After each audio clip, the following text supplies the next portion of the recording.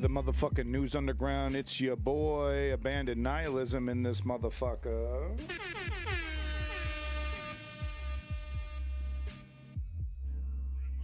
Welcome to the realest motherfucking show on Twitch. I'm talking the realest. Only the most hardcore motherfuckers can make it through this marathon of pain and suffering and reality. I'm the only son of a bitch on the internet who doesn't look away. For real. So if you're ready for that shit, welcome. Big props to the regulators in the chat. Number 1, strategy member. Number 2, quick double tap. OGs in this motherfucker.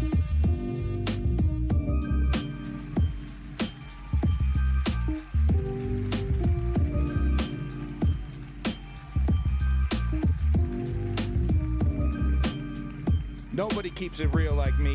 Fucking nobody.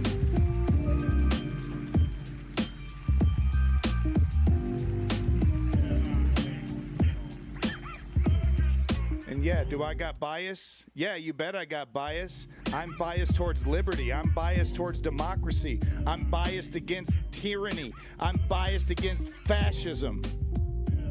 Oh, so much for free speech. So much for my motherfucking foot all the way up your anus, bitch. This isn't a game. People are dying as we speak. Some poor motherfucker on the phone with their insurance company begging for treatment. Some poor motherfucker in the goddamn desert trying to get a fucking sack of rice getting shot up. So if you're not keeping it real, please do me a favor and get the fuck out of my way.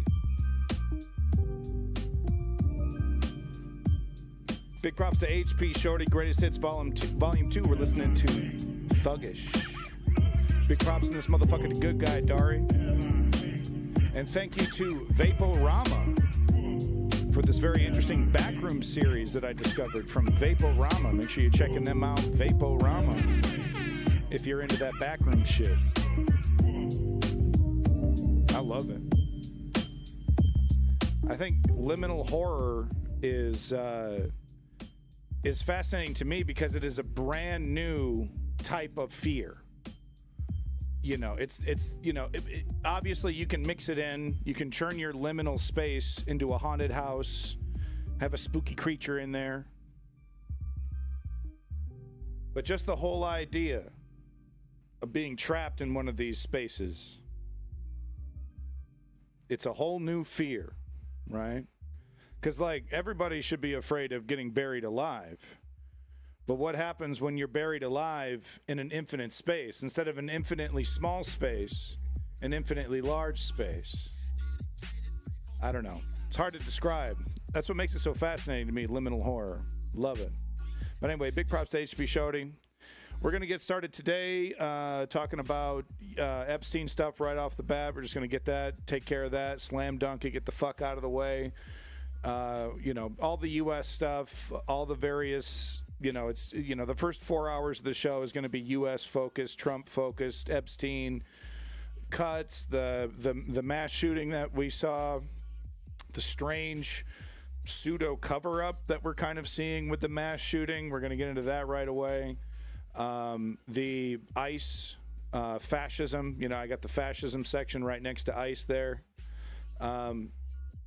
And we'll see. We'll take it from there. I got climate news. I got world news. I got neoliberal news. I got Ukraine news. And, of course, I got Gaza news. And I'm putting Gaza at the end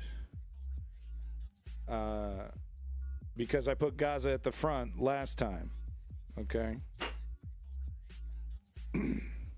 Swear to God. Like, going into the Gaza news is literally like, okay, I'm going to sit down and watch some snuff films. Okay. And if you're not a person that enjoys watching snuff films, that's kind of like, okay, all right, get ready for it, right? Right. I don't view those things for pleasure. We'll just say that. Keep it moving. Hopefully you don't either, but I'm not judging. Somebody has to. There has to be at least one person morbidly gross and weird, but well adjusted enough to catalog these things, because I think we would all agree that it's better to have a record than to have these things completely erased, these crimes completely erased, right?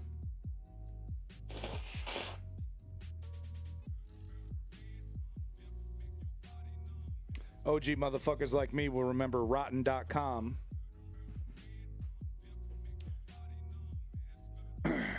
Dari getting ignored. I didn't get ignored.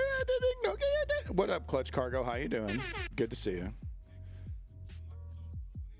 Oh no, Israel has the best record. You know, it's the best documented. I mean, it is interesting because it is kind of at the same time the most censored atrocity, genocide, ethnic cleansing we've ever seen, but it's also the most documented as well. But you know, they don't let the press in there. Anyway, we'll get to Gaza later, okay? Ain't going nowhere. The ethnic cleansing proceeds at pace. Wanted to start off with this because it's very funny. You know, let's just get the ball rolling with something a little light. I'm dubbing this segment "Get Me Off This Fucking Planet." I'm not doing it for the audience. I'm really doing it for the hopes that maybe there's an alien civilization cataloging every single video humankind has ever created.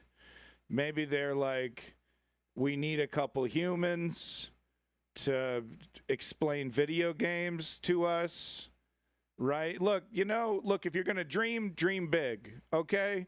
Yeah, do I want to get kidnapped by an alien civilization whose only concern is, extracting as much video game information from me as possible and letting me chill out, smoke weed, and play video games all day in their spaceship, while my family is taken care of, everyone's happy. Yeah, maybe I do that. I, for one, welcome new alien overlords. Down for any probing? No probing. How about you just brew up a cup of tea, roll up a blunt, and I tell you about Mario Brothers? How about we do that instead of sticking anything in my butt? I'm not Seth Rogen. Fuck you.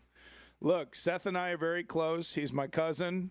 He refutes all this information, of course, and even did so in a court of law. But I swear to God, we're blood related. Okay, I'm coming to Thanksgiving. I don't care about a restraining order. What's that? That's a piece of paper. That's not, that we're talking about blood over paper. You know what I mean? We're thick as blood, man. Come on, Seth, return my calls, please. Please be on my show. Sticking up butt, probing. Seth Rogen, tell me a joke. Your fucking sex life, bitch. All right, so this is very funny. Let's watch this. Shut up, communist! I'm trying to listen to the pedophile! Now, you were saying something about killing millions of people before we were so rudely interrupted? Yeah, this is the state. This is it. This is the state of the zeitgeist. It's really amazing how quickly we're speed running the getting right to the deviant, human sacrifices, kidnapping. We're trying to normalize pedophilia. We're just, 7 months in, 8 months in, and we're hitting that already. Oh God. I'm sorry. Uh-oh. What did he do to me? Okay, look, I see when I have to unmute this, it unmutes all the other ones. So I don't know. See what it does? All right, whatever. I'm sure it's very funny. Yeah, I boof the numbers. What is this, Seth Rogen? We get it, man. We get it. Okay, I've given you all I have. I've ringed out every inch of that joke. Okay, I've created a whole fictitious story around Seth Rogen just for you. Please please get back on topic. I'm begging you. Welcome back, Simply Steve, by the way. It just occurred to me that my arguments are too strong. Yeah, okay. Sure. Right. Thank you, Seth Rogen. Do you like Andrew Yang? No, I don't. No. Guy has one good socialist idea and then basically is fucking a right-wing Elon Musk clone. You're not going to hide You're not going to hide behind UBI and then try to make an argument for a fully privatized healthcare system. No thanks, Andrew Yang. No, I do not. Moving on. Hello, how is life in a Trump dictatorship? We're doing great. We're normalizing pedophilia. We're kidnapping dozens of people every day, and God knows where we're putting them. I have a report that ICE is sexually exploiting children that they're kidnapping.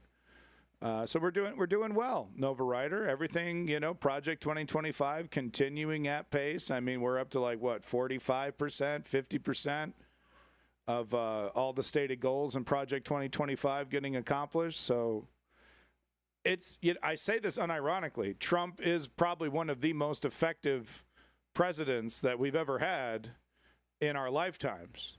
Making more, creating more, changing more things, modifying more things than any other president has been able to do in decades, possibly ever. If we were to look at a true objective list, the guy is not ISIS, ICE, as in Americans who were deputized by the U.S. government to kidnap brown people. They are kidnapping children and sexually exploiting them.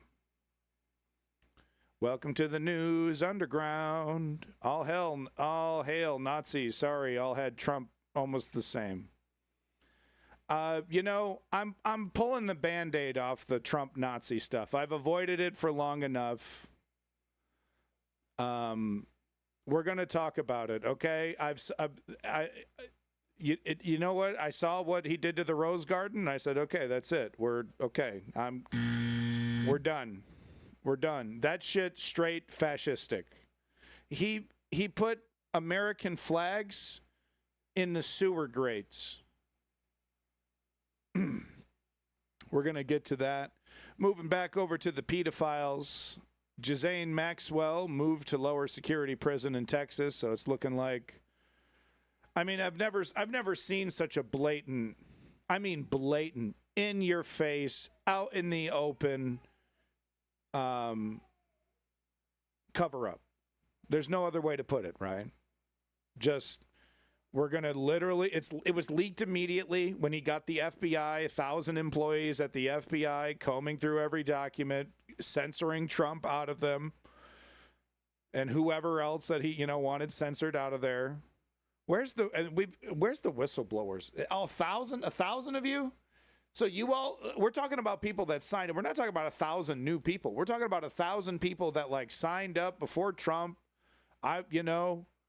J. Edgar Hoover and fucking the thoughts of independent accountability for the government, a body that is capable of investigating the government for crimes, and all these highfalutin ideas that all this the pledges that they give themselves over the FBI.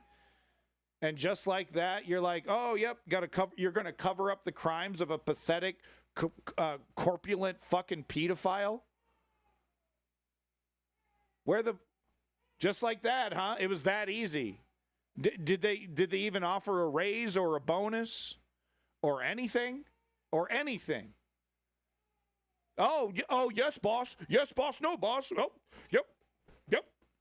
Oh, yep. There's pedophile. Yep. There we go. Trump. Yep. There's Trump pedophile. Yep. Right there. Connection. Right there. Did I do a good job, boss? That's why I signed up to be here. I don't get it. I don't get it. But anyway, she's going to get the pardon. They're going to, they're covering up the documents. They're going to release the documents, and it'll burn Clinton and maybe some other people that Trump doesn't like. Wouldn't it be funny if Rosie O'Donnell or something? He's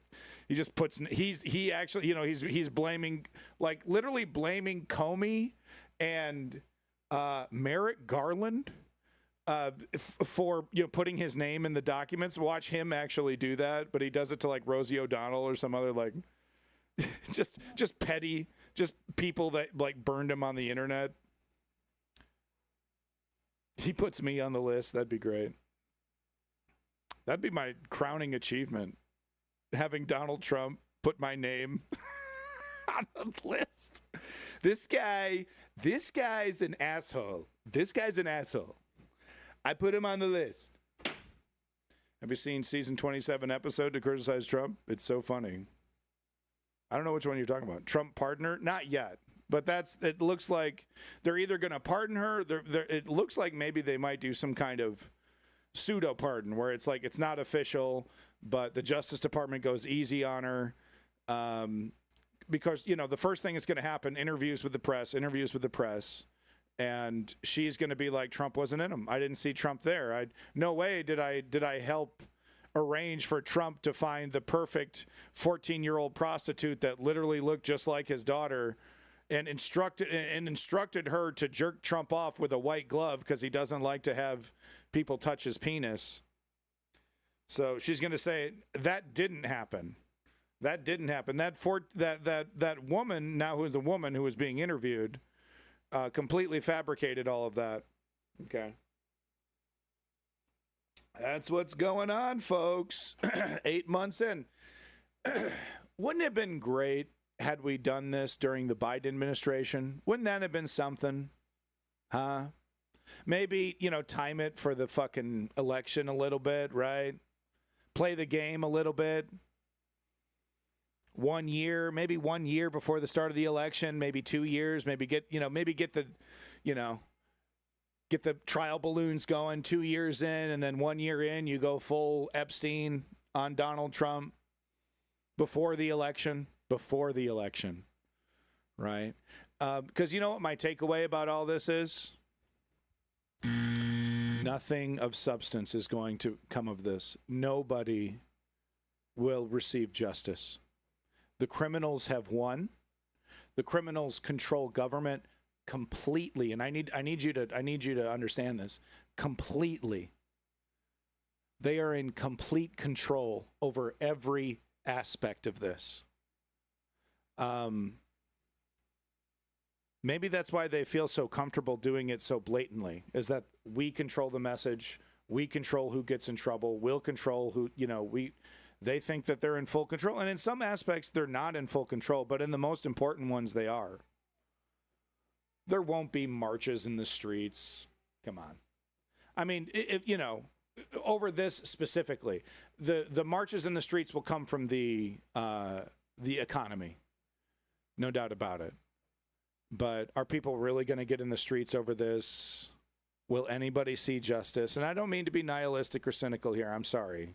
But that's the reality, is that we lost what may be the final democratic election that we see in America for quite some time.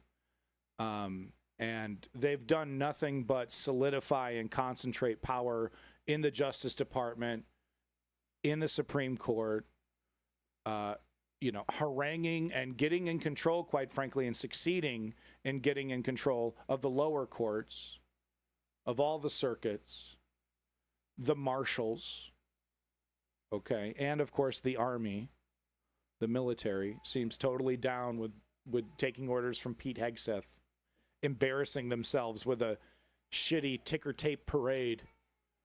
Where's the whistleblowers? Right? Where's the people saying this is disgusting? I was able to find one woman in a uniform saying this is disgusting and I'm part of the military and this disgusts me. One woman said it. One.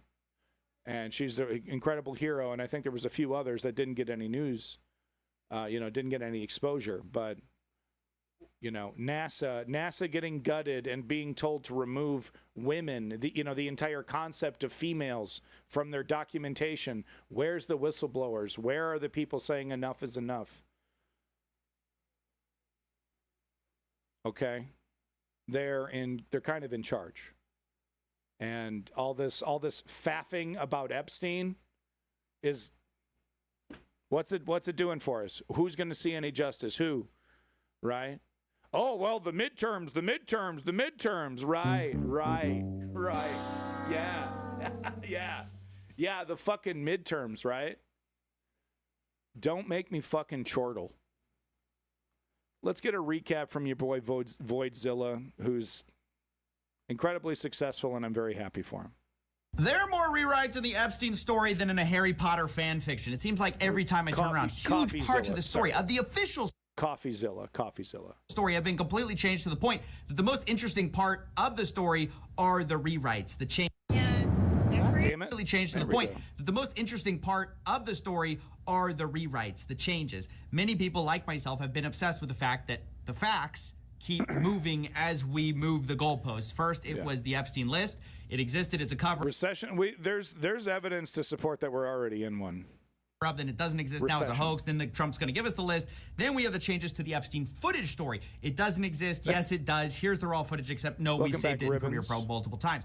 But now we're getting changes to the story of the very breakup between our president and Jeffrey Epstein. Look, for years we've been told that Trump kicked out Epstein from Mar-a-Lago because Epstein harassed the daughter of another member. This apparently all happened in 2007, and yes, quick double tap. My son is fine. My wife, we transition him between activities and stuff like that, and sometimes we let him get bored because that encourages him to explore. So sometimes he'll stomp his feet and because he's being lazy when he should be exploring more. So don't worry about it. It's all good. Sort of symbolized proof of how the president couldn't have been involved in this. After all, why would you kick someone out for being creepy if you were somehow involved in all of it? But now there's a news story coming from our president himself. He expounded in Scotland about the real reason that Jeffrey Epstein and him had a falling out. He stole people that work for me. I said, don't ever do that again. He did it again, and I threw him out of the place. So there it is. Rather than a member's... So he started using Mar-a-Lago as a place to pick up young women for his harem, and Donald Trump's... What he says is what he said was, hey, you better stop doing it. What happened was that he got too blatant with it. And it was obviously connecting Donald Trump to Jeffrey Epstein in a way that Donald Trump wasn't comfortable with. So that's what happened. Daughter being harassed, it seems like instead it was over a worker dispute. Immediately after this news story about workers being stolen came out, it was clarified that he's specifically talking about workers being stolen from the spa. And people were taken out of the spa. Welcome back, Blue Brother. By him. In other words, gone.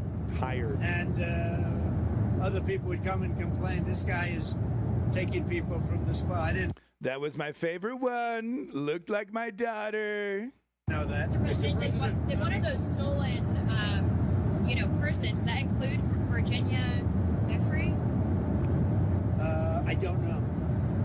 I think she worked at the spa. I hope one day we get at least one clip of footage of Trump's, the media team, whoever, the people that are like in charge of his message and all the tweets and stuff, just like them in the back watching this. Cause they, Trump is like, if you don't do exactly what I say and nod your head and you can't push back on me whatsoever. But when he's out there doing this and they're just like head in hand, just like, stop talking about this woman. Stop talking about, now we're connecting him and Virginia Guilfoyle, the poor ex-child prostitute who fucking killed herself last year. Incredibly tragic, right? So now we're connecting. It's just stop, right? Can you imagine the media team? And then he walks in the room and it has to be fucking this. It has to be fucking North Korea. It has to be North. Oh, great job. You really handled that really well. We really like that. That's really great. Right. And then he waddles out of the fucking room, and then they have to crunch all night trying to come up with a message or a he didn't mean this, or he was joking about that specifically, or he was talking about, try to craft all these messages, which then go out to the rest of the right wingers who are then asked about, what about Trump's connections to this and that? And they have to have some response to that. Like, you don't understand. Like, there's probably dozens of people who is, as soon as he makes statements, like they're spinning away, right? They're like, okay, he meant this, or this was a joke, blah blah blah blah blah, right? So I mean, I just hope in my heart of hearts that some footage leaks of these people, like just in real time, watching one of these any of them, all the, he's leaning out, he always with the leaning out the door, or next to the fucking jet.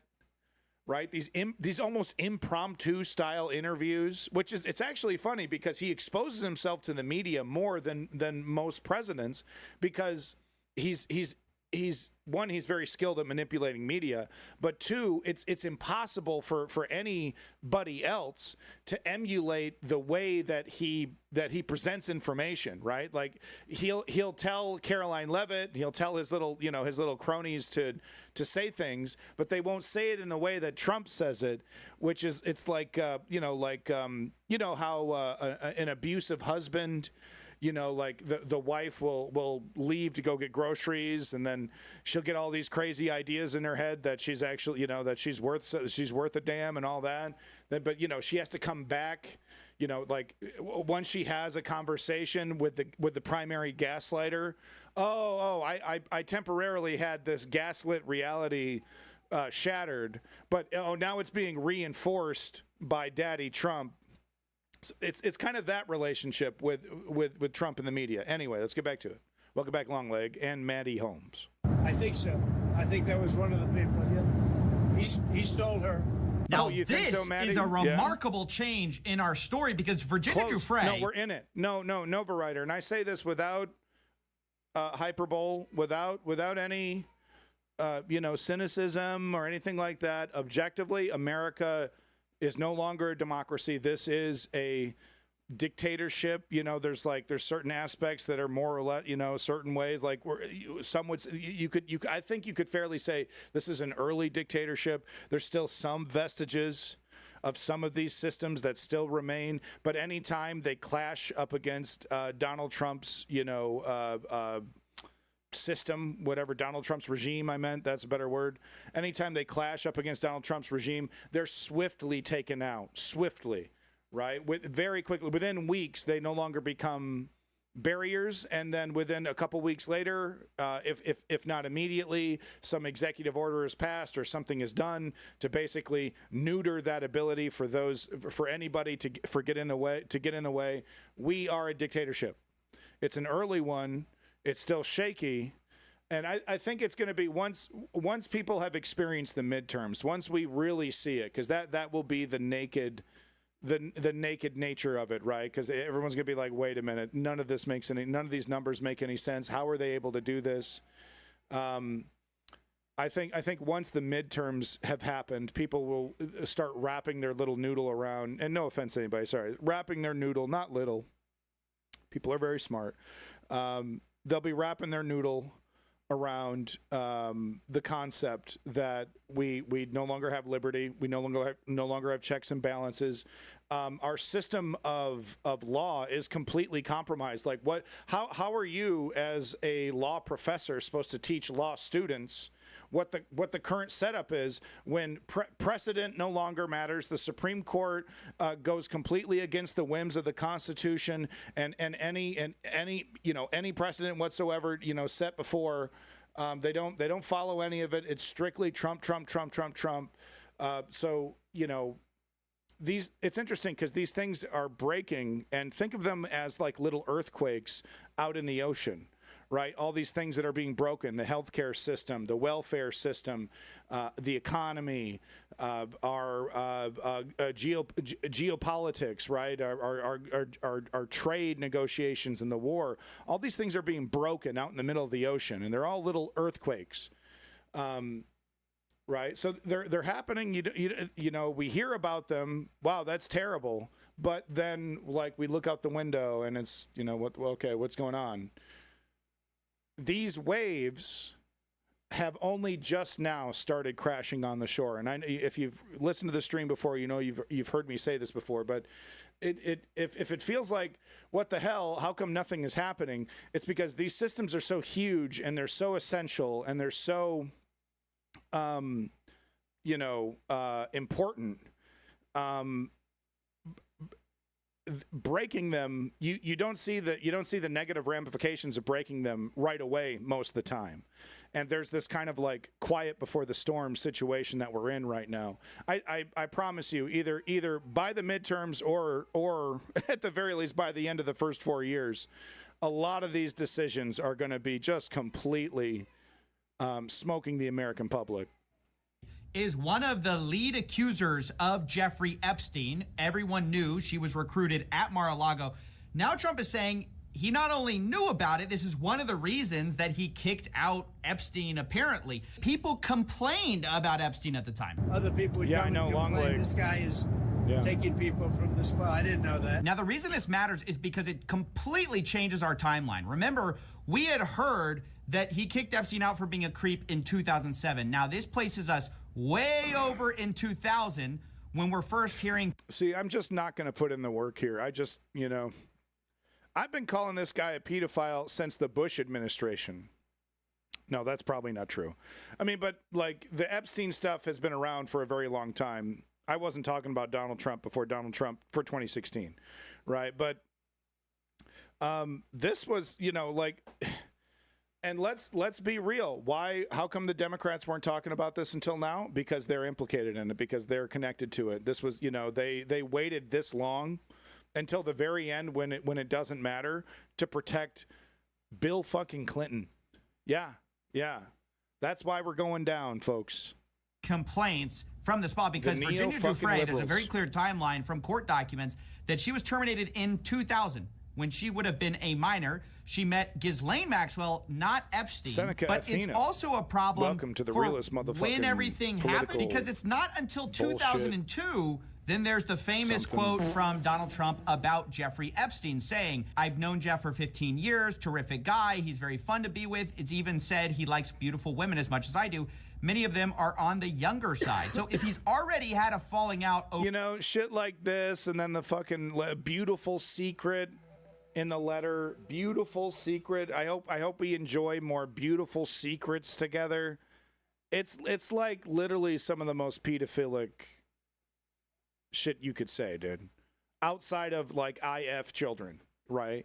Hey, fellow children effer, right? It's basically you're just admitting it here. right. And like other people sent Jeffrey these kind of letters too, because they're like, "Oh, this is life changing. Thank you so much."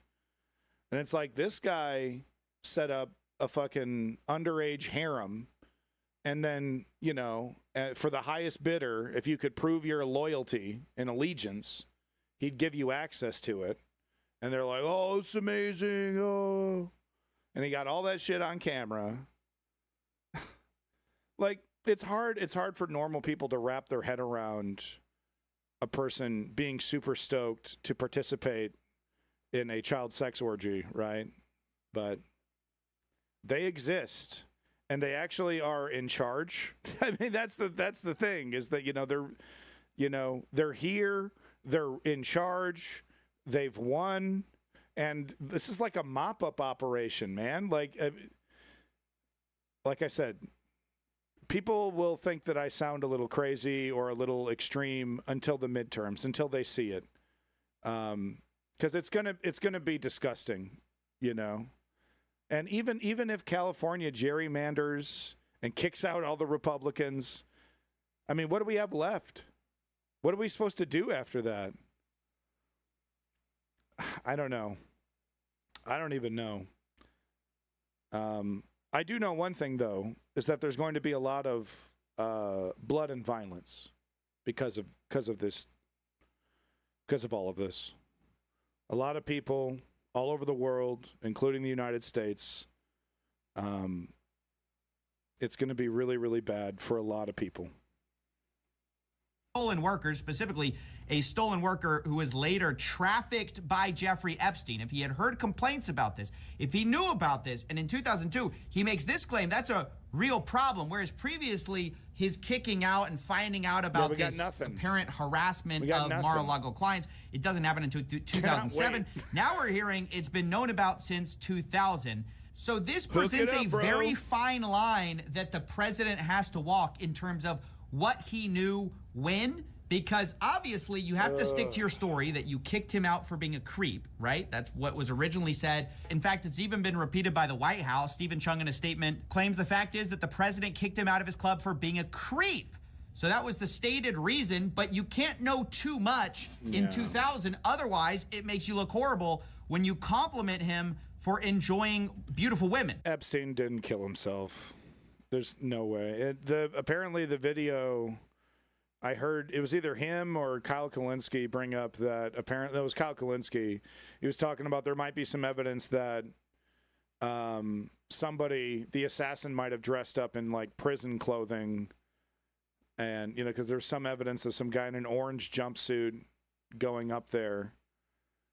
Who cares? Like, the most important thing is justice, and that's the thing that's completely off the table, is any kind of justice. It just makes him look bad.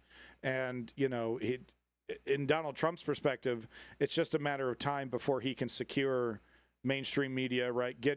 Force MSNBC to stop talking about it.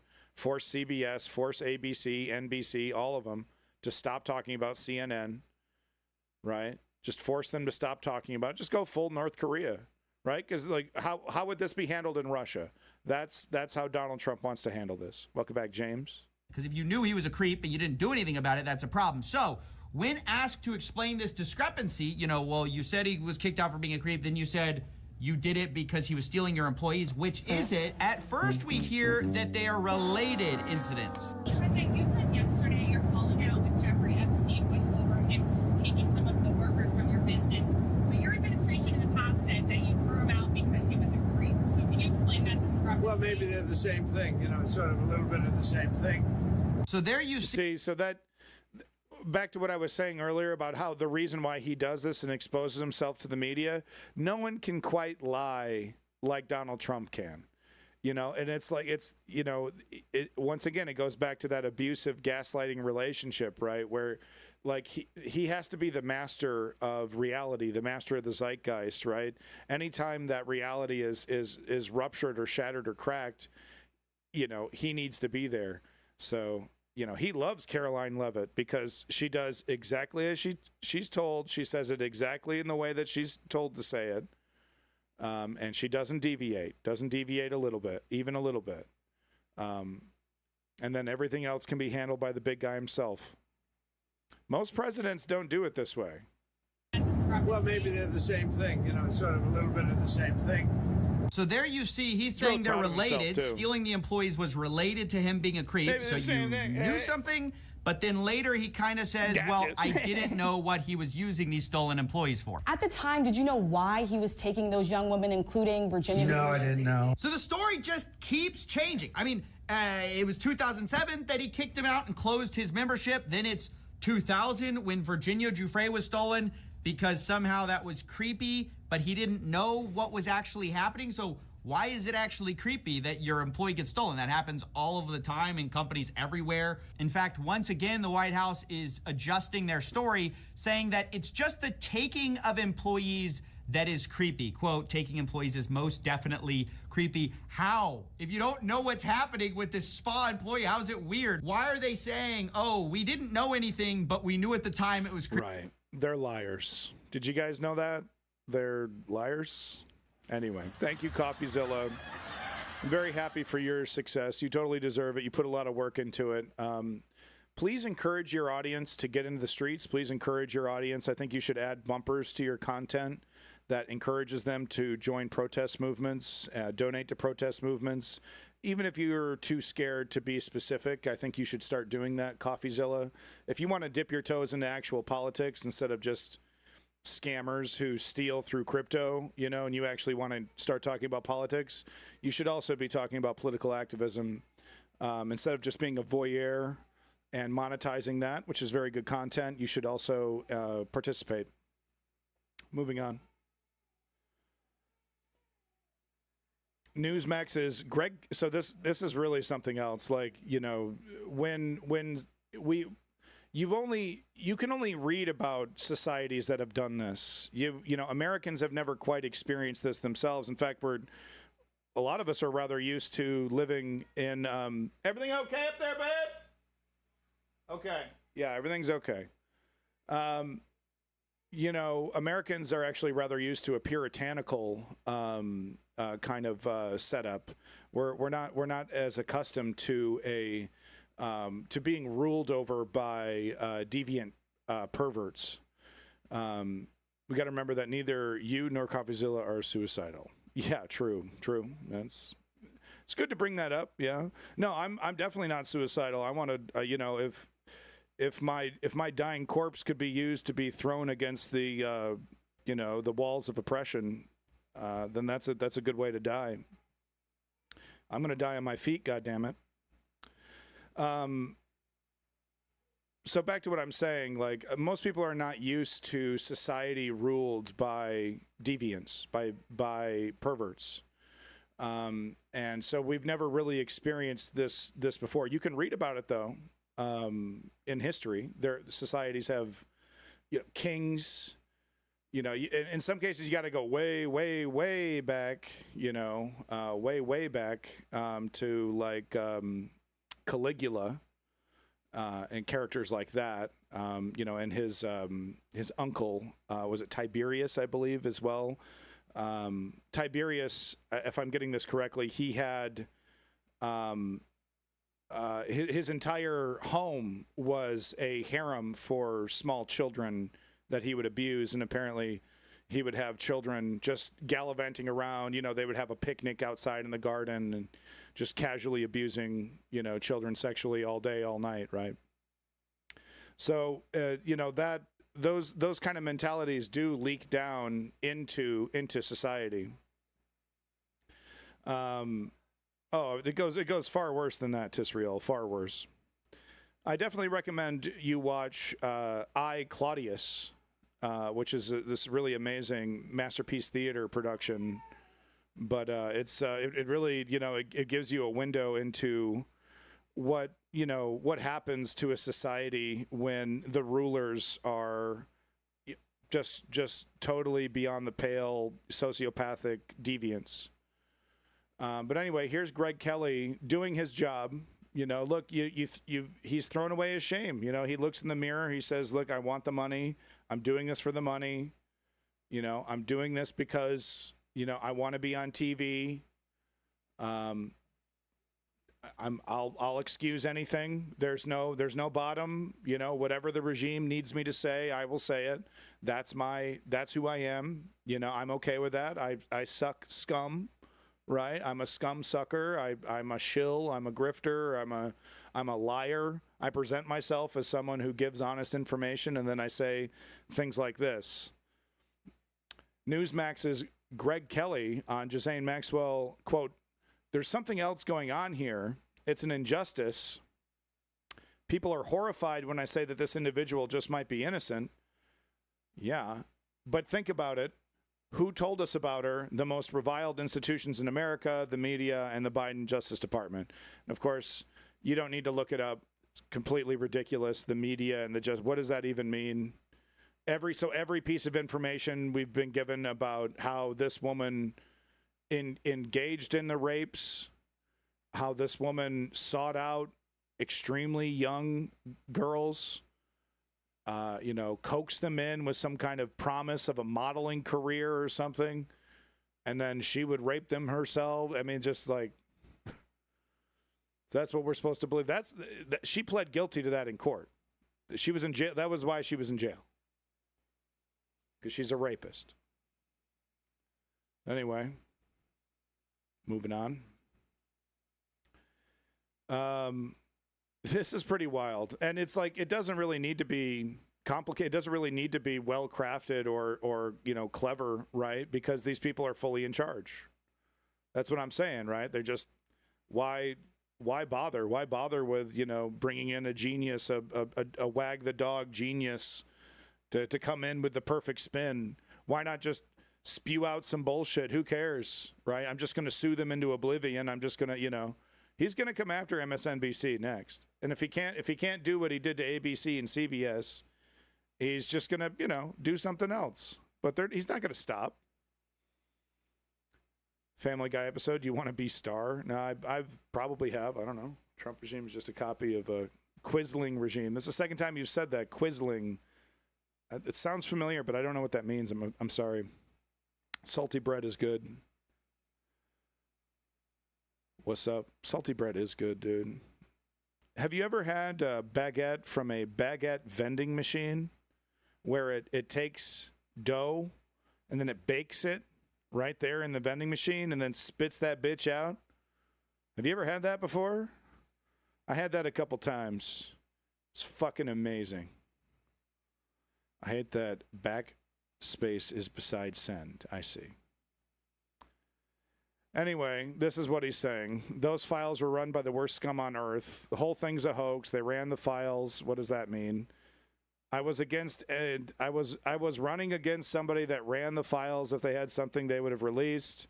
Now they can easily put something in the files that's a phony. You know, it's interesting though, because that's, you know, I've said, well, how come, you know, why did Biden sit on this stuff? Well, he put Merrick Garland in charge, and Merrick Garland immediately put on some kid gloves and said, don't touch Donald Trump for like 18 months before he even did anything of substance against Donald Trump. That's why. But it can easily be spun into this as well. It's where like they didn't have anything. How come they didn't put it out? They didn't have anything. Well, they didn't put it out because their pussies compromised in their own way. But you know that. I know that. But regular schmoes maybe don't know that. Yeah, Germany. Zero neuronics. Germany might recognize Palestine as well as Canada and France. We'll see. We'll see. We'll see. Right? We got UK as well, but only France has said unequivocally we're doing it. Everybody else has qualifiers and shit. Everybody else is still cowardly. Like, well, we would really like to give, you know, billions of dollars to Israel, but maybe we'll do it. UK, the way Keir Starmer's so inelegant, so he's so bad at this. Keir Starmer is legitimately bad at politics. You know, he made it sound like a threat. Oh, if you keep doing this, we'll acknowledge the existence of a country we should have acknowledged decades ago. Whoa. That's a spicy political situation. That's one way of putting it. Yep. That's a comical way of putting it. I approve. So here's fucking Chucky fucking Schumer over here. Here's the plan. He's going to use some esoteric law, some law of 5. We're going to get the documents. I don't know if he knows this. He's either aware or not aware and doesn't care. But because Donald Trump is redacting these documents, you know, when the documents are released, Chuck Schumer is going to be like, oh, you see, we got it. We got him. And then Donald Trump is going to say, no, we released them. And look, I'm not in them. See, I'm not in them. So he's not really, this isn't really fighting. All right. But let's hear from this complete and utter failure who should retire immediately. For the sake of the country, for the sake of democracy, Chuck Schumer should retire immediately. And if he cared about morality, he should walk immediately into a fucking jail cell. Anyway. And this morning, I was really proud to join every single one of my Democratic colleagues on the Homeland Committee in invoking a century-old and little-known law known as the Rule of 5 to compel the Department of Justice to release the full and complete. Who should take over from the conservatives? Honey, we're a long ways away from that. But that is an interesting question because, like, say California is successful and they gerrymander and all these other leftist states do the same thing, and then we defeat Donald Trump. What are we left with? Like the slags of what was once a democracy.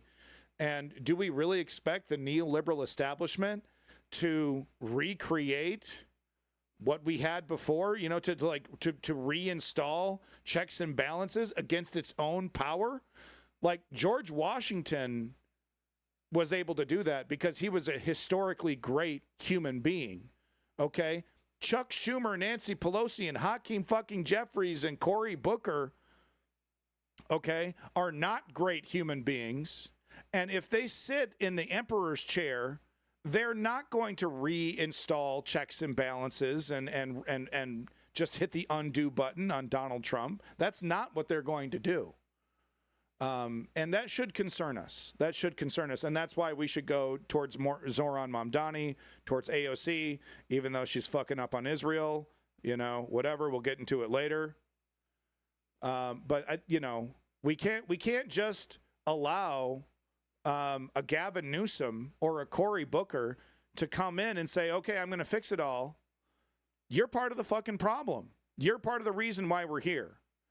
And, you know, we really do need to get a completely different Democratic, progressive leaning person in there because, yeah, we get another corporate neoliberal. And the problem is that they're going to be a babysitter for that seat. They're going to keep the seat warm, Joe Biden style. And then the fascists will be able to convince America once again that, well, you know, I'll lower your prices and I'll sell you the sun and the moon. I'll give you everything that you ever wanted. Oh, you know, Donald Trump was an anomaly. That's not us. We're going to cut your taxes and make your life better, just like you remember. The neoliberals are so bad. The media establishment is so bad. They would absolutely have an opportunity to do that. But I'm not convinced at all that democracy is going to save us. I'm actually convinced that democracy, that the Electoral College, that the entire system has been compromised, and that we're gonna get that evidence in the midterms that things aren't right. Millions of people are going to vote, but the Republicans are just going to keep winning and winning and winning. Epstein files. Under federal law, when any 5 senators on the Homeland Security Committee call on the executive branch, the executive branch must comply. Our request covers all documents, files, evidence, and other materials in possession of the DOJ, the FBI, related to the case of the United States versus Jeffrey Epstein. While protecting the victims' identities and must be of top importance, the public has a right to know who enabled, knew of, or participated in one of the most heinous sex trafficking operations in history. Let me remind everyone of what's happened in recent months. Well, it's not democracy specifically, but it's how you create it's a system that created, you know, that allows democracy to happen. It was filled with holes. We assumed it was a lot stronger than what it actually was. All it took was one bad actor to convince a lot of other bad actors that we're never going back, right? We can wreck things because we're never going to have to worry about accountability. So it's not specifically democracy like as a political ideology or system. It's really just more how it was implemented in the United States and how weak it was. How easy it was to compromise, how easy it was to turn itself on itself. What do we see? What do we see these right-wingers do now? They talk about fairness and equality and racism. Oh, they're so concerned about racism. That's why they got to, delete the entire existence of black people in general, right? Because that's how anti-racist. They don't see color on that level. Like it never existed. It never existed, racism. That's how anti-racist they are. So there's a lot of weaknesses that these fascists took advantage of. And that's not exactly democracy's fault. That's really more, honestly, that's the fault of our leaders, right? Because these are the decades and decades that, while these great, houses were crumbling, these guys should have been shoring up democracy. What were they doing? Stuffing their pockets. They should have been trying to plug these holes and looking forward to try to make our system better, more transparent, add more checks and balances. They were going right along with the Republicans and making the executive, extremely powerful. That's what we saw with Barack Obama, solidifying George Bush's supposedly temporary power grabs and making them permanent, because it's like, well, hey, we're gonna, it's not bad, it's not all that bad. When we're in charge right now, it can't be all that bad. Who are you, fascists? Guy with a mean smirk. Oh boy, we got a big fucking lunker in the bowl today, boys. Oh boy, I'm warming it up. Donald Trump campaigned on releasing the Epstein files. He broke that promise. It's bizarre Trump that he should did stop that. hiding from the truth. He should stop hiding from the American people. Who are the fascists? So today, Senate Democrats Joe took Biden action. and the Democrats. We're That's who invoking are the federal law fascists. and using our authority as a... Because it's Joe Biden and the Democrats that are kidnapping dozens of people every single day and kicking them into a country they've never been to. It's Joe Biden and the Democrats that's currently pissing all over the Constitution, destroying, proud American institutions like NASA and the PBS, bunch of other things. It's Joe Biden and the Democrats, guys. What's that I hear in the distance? A flush? Might be. What? Okay. I don't know why I'm going to waste time by even responding to what this person said. But specifically, what does the flush mean? You'll see. I'm sure you're going to see in a minute here. The midterms are going to happen. We're all going to vote, okay? But it's going to be like the exit polls are not going to reflect what actually happened. There's going to be extreme gerrymandering to the that we've never seen before in history, seemingly from the left as well. If we're going to believe Gavin Newsom, and there might not be any other choice but to do that. But no, there's gonna be an election. There's gonna be, but the numbers aren't going to be right. It's going to be blatant theft and corruption. And the Republican, it's going to be like, well, this is basically a guarantee that the Republicans are going to lose the House, maybe even the Senate. And it'll be something where, like, they either don't lose any seats or they lose very few seats. Or if they want to be totally blatant, they'll, like, gain some seats.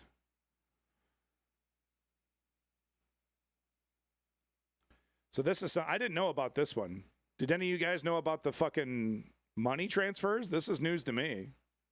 4,725 wire transfers, adding up to nearly $1.1 billion flowing in and out of just one salty bread of Mr. Epstein's bank accounts.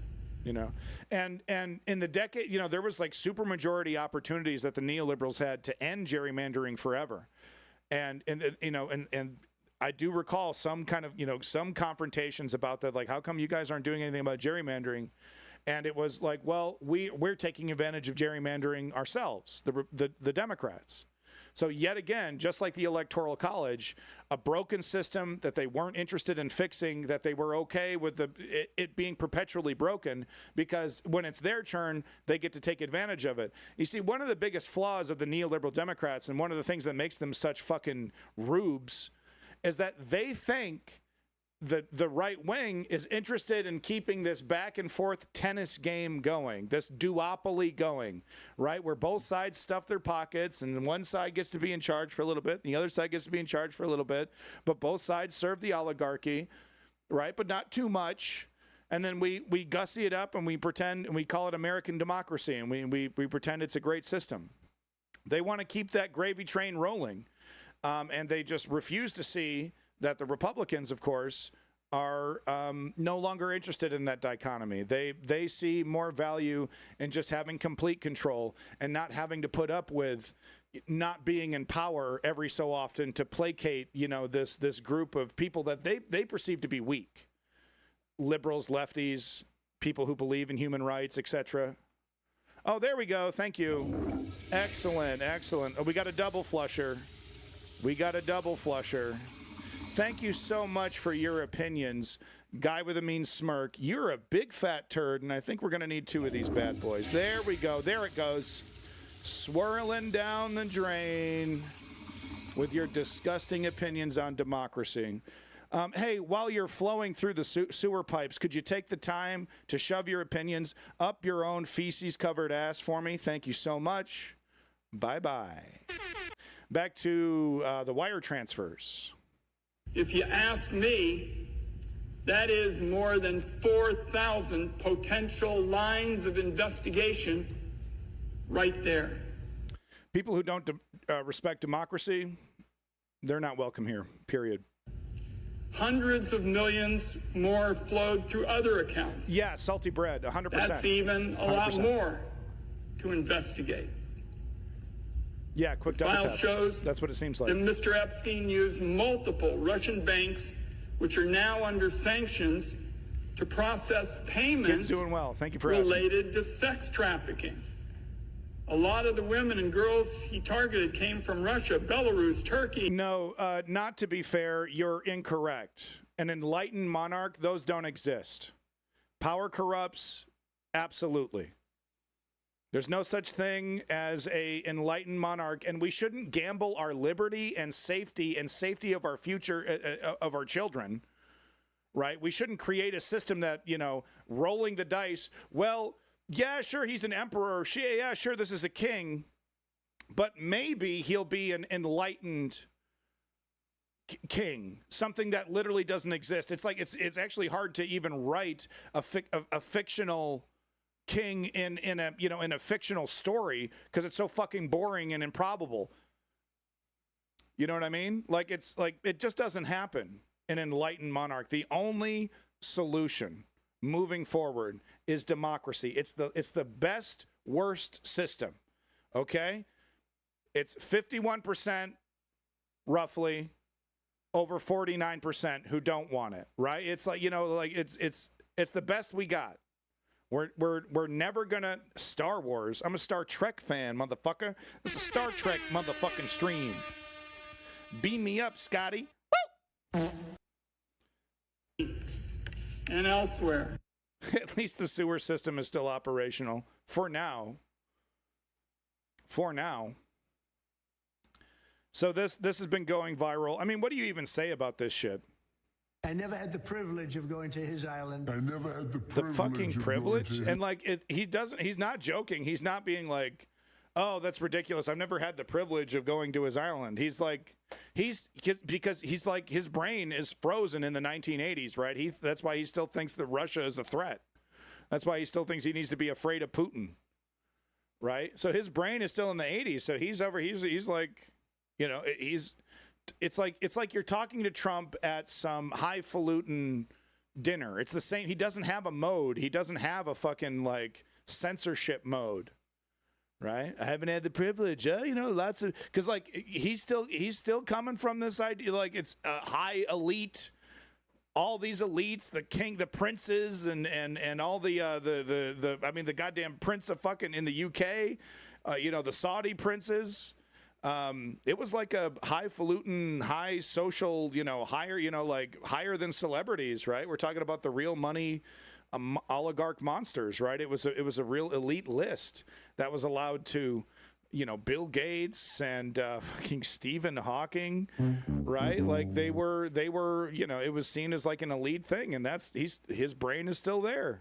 I never had the privilege of going to his island. I never had the privilege of going to his island. I never had the privilege of going to his island. Okay. What did he say? What did he say?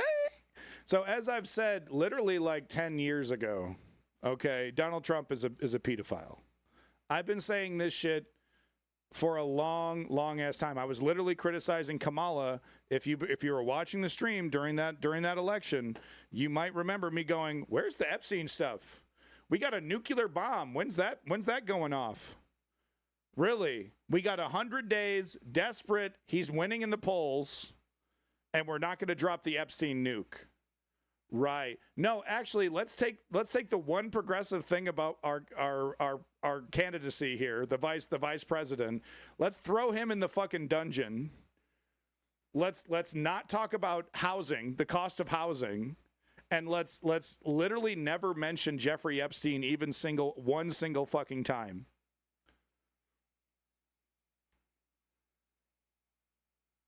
This is nuts. I remember this, but I haven't seen this in quite some time. This is him talking about E. Jean Carroll. Okay. And remember, he was convicted of sexual assault, technically. And then later, the judge was asked, do you consider what Donald Trump did to be rape? And he goes, yes. I ruled it, you know, he goes, I ruled it as this level sexual assault because that's what it technically was. You know, so I did my job. I applied the law in the land. That's what it's called. That's what it is. If you want to ask me personally what I think it was rape, according to the judge. And I would honestly ask anybody, if somebody walked up to you and started sticking their hands in your orifices, in this case, in E. Jean Carroll's case, being fingered, if this man or anybody walked up to you and started fingering you, okay, would you consider that just sexual assault or rape? Right? You personally, if this happened to you. Because we hear a lot of like, well, technically. And it's like, well, technically, if that shit happened to you, I think you'd call it rape. Listen to this shit, man. Because like I said, abusive boyfriend, abusive husband, right, who's like gaslighting not just the wife, but the entire fucking country. I wouldn't say the world, because the world is reacting to Donald because of his power, not because of the gaslighting. But inside America, it's different. And this master gaslighter. Listen to this shit, dude. This is so fucking bananas. Well, based on her interview with she might have been wearing Anderson a skirt. Cooper, I believe that's what took place. Okay, so one more time. I'm not going to interrupt it. E. Jean Carroll. Well, based on her interview with Anderson Cooper, I believe that's what took place. That's what she said I did to her. She fainted with great emotion. She actually indicated that she loved it. Okay, she loved it until commercial break. In fact, I think she said it was sexy, didn't she? It was very sexy to be raped. Didn't she say that? Sir, I just want to confirm. It's your testimony that Carol said that she loved being sexually assaulted by you? Well, based on her interview with Anderson Cooper, I believe that's what took place. So he's not a rapist, but he's really good at sniffing out women that have rape fantasies, specifically when it comes to fat oligarchs. He's really, really good at sniffing those chicks out, right? You know, like, he can tell the difference between a chick that just, like, you know, doesn't want to be raped, and then a chick that, like, it looks like she doesn't want to be raped, but she secretly does want to be raped immediately. He's really good at that. Really good at that. All right. We're done talking about fucking Epstein. Thank God. Thank God. We got to talk about this Blackstone. Like, people, I don't know. You tell me if you're comfortable. On to Trudeau and Katy Perry. That is not in the news. It was in the news, but it's not in my news. I did put it in the Discord, but yeah, we're not talking about that. And hey, good for Justin, yo. Good for Justin, you know? Come on, man. Terrible at politics, you know, legalized weed and then, you know, fucked off like a neoliberal for the next 10 years, right? So I'm not a fan of his governance, but, you know, good for him. Okay. Hey, you want to stay the fuck away from politics and, you know, marry Katy Perry and leave and never be politics again? Great. Thank you, Justin. Bye. That's what I want for all my neoliberals. Okay. Leave politics, spend your money, right? Go ahead and ignore the suffering of the millions that you would be doing if you were in power, but you would just be lying to us. Oh, I care so much, and I'm so progressive, and I just had to give another tax break to the millionaires. I just had no choice, right? Instead of that fucking song and dance, why don't you just go live like the millionaire that you are? Stay the hell out of politics. Fucking spend your money. All right. And then when I get in charge, or a person like me gets in charge, and raise your taxes, be a good boy and shut the fuck up. And pay your taxes like a patriot. Oh, I really like the tax breaks that I gave myself. Yeah, too fucking bad. Yeah, well, yeah, they deserve each other. Bulletproof. Okay, back to this over here. So if you don't know what happened, dude, you know, so it's kind of hard to see in the screenshot here, but dude walked up with an M4, it looked like, high-powered rifle, right? A rifle that's always used in these massacres almost exclusively, if they can get a hold of it. And, of course, he got a hold of it legally, right? Because it's a legal guy. So dude walks into the lobby, shoots it up. bop, bop, bop, bop, bop, bop, takes out an undercover, not an undercover, but a plainclothes police officer and a security guard, wastes those guys and injures some other folks, gets on an elevator, goes directly to the 36th floor or something like that, way up there, goes right up there, and beelines it for this CEO, this BlackRock CEO. Is a woman, I believe. Blackstone, not BlackRock. I'm gonna show you the difference. And wastes her, as well as I think one other person. Immediately, I mean, almost immediately, like the same day, the narrative, and oh, by the way, then he kills himself. He shoots himself in the heart. There was a manifesto, apparently some kind of note that talked about CTE, apparently something. But anyway, immediately, within hours, the media narrative was cemented that this guy was here to kill NFL people, got on the wrong elevator, and just so happened to accidentally kill the Blackstone CEO. Look, I'm not confident to say, like, definitely, it was absolutely, but what I'm always skeptical when within hours, every media is repeating the exact same thing within hours. You know what I mean? Of anything.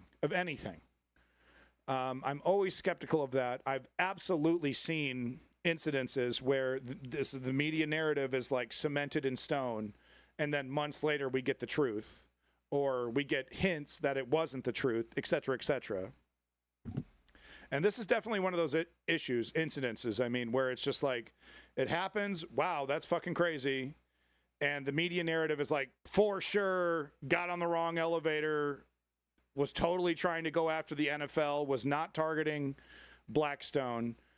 And it does have to be brought up, right? I'm a Luigi, number one. Does this have something to do with Luigi? Does this have something to do with the United Healthcare CEO, right? Like, because they want to nip this in the bud. This has nothing to do with people being mad at the rapacious greed and just totally off the charts exploitation from the corporate class, from the oligarchy, and especially from companies like Blackstone, who are making it impossible intentionally, okay? It's their strategy to make it impossible for you to buy a house, right? Stealing away chunks of the American dream that our previous generations got to enjoy no problem. It's not like housing has ever truly been like affordable, but it's never been as bad as it is, and Blackstone and BlackRock, they want to make it even worse. They want to make it even fucking worse. Because they're like, ching, ching, ching, ching. Somehow that makes them a lot of money. And like, I have to, to me, it seems short-sighted.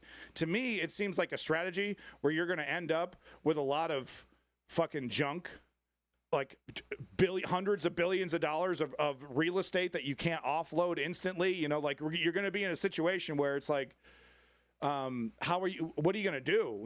You've spent, in some cases, hundreds of billions of dollars to gobble up as many homes as possible, intentionally jacking up the rates so that people can barely afford it, or now what we're seeing now, can't afford it, and then magic profit, and then we just rule the world. Like, what's the next phase after you've wrecked everybody's ability to buy a house, and people can no longer afford homes?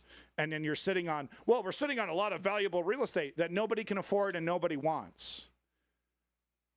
You know what I mean? It's like that. It doesn't like, it feels like the underpants gnomes plan, right? We're going to get all the underpants.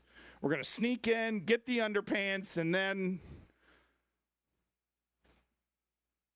we got something cooking. We got something really interesting cooking up with this massive amount of underpants that we have. I'm telling you, you should see this plan. It's elaborate. Can't really explain it to you. somehow having like trillions, have we talked about? I think one of these companies has trillions. and then no one's going to be able to afford it, and money, somehow we got them. Some would argue that it might be intentional. That these guys are like, no, we're part of, we're like down with Curtis Yarvin, we're down with fucking Peter Thiel. Like, this is part of the plan to kick everybody out of their current home. So, this is part of the accelerationist plan to, start the process, right? Turn society into Soylent Green, and then just, start the exterminations somewhere down the line. Who knows? I don't know, man. I don't know anymore. Okay, we got the most wealthy human being on planet Earth, Sieg Heiling on stage. Okay, all right. Anyway, back to this. I don't know. Some people are saying it's a cover-up. I think something is sus. Something is super sus. Like I've said, when media has that cemented narrative within hours, and they don't look back, they don't retrospect, right? We saw kind of something similar with Vegas as well. Just like, well, we don't know. Anyway, moving on. Worst massacre in human history. Moving on. Not human history, but like mass shooting in American history. It does make me think shit's sus, but who knows? We don't know. Maybe we'll never know. Who knows, right? Who knows? Regards to my other post about the 345 Park Avenue shooting. Yes, I haven't seen the latest Something wasn't for the adding up. episode And a 2. commenter I am going to talk about floor. it. I was like, what? So I went and read some more articles, and CBS had a timeline of events. Google. Nova So Writer. he arrives Google. a little before 6:30. Please use Google. Just with, M4 rifle in hand, suited up. Once he's inside the lobby, shoots, kills, boom, first NYPD officer, no hesitation. Obviously, some training and premeditation for this. Next, he continues on, and one woman who was hiding behind a pillar. I don't know if I believe the training. Like, the gun is so easy to use. Like, I don't know if you've ever fired a weapon like the M4, but I have. And it really is point and click. I mean, you barely need any training to be even somewhat accurate, especially at close range. It's just literally point, pop, pop, pop, pop. It's as easy as that. It really is. He shoots. Right. It was designed to kill human beings and to make that process as easy as possible. And that's why it's the number one people killer. That's why people who need to kill people, who want to kill people, they use that tool because it's perfect for it. That person happens to be the CEO of Blackstone Real Estate Income Trust. Now, the events that follow after don't really make sense. Yes, even Forrest Gump could use one. Killed the security guard. He was incredibly proficient with behind the weapons, desk. Forrest Gump. Then, just lets the woman on the elevator go. Wow, say what? Oh, that's huge, dude. You're what? What? Beelines it, hops on the elevator, murks his target, and then doesn't, so it's not a random massacre. It's not random at all.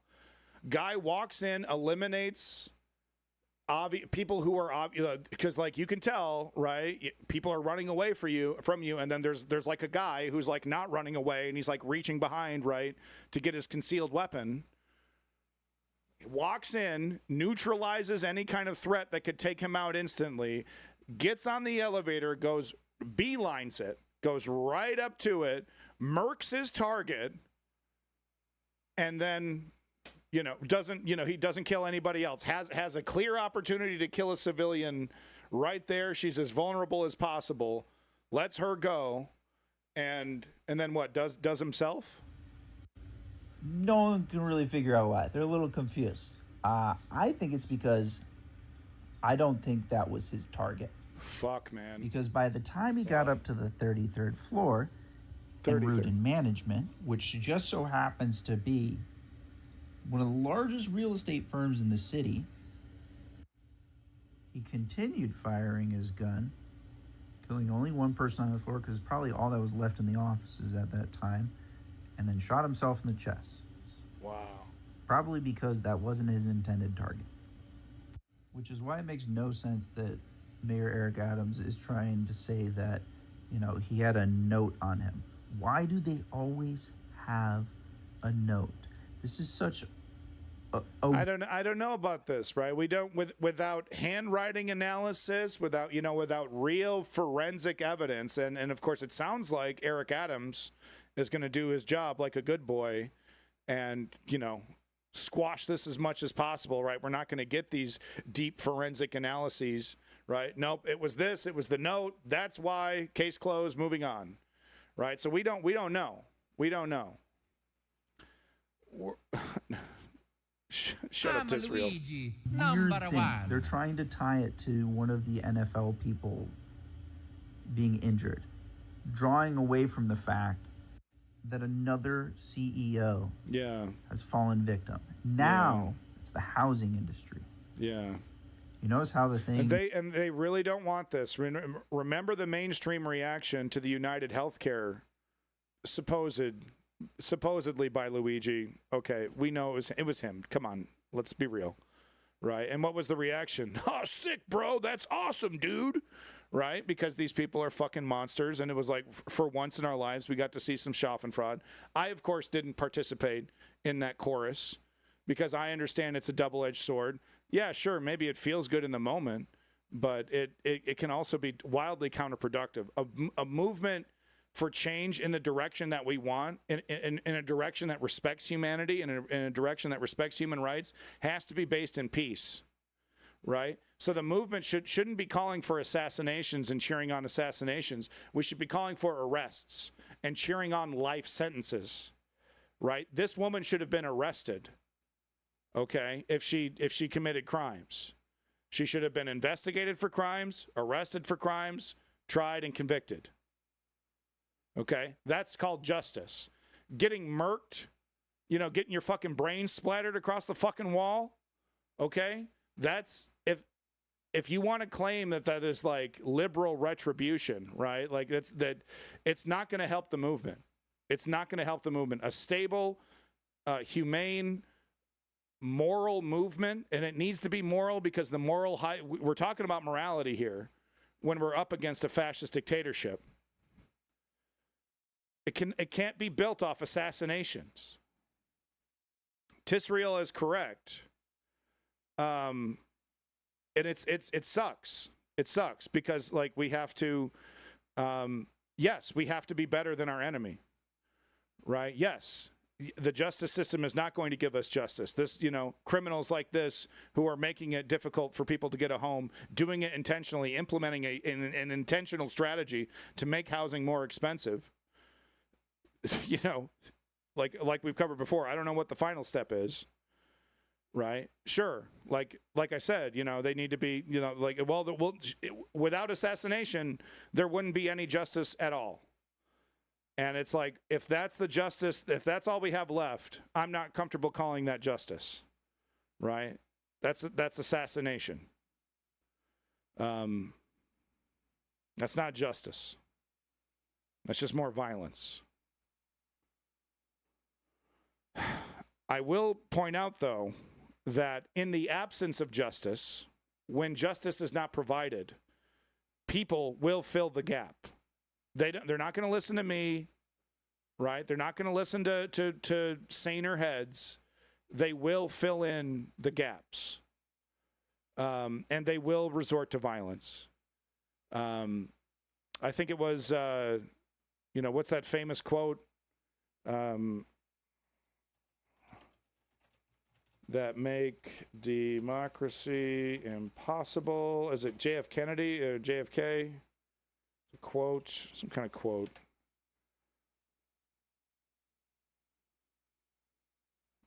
Making tyranny. I can't spell tyranny. There we go. Ugh. Is it those? It's not tyrants. It's those. Yeah, here we go. This AI shit. It's hard. It's hard to do fucking web searching now with this AI fucking shit. It's like I don't know what to believe anymore. Was it JFK? Who did this? Okay, well, that's so used. The phrase, yeah, is well known. Who said it? Who said it? Useless. They've made it spent billions. They're burning down fucking rainforests. Yes, here we go. It's a JFK. Those who make peaceful revolution impossible will make violent revolution inevitable. Sorry, Jesus, that took too long. So that does need to be pointed out. That it sucks. It sucks for leftist movements because we have to base our movement in peace. We have to follow the teachings of MLK. We have to listen to characters like Gandhi. They were up against tyrannies before. They were up against fascism before. They were able to defeat it utilizing as little violence as possible. Don't worry, okay? The tyrants, the fascists, will bring violence to us. Okay? There'll be lots of violence to go around. But if we don't cement and make foundational peace, if we don't make that an important part of our foundation, and we just right off the gate, we're justifying things like assassination, that is a shaky foundation that will not be strong enough to defeat our enemies. We can't what about our way into democratic change. Well, they're doing it. Well, they're just as bad. It's not going to work. It's not going to work. First they fight you, then they laugh at you, then you nuke them, then you win. Yeah, that's a quote from Gandhi from Civilization, who definitely has a different philosophy on how to win. Gandhi, you don't fuck with Gandhi. You might as well just re-roll. Just generate a new game, okay? Oh, we got Gandhi. Okay, never mind. I was trying to do the peaceful route, but now we're going to do thermonuclear annihilation. If you build your revolution on assassinations and deception, you'll likely end up with a dictatorship. Yeah, but once again, I go back to the quote, though, right? Like, people will fill the gap. It doesn't matter what, jackasses like me say. It doesn't matter. If the tyrants that run our lives continue to deprive us of justice, their Luigis will emerge. Okay. So I wanted to bring this. This came up, and I was like, okay, this is perfect because we were listening or reading about BlackRock. Well, BlackRock is dealing with real estate. So is Blackstone. Interesting how black seems to be a running theme. Black nihilism. No, okay, yeah, it's just a conspiracy. Anyway, Blackstone, not ominous at all, is now the largest corporate landlord on earth with over 300,000 homes in the United States. Okay? Billionaires and corporations have bought millions of homes and either raised rent or left them as empty investments, and they do this intentionally. There are 16 million vacant homes, 28 for every homeless person. So listen to that. 16 million vacant homes. They buy them, jack up the rent, right? And maybe you're like, man, how do they afford to do this? Maybe you've been in that situation where you're living in a place and then they kick your ass out and jack up the rents. And you're like, man, rent was already like almost unaffordable. Like it was right at my limit.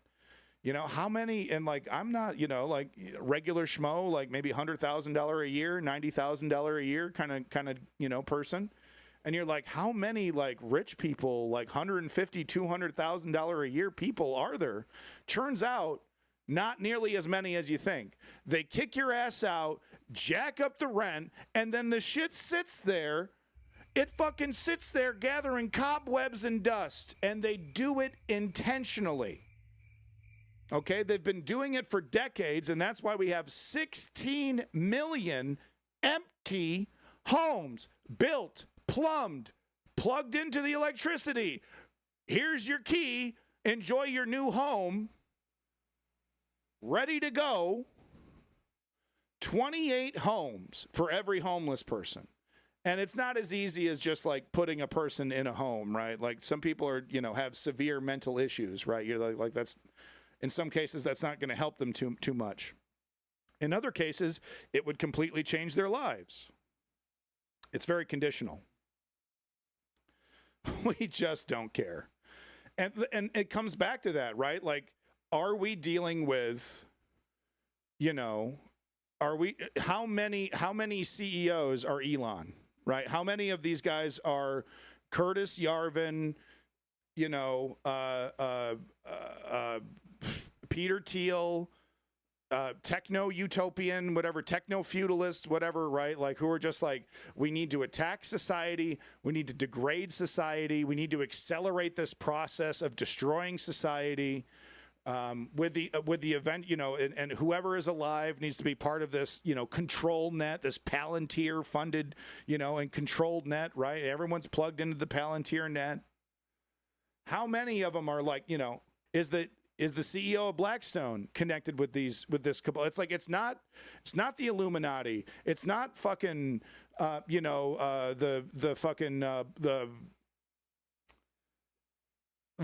Bohemian Club, right? The Bohemian Grove. Like, they're out here, they're doing it, they're implementing it, and they're getting in front of cameras, they're doing interviews, right? I showed you the interview with Peter Thiel. It was like, do you think humanity should exist? And he's like, well, I don't know. It's like the easiest question in the world. Like, should human beings exist? And he's like, well, you got to put it in the right context, and I don't know. And they're right there in front of us saying this shit. Look at Elon over here. Look at Elon, man. Sitting pretty, as comfortable as can be, busting out the Zieg Heils. They believe this shit, and they're implementing it. Like, it's one thing to just be a crackpot billionaire and be like, oh, I think we should kill everybody, and he just sits in his little money cave,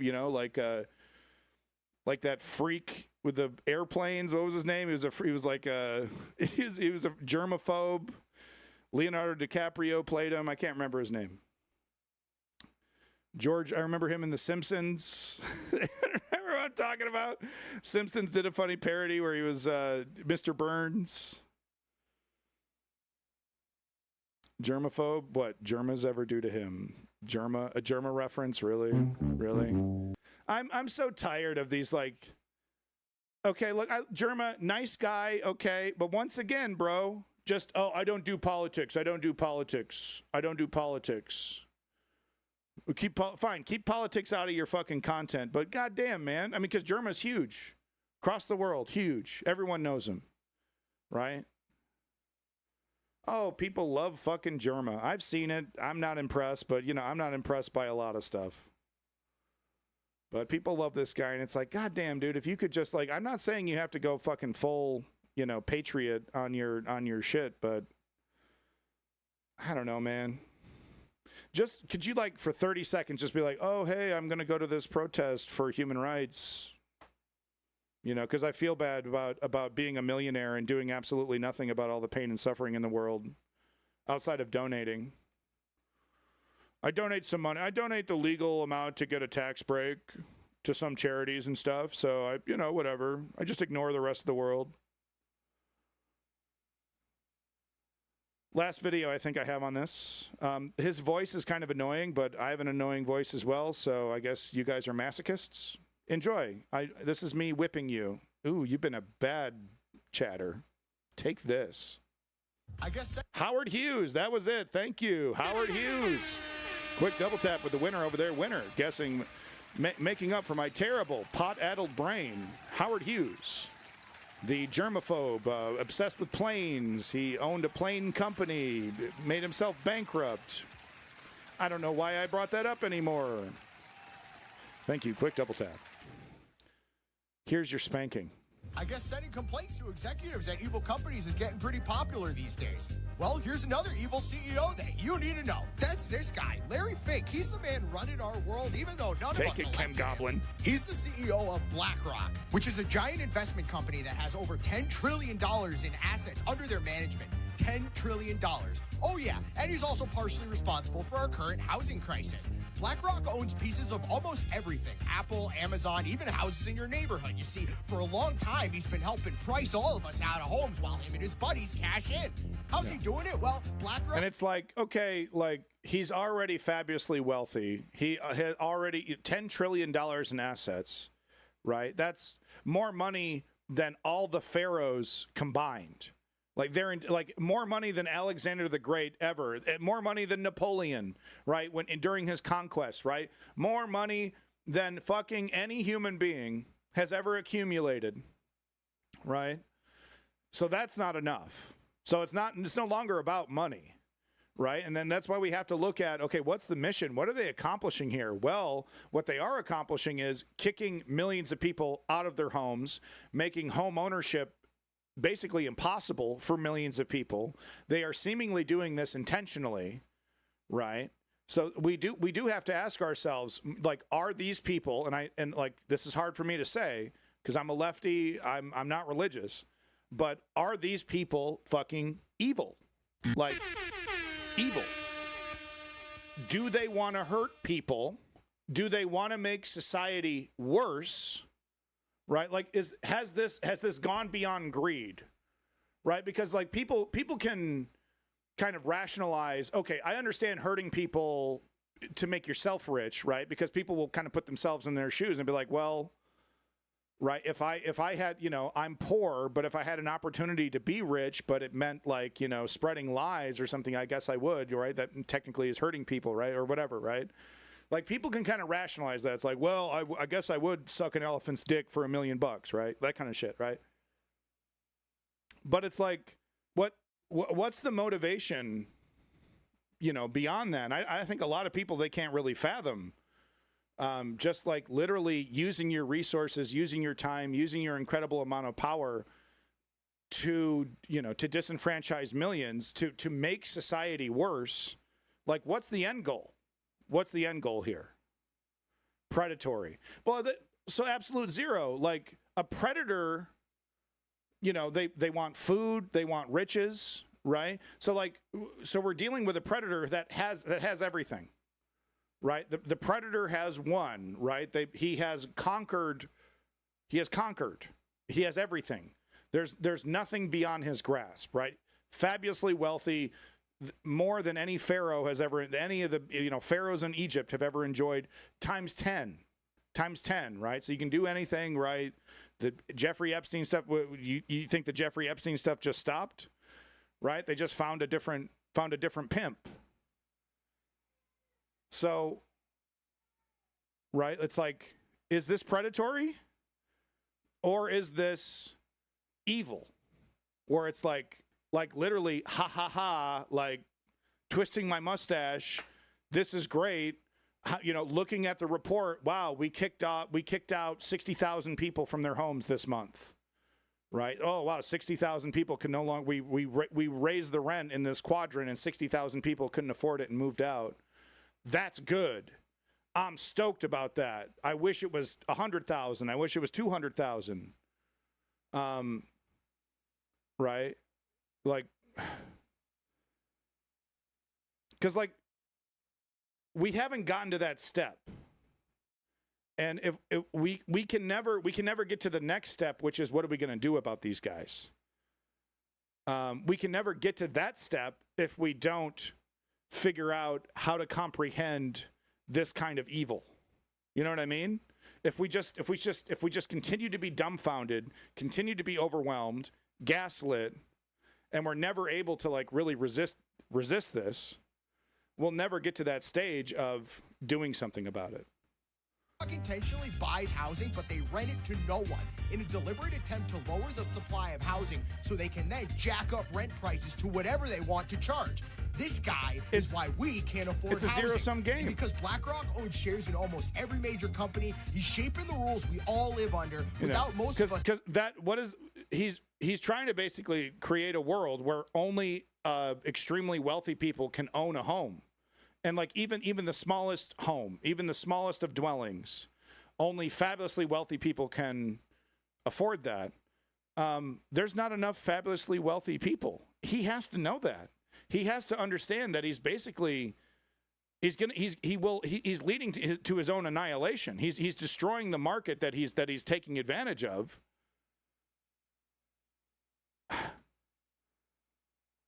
I don't get it. I mean, the bottom's going to fall out, and this company is going to be sitting on trillions of dollars of real estate. What's going to happen? Is it going to go to the bank? How's that going to work? Even though they literally buy up whole neighborhoods. What does that make? It makes the neighborhood like it just.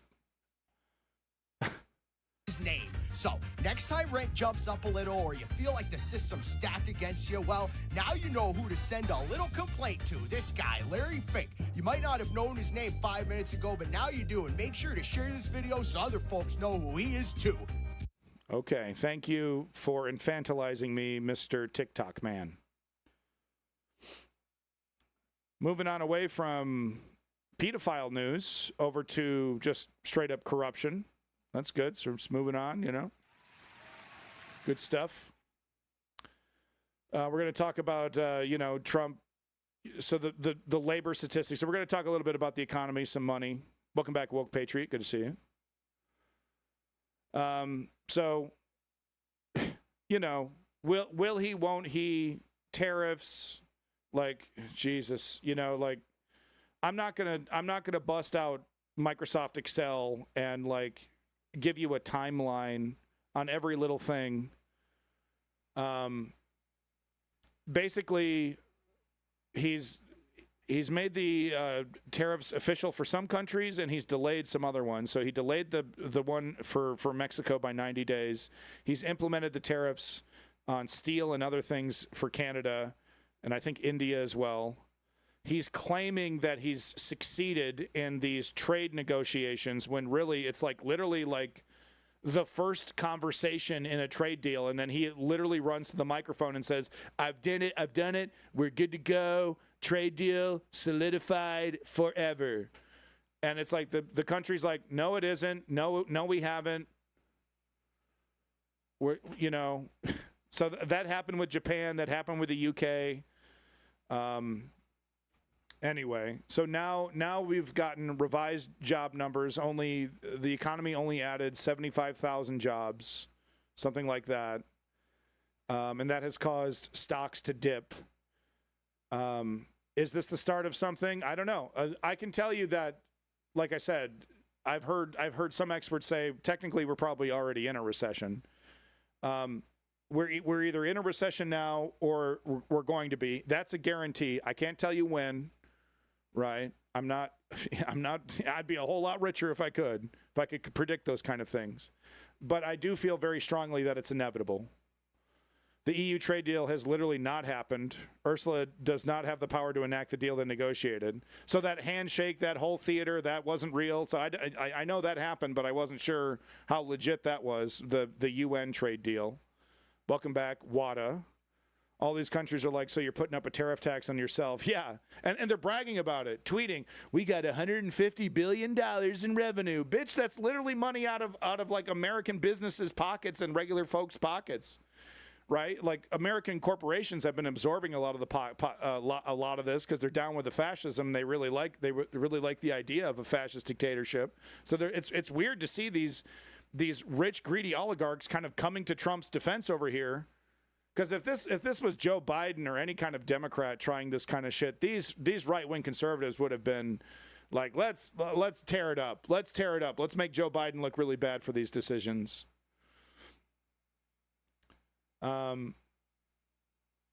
We just can't escape the Jeffrey Epstein stuff. Even in a story seemingly about the economy, it's Jeffrey Epstein. Okay. But anyway, here's a brief timeline. 21 hours ago, okay, that's Jeffrey Epstein. So 22 hours ago, why are job reports revised so often? Okay, okay. Never mind. This is so stupid. Moving on. He was asked like, so if we can't trust these numbers, what numbers do we trust? And Donald Trump was like, yeah, you're right. We shouldn't be trusting any numbers, basically implying like the only thing you should trust is what I say. Right? These numbers are bad. Numbers are bad.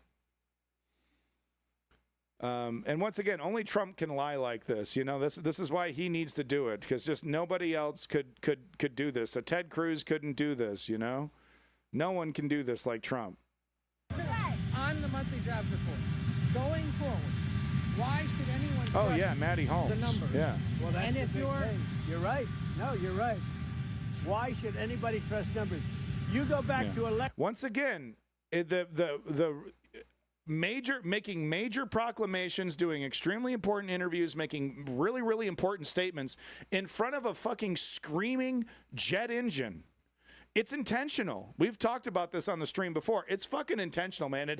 It's intentional because it's like, it's going to be spread less, right? Just technically on a broadcast, like technical level, like you want to avoid footage like this because he's muted. You can barely hear what he's saying. So you got to boost him up. There's an incredibly annoying fucking sound. You can't hear what the reporter's saying. It's intentional. This is an intentional technique. I'm going to say it right here. Okay, I'm no longer on the fence about this. They are intentionally doing important interviews like this in front of jet engines to try and make it harder to spread the information. Oh, you're right. Why should anybody trust numbers? You go back to election day. Look what happened 2 or 3 days before with massive, wonderful job numbers, trying to get him elected or her elected, trying to get whoever the hell was running. Because you go back, and they came out with numbers that were very favorable to Kamala. Big win. Okay? To trying to get him elected, trying to get. And you know, I'm hearing people being like, "Well, I guess this strategy is working because, like, look, everything's okay, everything's okay." Like, we have no idea the pain we're about to fucking experience here. Okay, have you ever cut yourself so clean you don't even feel it until you notice that you're bleeding profusely? That's happened to me more than a few times. Right? You slice your shit open so clean, right? You don't even notice it.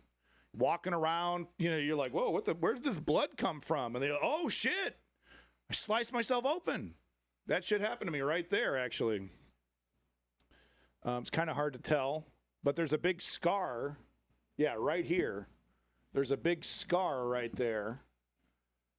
Sliced myself open on a piece of, you know, one of those sheaths that's protecting Ethernet cable. Sliced me, right? Just came right down. It's like a cover. That's kind of what's going on. If you don't want to believe my tsunami comparison, right? This is like we're being sliced and diced, and we don't even really see the fucking damage. Yeah, Rock's Fist. Yeah, I mean, there's some seriously compelling evidence. Greg Palast is not a crackpot. Okay, Greg Palast is a confirmed legit journalist. Okay, not a joke. Greg Palast is a legit journalist, sourced, documented. The guy takes his career seriously, and he's an entertaining and charismatic fella. But I trust Greg Palast, and he is like, dude, that shit was stolen. And it's like no one wants to talk about it because it's like we're all kind of fatigued at this point, right? But we should be talking about it, not that it would do us any good. But there is some compelling evidence that Kamala should have won. Look it up. And start with Greg Palast, all right? Start with a legitimate source in Greg Palast and go from there. But there is some legitimate evidence in that direction. I'm not going to lie. You won't see the damage until Christmas. Yeah, exactly, Maddie. Exactly. Like, it's all good, right? It's all good. I guess it's all good. I guess this chaos is good. People are making money. Market historic highs. No. Elected. And then on the 15th of November or thereabouts, they had an 800,000 or 900,000 overstatement reduction right after the election. It didn't work because you know who won, John? I won. Time to play the game. Okay.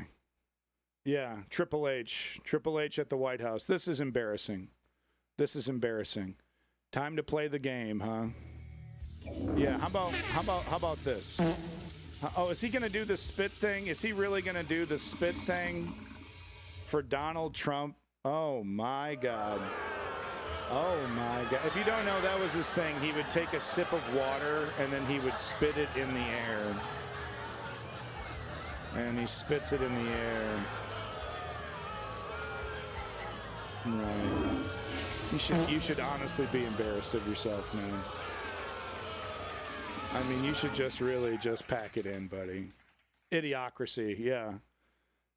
Yeah, it's a more cynical version of idiocracy, right? Because there was something like innocent, naive, and kind of, ridiculous about idiocracy, and it's like this is definitely ridiculous, but it's dangerous. It's dangerous. This motherfucker's getting people killed, right?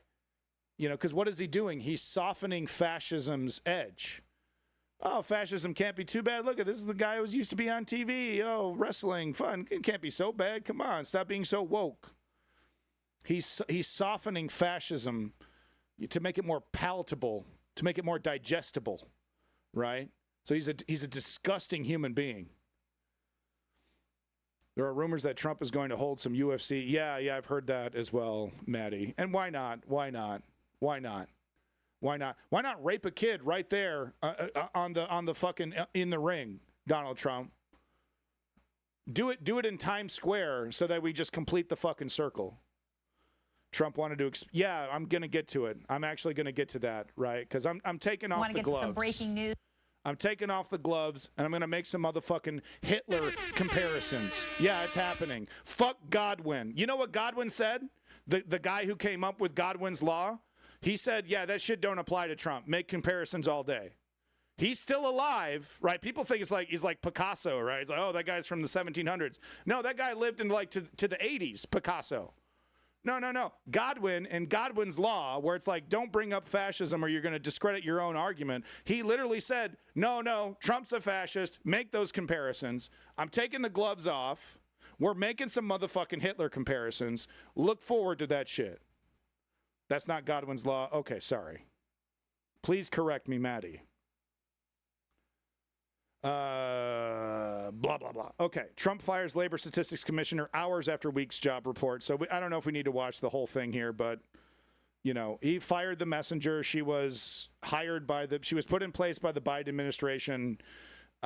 She probably knew this was happening, that, okay, we're going to show, like, I don't know. I mean, the whole thing is like, oh, they showed better numbers. They showed better numbers for Biden during the election. And it's like, the reason they showed better numbers for Biden is that Biden did everything he could to bend over backwards for Wall Street, right? Give them everything that they wanted. And he was doing some decent stuff when it came to improving the industrial base, the CHIPS Act, reinvesting into the country's infrastructure. Godwin's law was that online debate goes on and probably someone. Yes. Okay. Thank you, Maddie. Thank you. That is the correct. That is correct. Thank you for that correction. But hopefully you get what I'm saying, where it's like, look it up. Maddie, do you agree? Could you please confirm that Godwin, hopefully I'm not spreading misinformation about that. No. We accept actuallys on this stream because, we gotta be correct in the way we gotta come correct. Straight up, come correct. So no problem with that. Could you please confirm that Godwin? Because I feel very confident about that. That Godwin has said the gloves are off for Trump. Make comparisons. Yeah, Maddie, and it's true. It's so true though, because like, especially when you're just cutting your teeth, and I'm still guilty of this. Like, because like for a lot of people, the only authoritarian government that they can conceptualize is the Nazis, right? Because it's the only one that they saw on TV. They didn't see Mao, they didn't see Stalin, right, as much, right? Oh, there we go. Thank you, Maddie. Trump knows what he's doing. The creator of Godwin's law says the Hitler comparison is apt. So there you go, folks. The gloves are coming off. Okay, we're gonna make some Hitler comparisons. All right, bust out your favorite Elon GIFs. Okay, so look forward to that. We're gonna do that in probably about an hour. I don't know, whenever I get to it. It's in here somewhere. Anyway, he killed the messenger.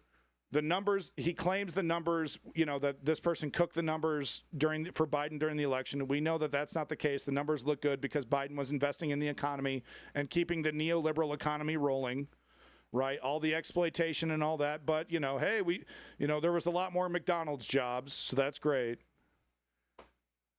And then, of course, the numbers are being revised because we all know this, because of the tariffs, because of the current state, the uncertainty, and, of course, because of AI. Companies are not hiring. They're firing a lot of people, and they're making very careful decisions on what they do in terms of moving forward. And that's probably why these numbers were revised. The numbers are probably totally accurate. Let's just be real about that. Trump was a huge fan of Hitler. Yeah, absolute zero. I've heard that, but I've only heard that from that one person. And it's like, I want to believe it, that the only book he's ever read is Mein Kampf. I want to believe that, but I need a little bit more proof, right? Than just that one statement from that one person. You know what I mean? Want to get to some breaking news just into us Thanks right so now. much. The same day as those dismal... Yeah, Fragwitz, great, absolutely great example there that I didn't bring up. Yeah, I mean, these unemployment numbers have to reflect the kidnapping regime. If I was an undocumented person, or even documented, as we've seen plenty of cases, fully documented, but, oh, I got busted smoking a joint 10 years ago, your ass is getting kidnapped on the job site, dude. So, yeah, there's probably... the ICE kidnapping regime is absolutely having an effect on the numbers, no doubt about it. Jobs numbers came out. Donald Trump is firing the Commissioner of Labor Statistics, Terrible accusing read. the It's not a very commissioner good of book. faking the jobs numbers in a Truth Social post. Today's report not only included lower than expected numbers for the month of July, but huge downward revisions Kim. for June and Interesting May, as we've been perspective. discussing. Back with us now, NBC News White House correspondent Monica Alba on a busy day. Monica, what else is the president saying in that post? Yeah, so this is significant, Ariel, because literally we were just talking about this a matter of moments ago. The fact that obviously when the White House and when the president... Well, Rock's Fist, you're doing God's work. Keep it up, Rock's Fist. Specifically doesn't I'm reading your like comments. the economic reports that are coming out. He bashes them, and when he does, he touts them. That's nothing new. He's been doing that since his first term and first 4 years. So yada yada yada yada yada. They get into some shit. If you want to see the rest of this video, you're welcome to. But we got more to cover here, so we're going to keep it moving. This is exactly I'm not surprised by this. If you're surprised, then interesting. Not going to judge you. Welcome, and open your ears and open your mind. Welcome if you're not surprised by this. But yeah, so the jobs report led to the market taking a dip, and I think I have a video here kind of covering that, but here's what the market looked like.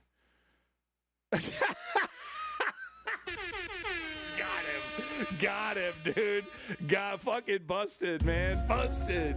All right, look, stream's over. Okay, look, I'll admit it.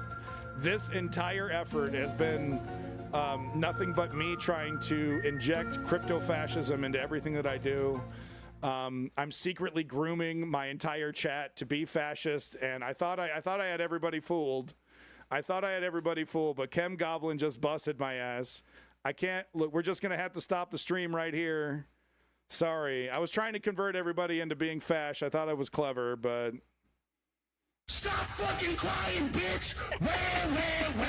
I don't want to fucking hear it. Busted. Derp State for the win. Oh, you guys are legitimately funny.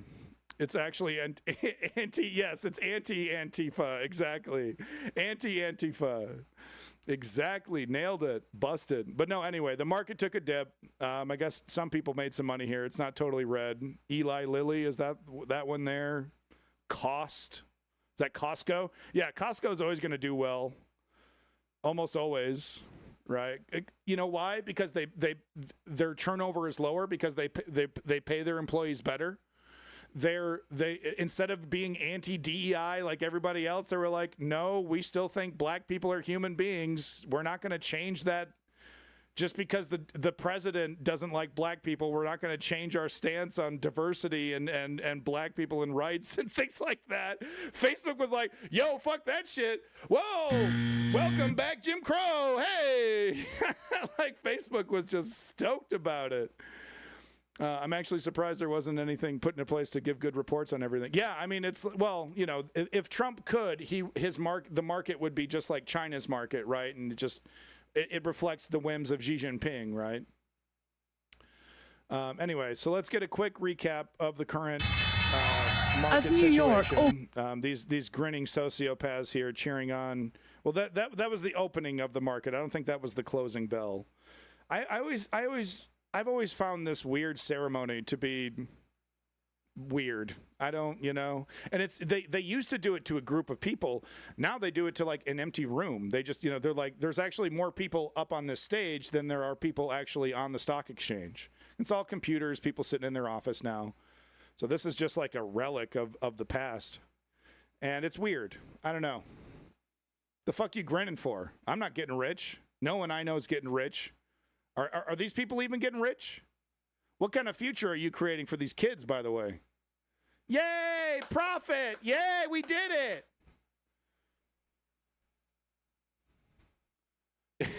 For a lame video game. That would be the shittiest video game ever, dude. That would suck.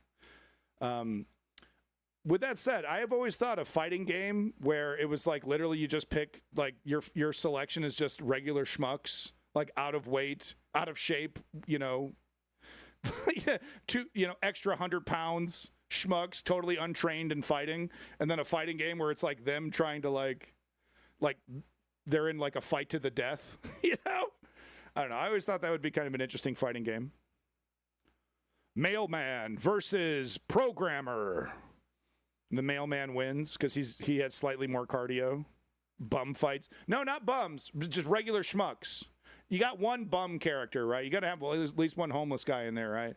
But just like businessman, dentist, you know, just like regular stuff. And then they're like, you know, there's like random weapons, right? He picks up a crowbar, but he doesn't know how to swing it properly, right? He's too afraid to do a kill strike because he doesn't want to actually kill somebody, but he has to. Like some characters will just trip and fall. You know, you're trying to throw a punch, and he literally like punches himself. Hey, thank you, Gaius. Good to see you. Let's get to the story here. The market's taking a shit. We'll see. I mean, like this could be the beginning of the big one. This could be just a bump in the road. I'm not going to make predictions here. I do say, like I will say with full confidence, the economy is going to take a shit. Recession at the least. Stagflation, it's stopping at stagflation for a couple months is the best case scenario.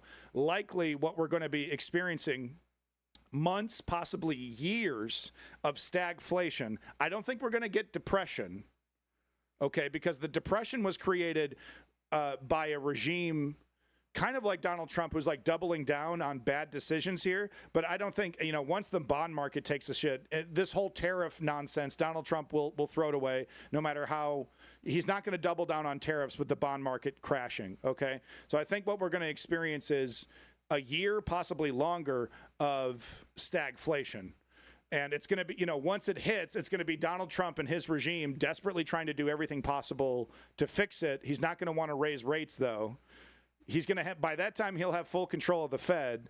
He's going to do everything in his power to not raise rates, right? Make it, but he's also not going to he's going to try to do something about the bond market crashing as well as everything else going with it. But I don't think it's going to go depression. I think we're just going to have an extended period of stagflation, and people are going to be hurting. People are going to get in the streets.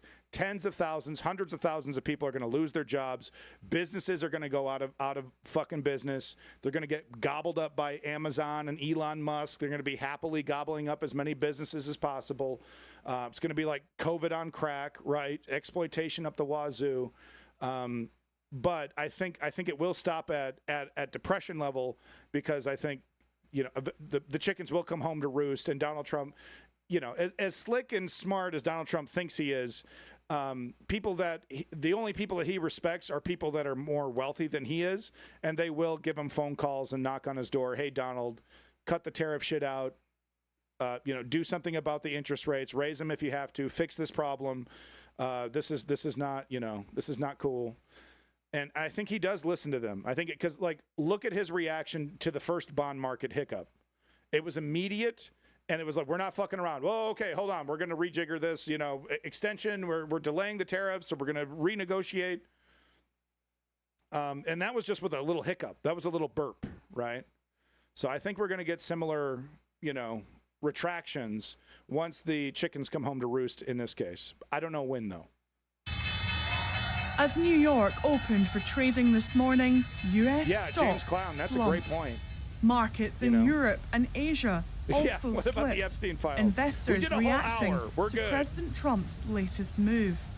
Last night, the president officially signed off 100%. on sweeping tariffs. These clowns. Who's the fucking clown? The economic guy. It's not coming to my head at the moment. But there's two economic guys that Donald Trump goes to. Both of them completely up their own ass. discredited crackpots, 5 minutes ago, have been legitimized by Donald Trump. Besant, it's Besant and the bald guy. Who's the bald guy? And then there's one other guy. He's got like a car salesman face. Sorry, I should be better at this. I try not to use my brain cells to remember these people, right? It's like I don't, as soon as they come into my brain, I want them out of my fucking brain. I don't want to remember who they are, but I should, because this is supposedly my job, whatever the fuck this is. And I should be good at this. Should be better at this. I'm better at smoking weed. Can we just stop politics and just, smoke some blunts, play some Kirby Adventure on Nintendo? I don't know. Talk about booties. We could talk about some big booties, like big booty Latinas versus big booty Brazilians. Who's winning that? Oh, for a second there, I was almost tempted to do that. Okay. Back to the news. Okay, here we go. Goods coming into the United States that will hit virtually every trading partner. We're taking in literally trillions of dollars for the country. This is Lutnick and making Navarro. our country very. Thank you. Long leg, that's 100%. Lutnick and Navarro are the people that I was talking about. But what I was getting at is that what Longleg was saying is that they're not going to be able to manage their way out of stagflation, because they're going to try to want to do it in a way that's like, oh, all my theories were correct. I actually wasn't incorrect. And we just need to do it this way, or we need to do it that way. Like, they're still going to try to save face, when what needs to happen is that they need to go, and all of their decisions need to be reversed immediately. Nut lick. Funny. But, that's what actually needs to happen. So with these guys in charge, when stagflation hits, it's going to be a joke, because, like I said, they're going to try to save face. Oh, actually, all my economic ideas weren't terrible, and it's not my fault, et cetera, right? So that but Donald Trump doesn't want to fire these people. Rich. There are new rates now for more than 90 countries, including Canada, after months of bruising talks. Well, they have to. Yeah, absolute zero. Rate. It's all. It's very simple. Clown world. Clown have town. Been charging very, very high tariffs to our farmers. Clown town. Some over 200%. And they've been treating our farmers very badly. They've been treating our country very badly for years. Maybe. This came just hours after Canada's Prime Minister Mark Carney announced a plan to recognise a Palestinian state. Hell yeah, boy. Canada has seen its rates jump by. And if you want to blame one individual for all these countries, at the last second deciding to acknowledge the existence of Palestine, blame Bibi Netanyahu and the extremists, Ben Gvir and Smotrich and the rest of them there. Like, their implementation of the final solution has put these countries in, they desperately don't want to acknowledge the existence of Palestinian statehood, but they have no choice. If they don't do this now, and then Israel completes its final solution on the Gaza Strip and West Bank and totally absorb Palestine, and meanwhile, Canada is still like having a debate about the two-state solution, and do we even acknowledge the existence of a country that's been conquered already, right? It makes you look even worse. It makes your continued support of this undeniable ethnic cleansing that it's like it's already done at that point in the hypothetical I'm talking about, right? So it makes it even harder to say we were against this. We were so against it that we didn't stand up. We didn't acknowledge the existence of this country its entire time it was being absorbed. We funded the country that was absorbing it, and we just, that's how we rolled the entire time. But we would also like to, cry for the Palestinians. We would so that it makes it harder to pretend that you care about Palestinians if you don't come out and acknowledge the existence of the Palestinian state 5 seconds before it's destroyed. Absorbed. From 25% to a punishing 35%. I don't know about that, James Klein. I don't know about Some that, of the man. world's poorest countries also face high tariffs, including Syria at 41%. Laos and Myanmar have been hit by rates of 40%. And in Europe, Switzerland has been hit with a 39%. So like I said, American corporations have been absorbing a lot of these tariffs, but steel, the automotive industry, steel and aluminum industries, they've already started to buckle. They've already started to make concessions and jack their prices up.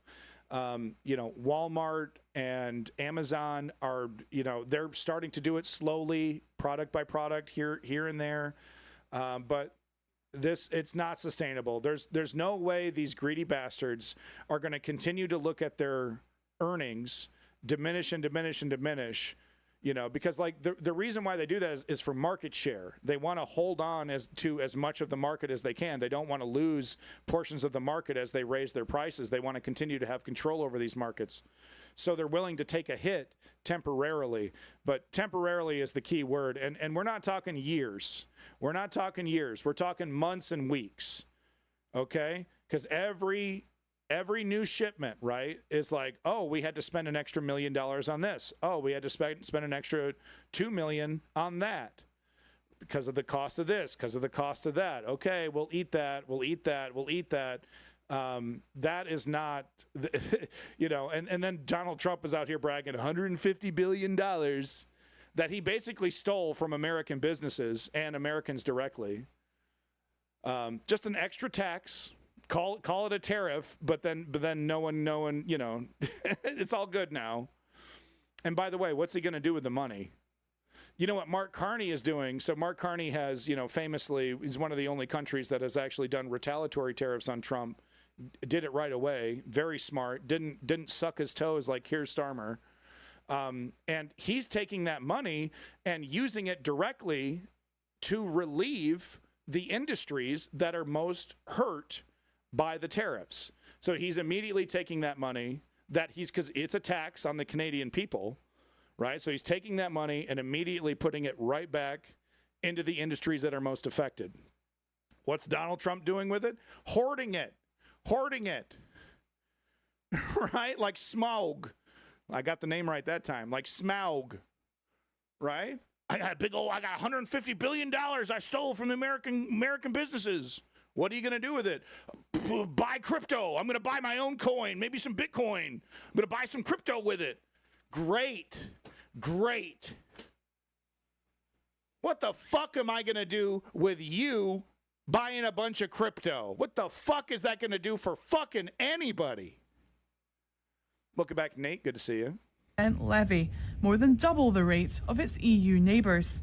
This will be indeed the golden age of America. Yeah, salty bread. 115 billion compared to the debt, sure, but 115 billion extracted from U.S. businesses. I think it's 150, by the way. That's ching-ching, man. Okay, yeah, compared to the $1 trillion, sure, whatever, right? But it's like, no, man, that's still real money for a lot of people. Coming back, we're going to come back very strongly. Back in April, when the president first pushed new tariffs on posters, the ambition was to force 90 deals. This was so hilarious, by the way. Anyone remember this? Him holding this fucking nonsensical ass chart up. He's got no one to hold it there for him. They just hand it over to him. My God. 90 days before the pause button was hit twice. To ruin presidents. A handful of deals have been struck by today's deadline. The UK went first, Keir Starmer agreeing to 10%. I picked these papers up for you because I'm your bitch. I think it's the biggest deal ever made. Thank you very much. Over the weekend, the president's trip to Scotland produced a breakthrough with America's biggest trading partner, the EU, who agreed to 15. But much remains unresolved. Mexico has been granted a 90-day extension for more talks because of what the president describes as complexities of the border. But Brazil has been hit with a brutal 50%. Critics say this is a politically motivated choice based on the fact President Trump believes the trial of former President Bolsonaro is a witch hunt. This is so wild to me because Bolsonaro has been out of politics for a little while now. Like he was, exiled in shame. He tried his own soft January 6th and failed. And, and it was basically just, okay, live the rest of your life in obscurity. And only Donald Trump is the only one who's even remotely concerned with this. Except for some, Bolsonaro diehards, of course, that will always exist. But you know what I mean? Like, this guy's, like, totally politically irrelevant. And he's doing this whole tariff thing for his buddy. I want him back. I liked him. I want him back. He's like, Not happening. Not even remotely close to happening. The impact is likely to filter down to U.S. consumers, Jesus, lifting prices for coffee lovers, worrying businesses like this one in Maryland. Let me just help the guys in the audience, okay? If you're getting this look, interrupt her. Walk up to her, get her phone number. Start chatting her up. If you're getting this, if this is the vibe you're getting, walk up to her, guys. Interrupt her. Ask her to take your headphones off. Do that motion. Take your headphones off and start chatting her up. Oh, yeah, I think you're pretty. Do it, guys. This she wants it. This is the look right here. If all you virgins, this is the look of please come interrupt me. Please come interrupt me and tell me how pretty my hair is. Guaranteed, guys. Don't go to that coffee shop. That's not a good drip. You coffee guys are hilarious. Coffee weirdos are really fun. I love coffee weirdos. Prices for coffee lovers, worrying businesses like this one in Maryland. Brazilian imports are the backbone of their blends. Brazil sells the most coffee to the United States, country to country, versus anywhere else. So not only is it going to be a blow to the U.S., we're talking about coffee now. It's also going to be a blow to Brazil and the producers there. This is all a farce. Right. So this is how the tariff regime is affecting small business. If you're wondering why we're talking about coffee, there's a fundamental lack of understanding of how tariffs work. The fact that they are really a tax on American people and not on business. On Brazil. Yeah. It is too soon to assess how much trouble is brewing. The tariffs are due to take effect from next week. That's so cool. I love this setup there. They're roasting them. Like you're sitting at the coffee table. You're seeing them roast the beans right there in a big industrial roaster. I love this setup, dude. I would love to hog a table for 3 hours, order 1 cup of coffee and hog a table for 3 hours at this cafe. I would love to do that. I love cafes. They're so fun. All right, so you get it. Things are not looking great. Moving on. We got an interview and stuff. We're not doing that. I'm lazy. So, moving on. Hey, boss. Hey, thanks, boss. Yeah, I know I told my employees to go fuck themselves. Yeah, things got a little heated. Hot and cold. Look, that's my leadership style, okay? Hot and cold. Ice and fire, okay? It's ice and fire over here, okay, boss? Yeah, I tell people to go fuck themselves, but, I'm a good boss. I mean, I'm not like a boss like you're the boss, boss. Like I'm a good, second in command kind of boss. But anyway, Republicans confirmed former Trump lawyer Emil Bove to lifetime appeals court perch.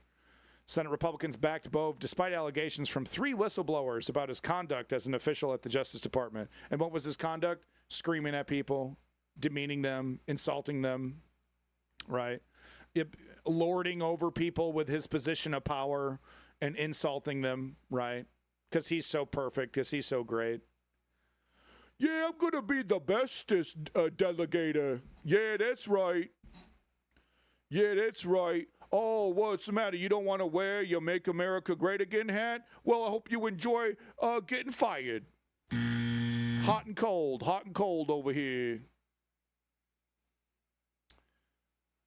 It's kind of interesting moving on to the next story here. It's kind of interesting seeing this legislation about not being able to, buy and trade stocks if you are, a representative in the government.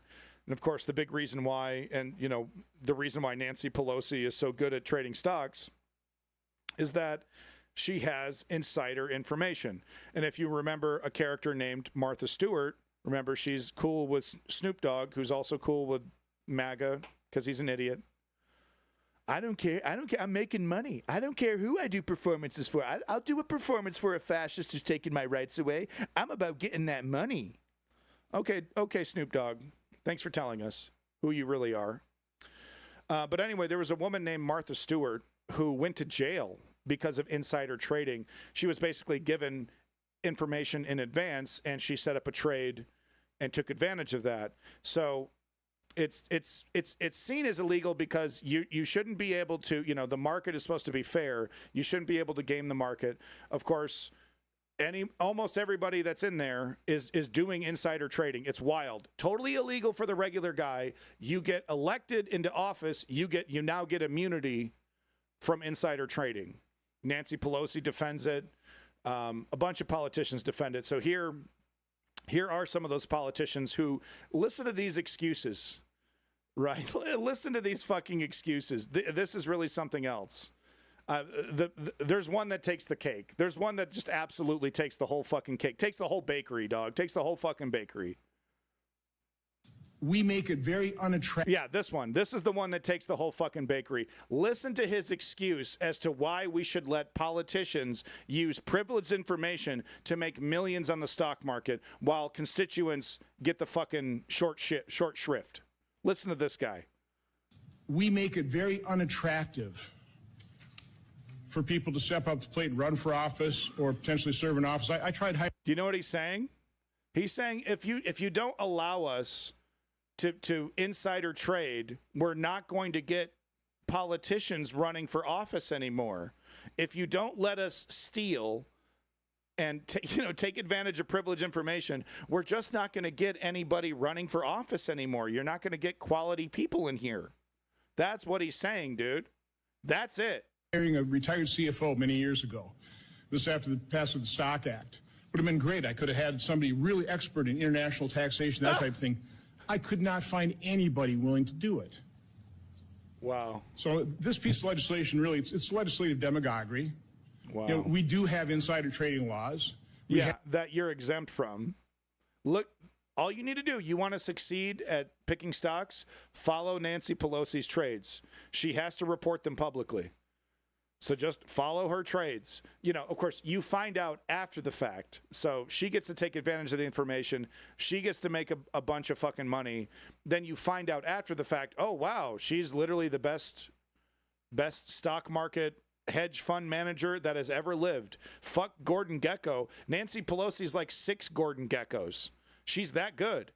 Nancy Pelosi has a better record than any Fortune 500, whatever fucking hedge fund, right? Multi-billion-dollar hedge fund, right? Like people whose entire career, they make millions of dollars a year picking stocks. Nancy Pelosi blows them out of the water. Blows them out of the water. Look at the stats. Look at the numbers. Her pick rate is nuts. She's that fucking good. And this guy, oh, we're not going to get quality people. Right? Look. We don't need Luigi. I'm a Luigi. We don't need Luigi here. We just need convictions. People need to go to trial. They need to be, evidence needs to be presented. A fucking trial deliberation needs to happen, right? They need to be convicted, and then they need to go to jail. Millennials are really we can't fucking fathom people in office not going to jail unless they're kid diddlers. Like Denny Hassert, right? But we can't fucking fathom these people going to jail for financial crimes. We need to recognize that financial crimes are just as damaging or even more damaging than violent crimes.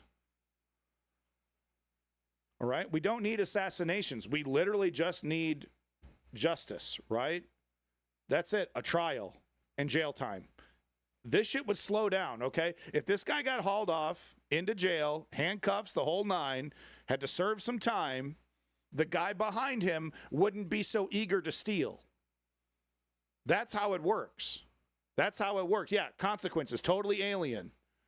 And it's like we need to go back to that, right? We don't even need to get super extreme with it. There's laws on the books, and if they made the laws irrelevant, then we make those laws relevant again. We fix the problems with the Supreme Court. We fix the problems with the lower court. And yeah, if we have to use a heavy hand to do it, we need to do that, right? Unprecedented times call for unprecedented actions, right? These things are not irrevocably broken. Have financial disclosure. Trust me, we have financial disclosure. The trust me. Motherfucker literally says, trust me. Do you trust him? Do you trust him? I wouldn't trust this guy to tell me the fucking sky is blue. You know what I mean? Attention to it. Trust me, he says. So I don't see the necessity millionaire of this. stuffing dollars in his pocket. I can imagine all Trust kinds me. of I'm a good unintended guy. consequences. You could relabel this law, quite honestly, the Career Politician Protection Act. Shut the fuck up. Because it'll make it so unattractive for people to give up their business, sell it. Wow. Unless some ethics committee says, oh no, there won't be a conflict of interest. What about the people who run for office because they want to make the world a better place, because they want to make the country better? God damn, over in the back here, Jesus Christ. Holy shit. Just casually hiring supermodel level beautiful women to be your assistants. That's totally normal and cool. I mean, there's So I got one more example over here. This is what the Crypt Keeper looks like without his makeup, right? Yeah, no, people think he's some kind of puppet. No, he was literally Rick Scott. This is what he did in his early career, Rick Scott. He is the Crypt Keeper. They get him up in makeup and do the whole, puppet thing, I'm on a diet. That whole thing, right? So no, it was actually Rick Scott. It wasn't a puppet. It was actually him. So, he decided to join politics after this. And this is what he thinks, we should do about insider trading with politicians. He tried out for Palpatine, but he lost. He got to the final round, but he lost. He lost Palpatine because he was too legitimately evil. They were like, we want an evil Palpatine, but we don't want somebody who's like actually evil to play this evil character. It's Disney, right? It's Disney, right? So, any tariffs on French guillotines? Hell no. Build them up, baby. I'm a Luigi.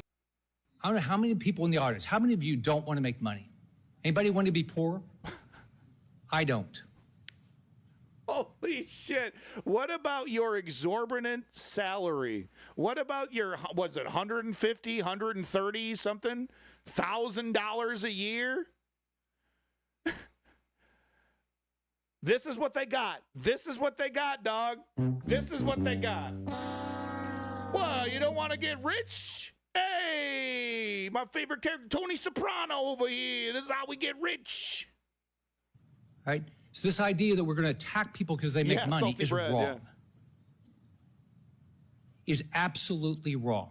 We should cherish all of our different backgrounds. Every one of us has a different background. I've got a business background. But what I was just accused of is making money, and somehow I can't be fair and do things the right way. No, it's not fair. So I think it's disgusting what is going on here. No, someone save him. Someone help Rick Scott. Someone help the Crypt Keeper.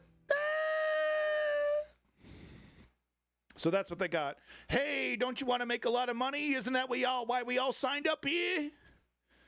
They do it, no, you're only hearing this shit on the News Underground and social media. Not on MSNBC, Wolf Blitzer doesn't have time, Morning Joe doesn't have time. Oh, this is too nuanced. Blah, blah, blah, blah. Chris Hayes doesn't even have time. So just next story here. The cuts continue. Steak and Shake over here. Yay, we put cane sugar in our Coca-Cola now. Thanks, Donald Trump. Secretary of State, Maha is winning. Look at that. We got Steak and Shake to have real cane sugar Coca-Cola. Winning. Meanwhile, in fucking reality land, 16 million people are losing their health care and hospitals are already closing because of it. But it's a win because one of their bottom tier fast food restaurants, and yeah, Steak and Shake is fucking bottom tier, dude. Put that shit right next to Taco Bell. But it's a win because one of their bottom tier fast food restaurants is going to start selling the same Mexican Cokes that you can already get at literally every store. And yeah, you can literally buy the cane sugar Coca-Cola at any fucking Walmart. I'm sorry, I'll put Steak and Shake next to KFC. Taco Bell a little higher than Steak and Shake. Those Crunch Wraps are sick. Doritos tacos, fuck, those are good. But only fresh. Taco Bell is only good if they're like literally shoving the food in your mouth at the drive-thru. Because like 3 milliseconds after leaving the drive-thru, your food turns into mush. It's only crunchy for like literally 5 seconds. So it's that's what I do. I just at the Taco Bell, I just like, no, don't wrap it up. Please just cram the tacos directly into my mouth. Thank you. Moving on to the next story. It's really funny. It really is something else to see Grok, this AI that Elon Musk is investing billions in, and he needs, he needs this to be a viable product, right? He would prefer it to be anti-woke. What happens when he turns the thing anti-woke? It literally calls itself Mecha Hitler and starts talking about the Great Replacement Theory, starts denying the Holocaust. So he had to roll that back. So he's stuck in a rock and a hard place when it comes to Grok over here. So here's an interaction that and we're seeing a lot of this on social media. Like, this is the second or third time I've shown an example like this. But here's Joshua over here, who gives Elon Musk $5. Laugh along with me. Hey, Grok, which party has actually achieved results in lowering the deficit and national debt? Answer in one word only. Democrats. Oh, that's woke. That's woke. That's because you're getting your news from the Washington Post. Okay, let a conservative ask the question over here, okay? Because we know how to ask questions that aren't woke.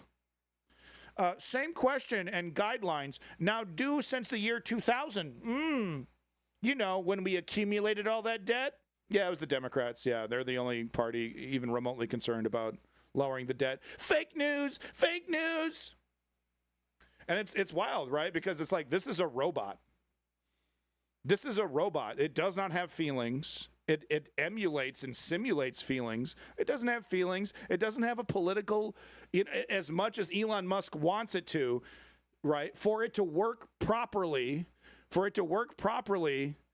it can't have a political ideology, because that's LLMs don't work. You can't put a bias. It's harder to put a bias in an LLM. All right, it's not impossible, but it's harder to put a bias in an LLM because with the more they work better. These models work better with large data sets that are accurate, accurate scientific information, accurate news sources.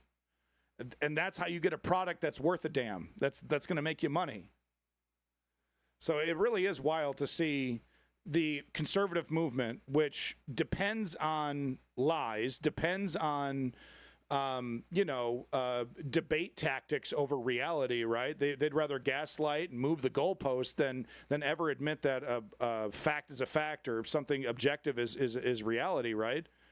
And so they're going up against this robot, with their ideology, and it's failing time and time, and they're not catching the hint. It's too woke. Elon's working on it.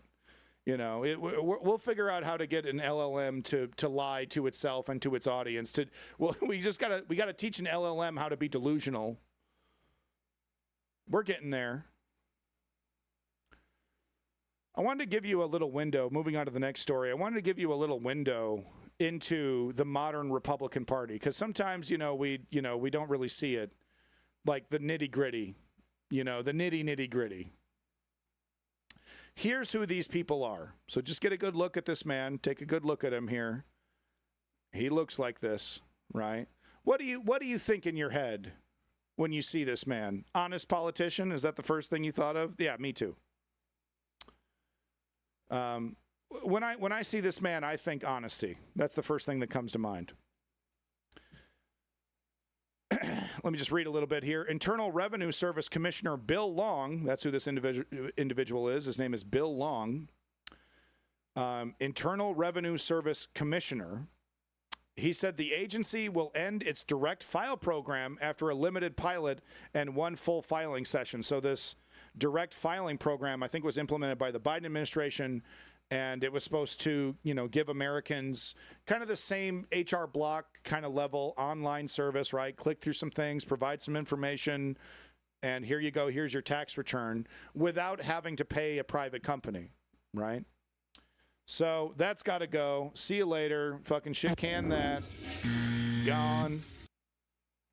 President Donald Trump's massive spending and policy bill includes funding to research and replace any direct e-file programs run by the IRS. Already the program is gone, Long said at a tax professional summit. Listen to this. This is what he said. And I'm just going to say it. Let's just assume the voice that I'm going to use is correct, because look at the son of a bitch, okay? You've heard of direct file? Yeah, that's gone, Long said. Big, beautiful Billy wiped that out. I don't care about direct file. I care about direct audit. Yeah, boy, get him. Get him, boy. I can't wait to erroneously audit as many U.S. citizens as possible and ignore completely billionaire white-collar crime. Big old Billy gives me the right to do that. The agency has not confirmed the future of the program. Quote, Commissioner Billy Long is committed to modernizing the IRS and providing a taxpayer experience that meets today's expectations, which includes giving taxpayers transparency into the status of their tax returns and audits.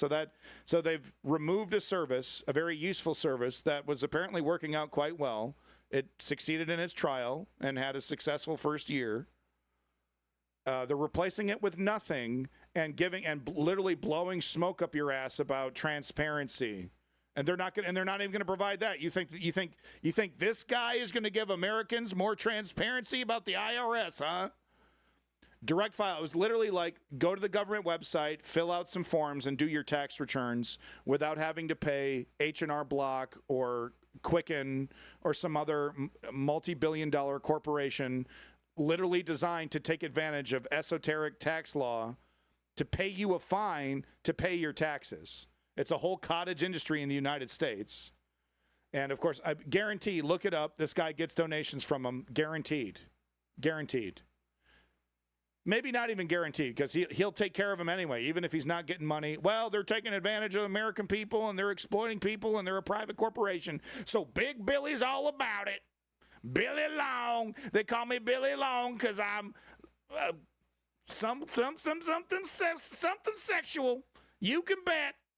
He was going to say something really sexual about me, but he couldn't come up with it because he's not that clever, just like a liberal. Probably too busy thinking about how he wants to turn himself into a transsexual animal. Not like me, though. I'm all moral. I have moral sex with the prostitutes that I hire. Yeehaw!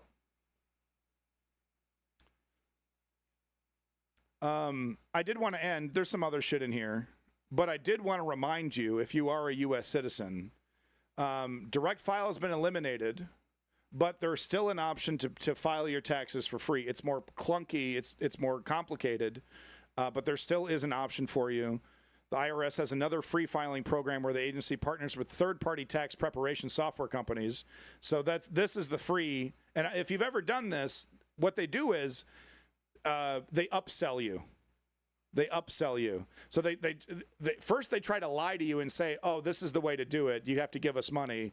And then if you can find this link right here, if you can find your way to this free service hidden somewhere in a government website somewhere, you then end up working with Quicken or H&R Block to file your taxes for free. But the whole time they're upselling you, trying to get more money from you. And this is supposed to be a government service. Could you imagine going to the DMV trying to get a new driver's license, but you had to watch advertisements from Toyota or I don't know, some car, it'd probably be car insurance. It'd be fucking 24/7 Geico commercials, right?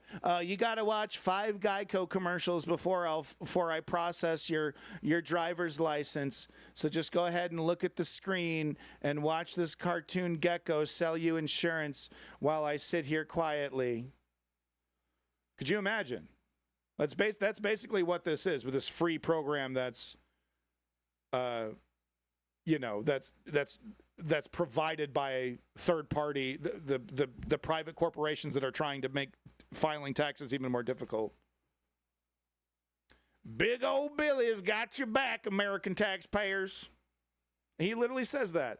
I don't care about direct file. I don't care about direct file. I care about direct audit. And he's not talking about rich people, okay? You think owning like $1 million in assets, no, you're not rich, okay? You just own a home. He's going to come after you, every nickel and dime, okay? Elon Musk, Jeff Bezos, they're good to go. They're taken care of. You, some schmuck like me, yeah, you're fucked.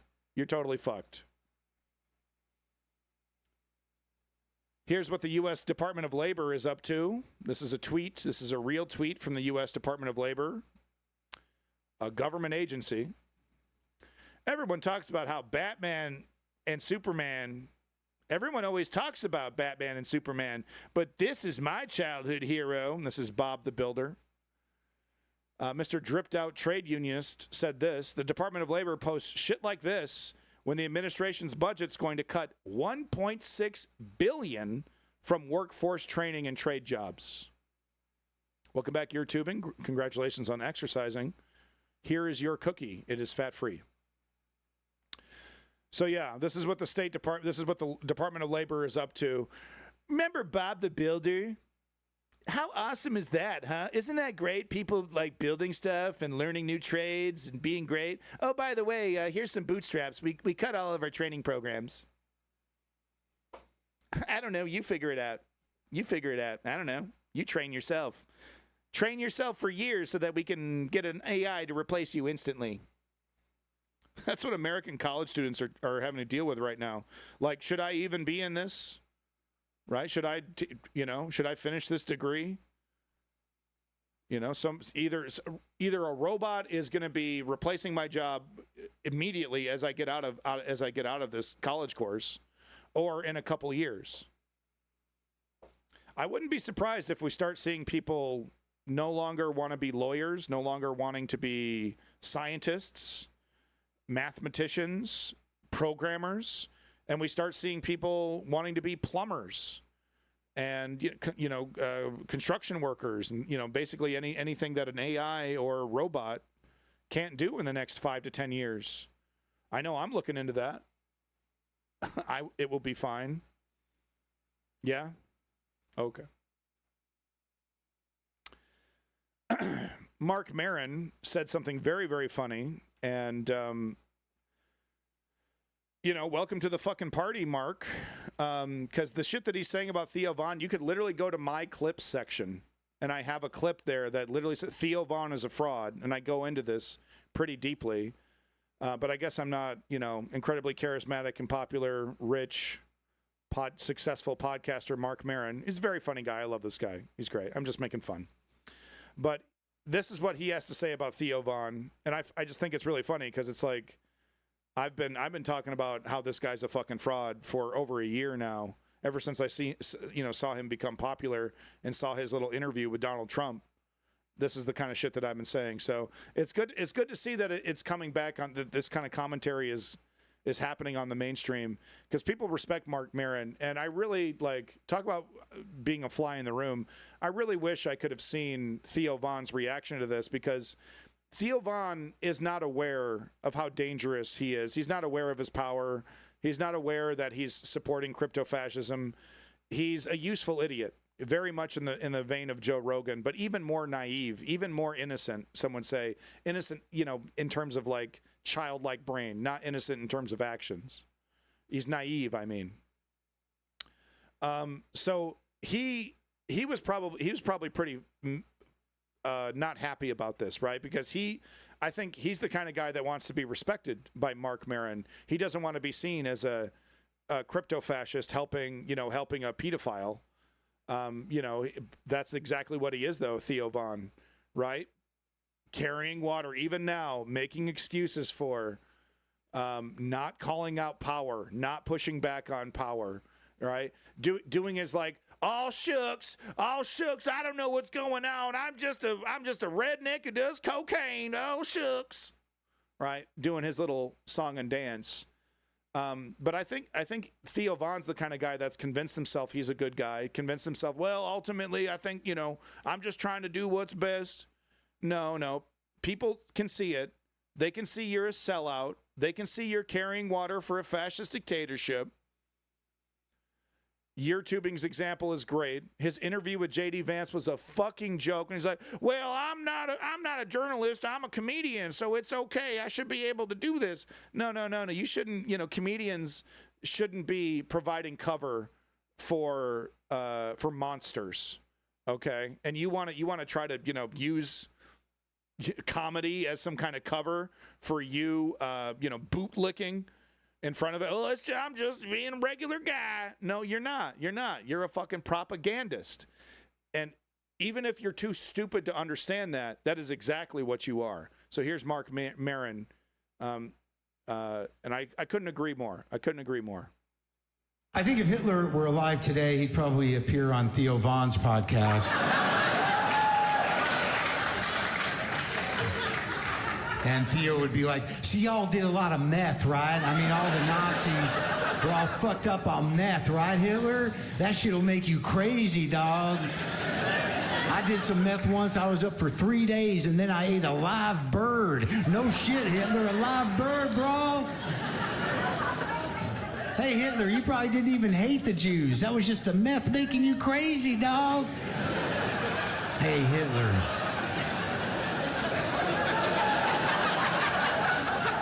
Do you want to apologize to all the Jews right now on my show? No? I get it. And that's it. And that's it. That is the problem with JD Vance. Like with the whole Nelk Boys excuse, right? Oh, we're dumb. We don't know what's going on. That does not give you the excuse to sanitize monsters, to whitewash history. Okay? You're gonna sit down in front of JD Vance and you're not gonna bring up Ukraine. You know? You're not gonna bring up Project 2025. You're not even gonna bring up his connections to Peter Thiel, huh? You're either knowingly whitewashing or unknowingly whitewashing, but your actions are clear. You're whitewashing, right? You're sanitizing a monster. And you should be called out for it.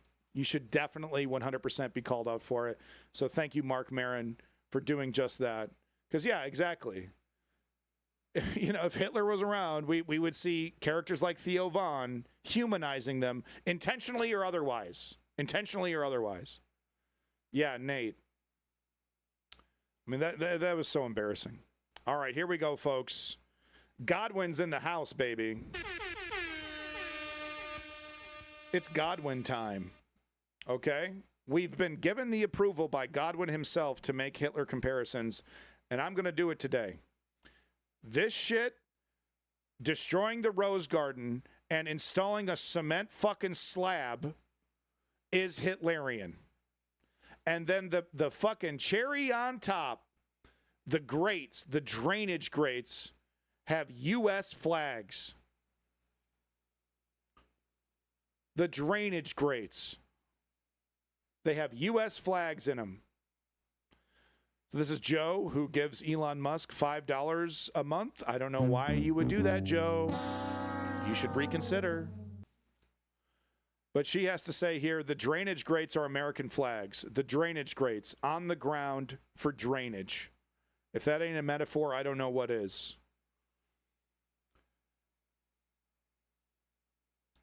Simply Steve, I'm not here to split hairs, okay? I just want to make a statement. This shit is Hitlerian. I'm not saying he is Hitler. Because, yeah, you can be pedantic or, no offense, right? But you can nitpick. Oh, well, technically, I would say technically he's more Mussolini. But, we won't know how much damage Trump, he's lots of potential to do lots more damage, right? So we got lots of time here. This shit's Hitlerian. Not yet, not technically. Trump is not worse than Pol Pot. It's not worse than Mao, not worse than Stalin. He's not worse than Hitler. Not yet. Not yet. Because it's the death count, right? We have the body count. We haven't seen the body count is not nearly as high for Trump yet. He sure did try hard during COVID, though, didn't he? Pretty sharp for her to point this out. It's almost Freudian in an evil way. I think she's on the left, this Joe person. But anyway, this shit's Hitlerian. It's totally Hitlerian. It was a beautiful garden. I think installed by Jimmy Carter, right? Something like that. Beautiful garden, replaced, paved over, and literally using American flags as drainage grates. It's stone cold Hitlerian. I think the comparisons don't stop. The J.D. Vance is, let me just get this article here. This great article by Raw Story. I don't have time to read the whole thing, but the basic, just Ozymandias. No. Like I don't want to, because these people are not very smart. They're smart enough to do things like this, but they're not exactly smart enough to come up with it on their own. They need other people to come up with it for them. Anyway, J.D. Vance, the headline here, J.D. Vance morphs into terrifying new role after booted from Trump's inner circle. So I don't know about booted. Was it Jackie Kennedy? Was that Eric? Thank you, Eric the Red, for that correction. I'll accept it.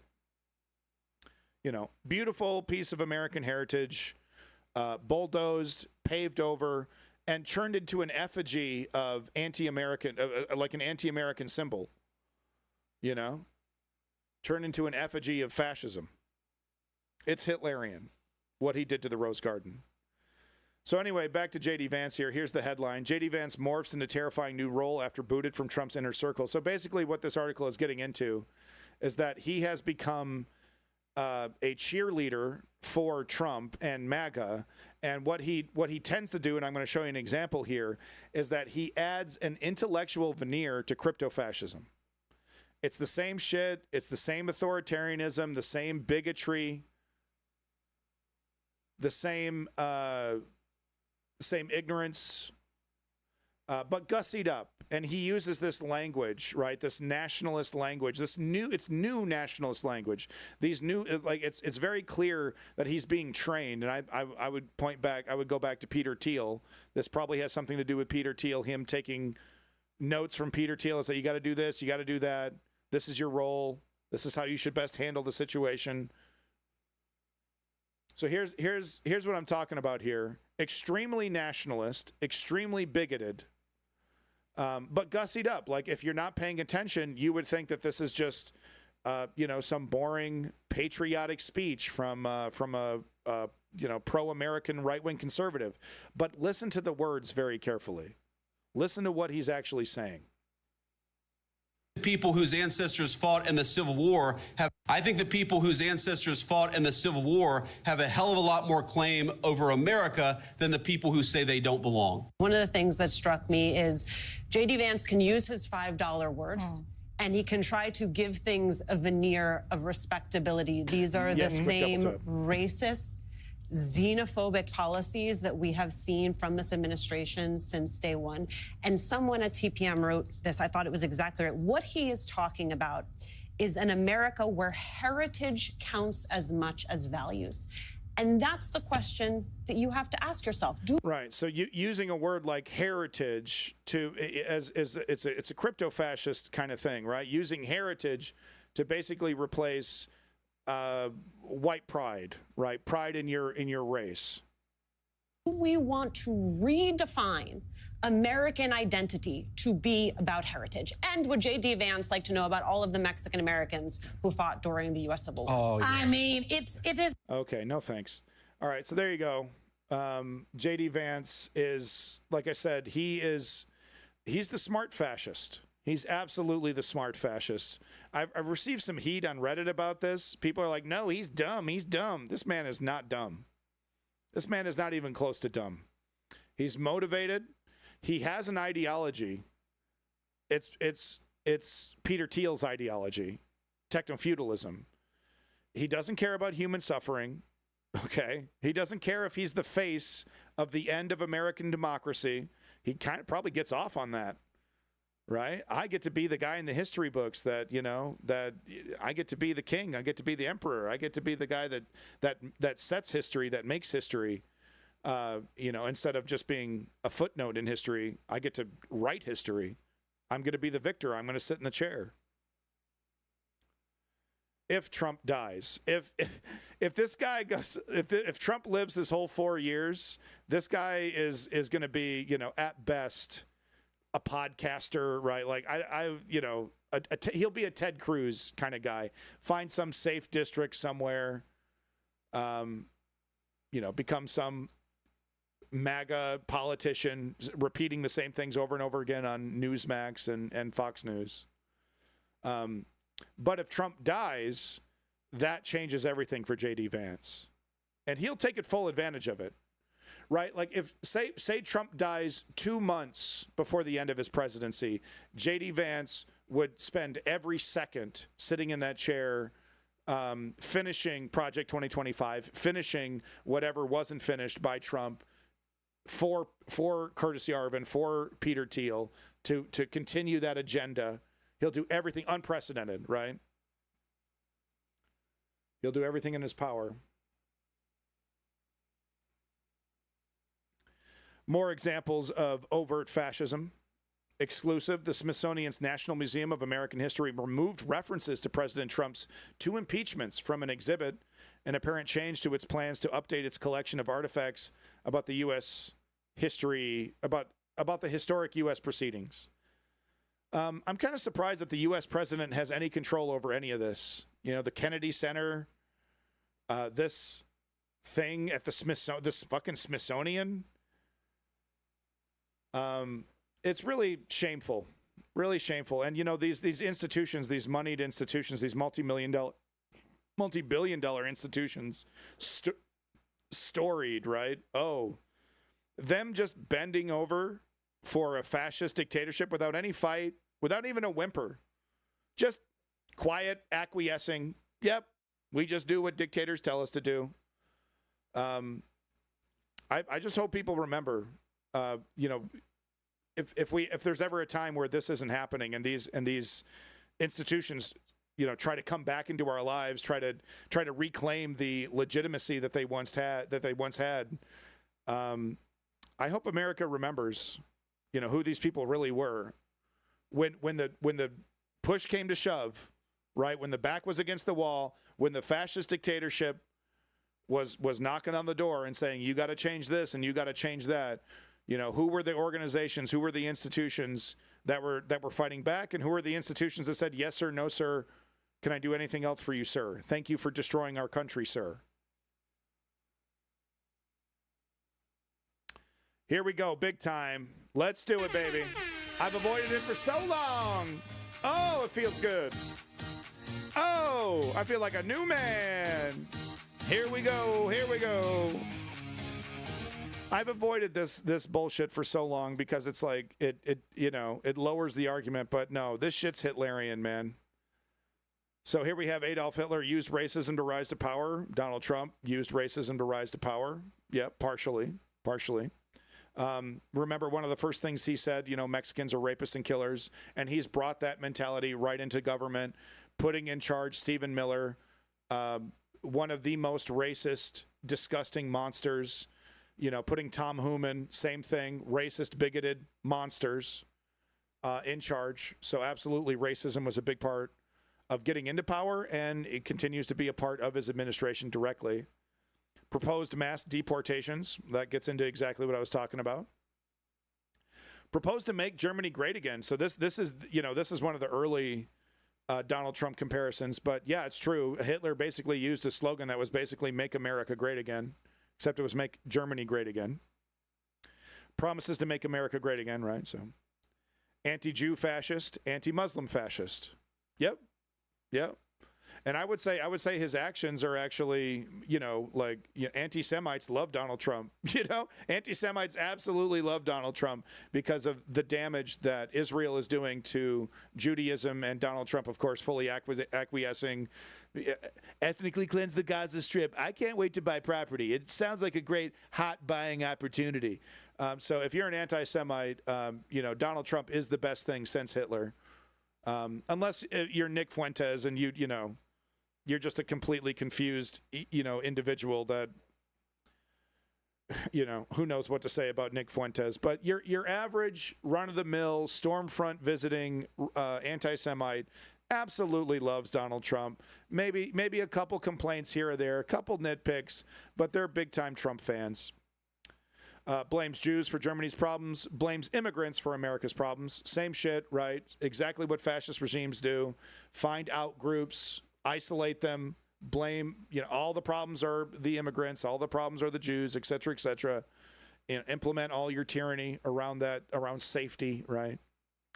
Thought Jews should wear special IDs, thinks Muslims should wear special IDs. You know, I love it. I've waited so long to make these comparisons to appease people like Mr. Little Goyim. Is that your anti-Semitic, right? Is that you trying to do an anti-Semitism there in your name? I've tried so long to avoid those comparisons to please people like this. Incredibly childish. It's incredibly... No, it isn't. No, it isn't. There's all kinds of comparisons, and this is just a small list. I don't know about the Muslims should wear special IDs. I don't know about this. But I love it. No one else in the chat, just fucking total silence. And then the only voice in the chat is a crypto fascist who's like, no, that's not fair. There's only several hundred comparisons you can make to Adolf Hitler. That's not enough. Thank you, Winston Churchill. Hey, Winston Churchill, should we argue with a lion when we have its head in its mouth? Is that a good time to argue with a lion with our head firmly placed in its jaws? What do you think, Winston? Is that the best time to argue with a lion? With your head directly in its mouth? What do you think, Winston? You don't think? No, you don't think so? Oh, okay. The Reich stuff, what does Trump really have in common with Hitler? Yeah, I mean, it's you know, it's all there. It's Hitlerian. It's Hitlerian. I'm saying it. Let me give you the article that isn't paywalled here, folks. It's Hitlerian.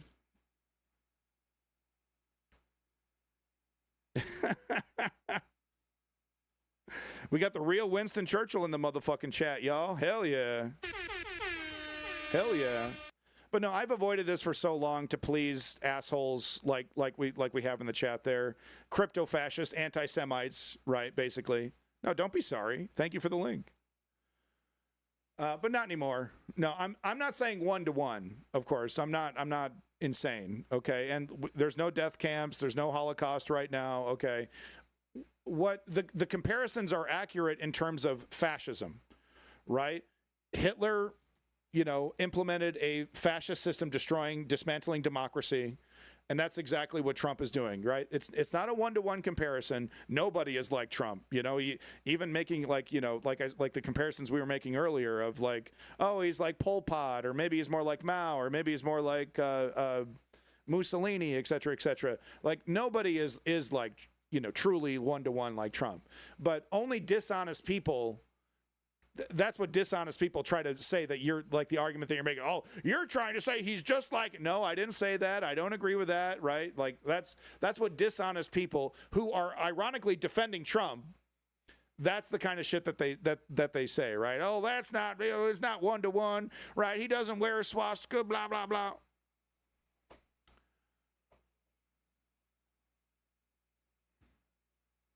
Yeah, certainly. Yeah. So the accurate description of Donald Trump is that he is a fascist. He is fascistic. He's not Hitler, but he does act Hitlerian in certain ways. And yes, what was done to the Rose Garden, in my opinion, is Hitlerian. Right? That's the kind of shit that fascists do, right? They pave over beautiful nature, blindingly white marble columns everywhere, right? So faux Romanism, very Germanic. It's very Germanic Hitlerian, what was done to the Rose Garden. You see a video of Trump ignoring the reporters while golfing. So check this out. Thank you for bringing us back to the topic there, Winston Churchill. I do appreciate it. Lovely to have you as a fan. I'm a big fan myself. You know, within reason. You're still a conservative. Anyway, here's Donald Trump cheating at golf. Just, you know how, like, if you don't know this about Trump, one of the incredible petty things about Donald Trump is that all the golf courses that he owns, they do tournaments, and he fucking wins them. He gets, like, first place. It's a complete joke. It's a complete fucking joke. Everyone knows he cheats. Everyone who participates allows him to cheat. It's incredibly petty. Thank you, Winston. If you're clutching your pearls over Trump comparisons to Hitler, we aren't the same. Whose side are you on?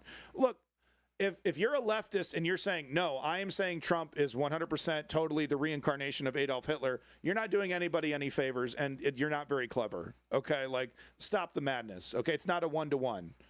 Okay, but those people are very few, and those people are very lazy. Most of those leftists that say that kind of shit don't even vote, right? Because if you're not going to take it seriously enough to, like, you know, because obviously. Anyway, so here's Trump cheating at golf. This is how he does it right here. He doesn't do it. Very Trumpian over here. Gets his subordinate to do it. Watch. There you go. You see it? See what he did? You catch it? Anybody catch it? One more time. We'll see if you catch it there. You're looking at this guy right here. Whoops. Whoopsie daisies. Trump sees it. He knows exactly what's going on. Goes right to the ball. So it's kind of weird, though, right? It's one thing to hear about it. It's kind of weird to see him actually do it. How pathetic it really is. Naked, right in front of your face. There it is. Just pathetic. If I was playing this game and someone did this for me, I'd pick up this ball and hand it right back to them. It's like, if I'm gonna lose, I'm not good at golf. I'm not pretending like I'm good at golf. The American public doesn't care that I'm good at golf. And I'm certainly not going to, lower myself to cheat at golf. But no, Donald Trump's the most important thing in the world. I'm the winner. I'm number one. Doesn't matter what's real. It matters that you believe it. It matters that you believe it. It's cartoonish, 100%. Yeah, quick double tap. That article with the 3 scholars on fascism leaving the United States, that was a great article. Feel free to post it in the chat if you think someone wants to read it. Yeah, cartoon villain, totally. Yeah, it's so petty. It's just right. But like, I don't know. We all knew it. We all knew it was true. But just to see it happen is just another thing entirely. Continuing on our theme of appeasing and talking to, negotiating with crypto fascists, here's another classic crypto fascist move. All right, so the top comment here, let me get my right sound effect here. I want to live in a world where people wearing swastikas or rainbows or black power shirts can coexist. Oh, can't we all just get along, please? So crypto fascists say these things so that the point is to soften the idea of fascism, right? To put it on the same level, as black people being treated with equality and gay people being treated with equality. Well, how come we don't treat fascists with equality? Crypto fascists do this intentionally to soften fascism, right? And the reason why they have to do that is because, and the reason why it's incorrect is that fascism is inherently violent, right? Being gay doesn't exactly mean you're going to try to otherize and kill people. Being black and supporting black equality doesn't mean that your intention is to otherize and create an other group and then start massacring that group.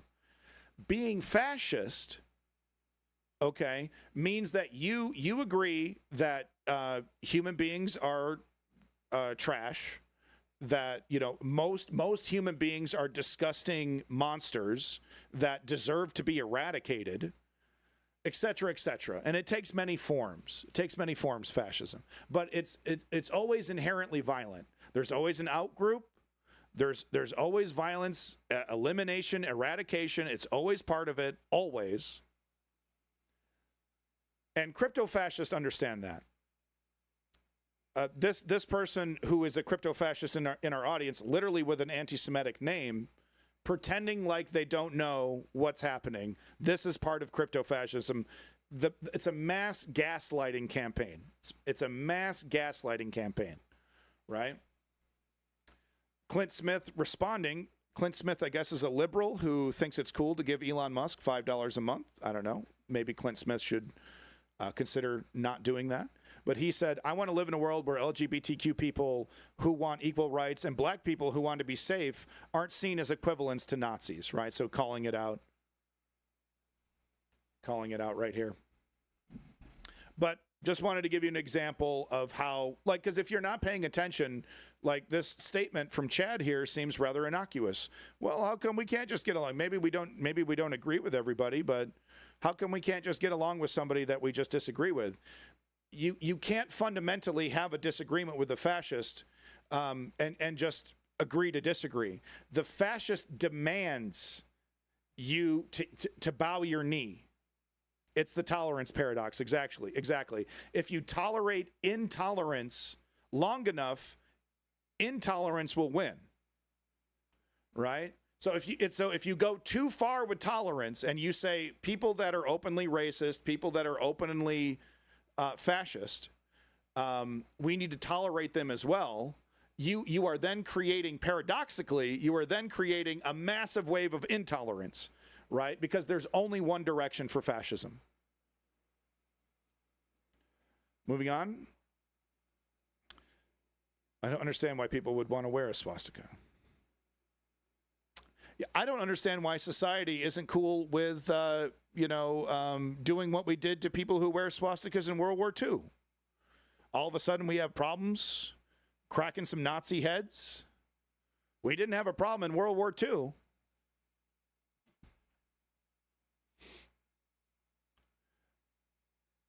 I've kept you along long enough because you're entertaining me. I think I'm going to let you stick around a couple more minutes before I flush the turd in the chat. I think this person thinks we're stupid. You're very clearly a fan of Nick Fuentes, and you're representing the Groypers. It's very clear. Little Goyim.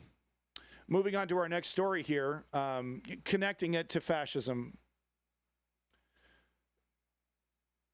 This corpulent monster, who is a politician, goes by the name of Randy Fine. He is introducing legislation that would make it legal to run over people if they're protesting in the streets. So he calls it the Thump Thump Act, in reference to the sound that a ragdoll body makes while being crushed underneath a vehicle.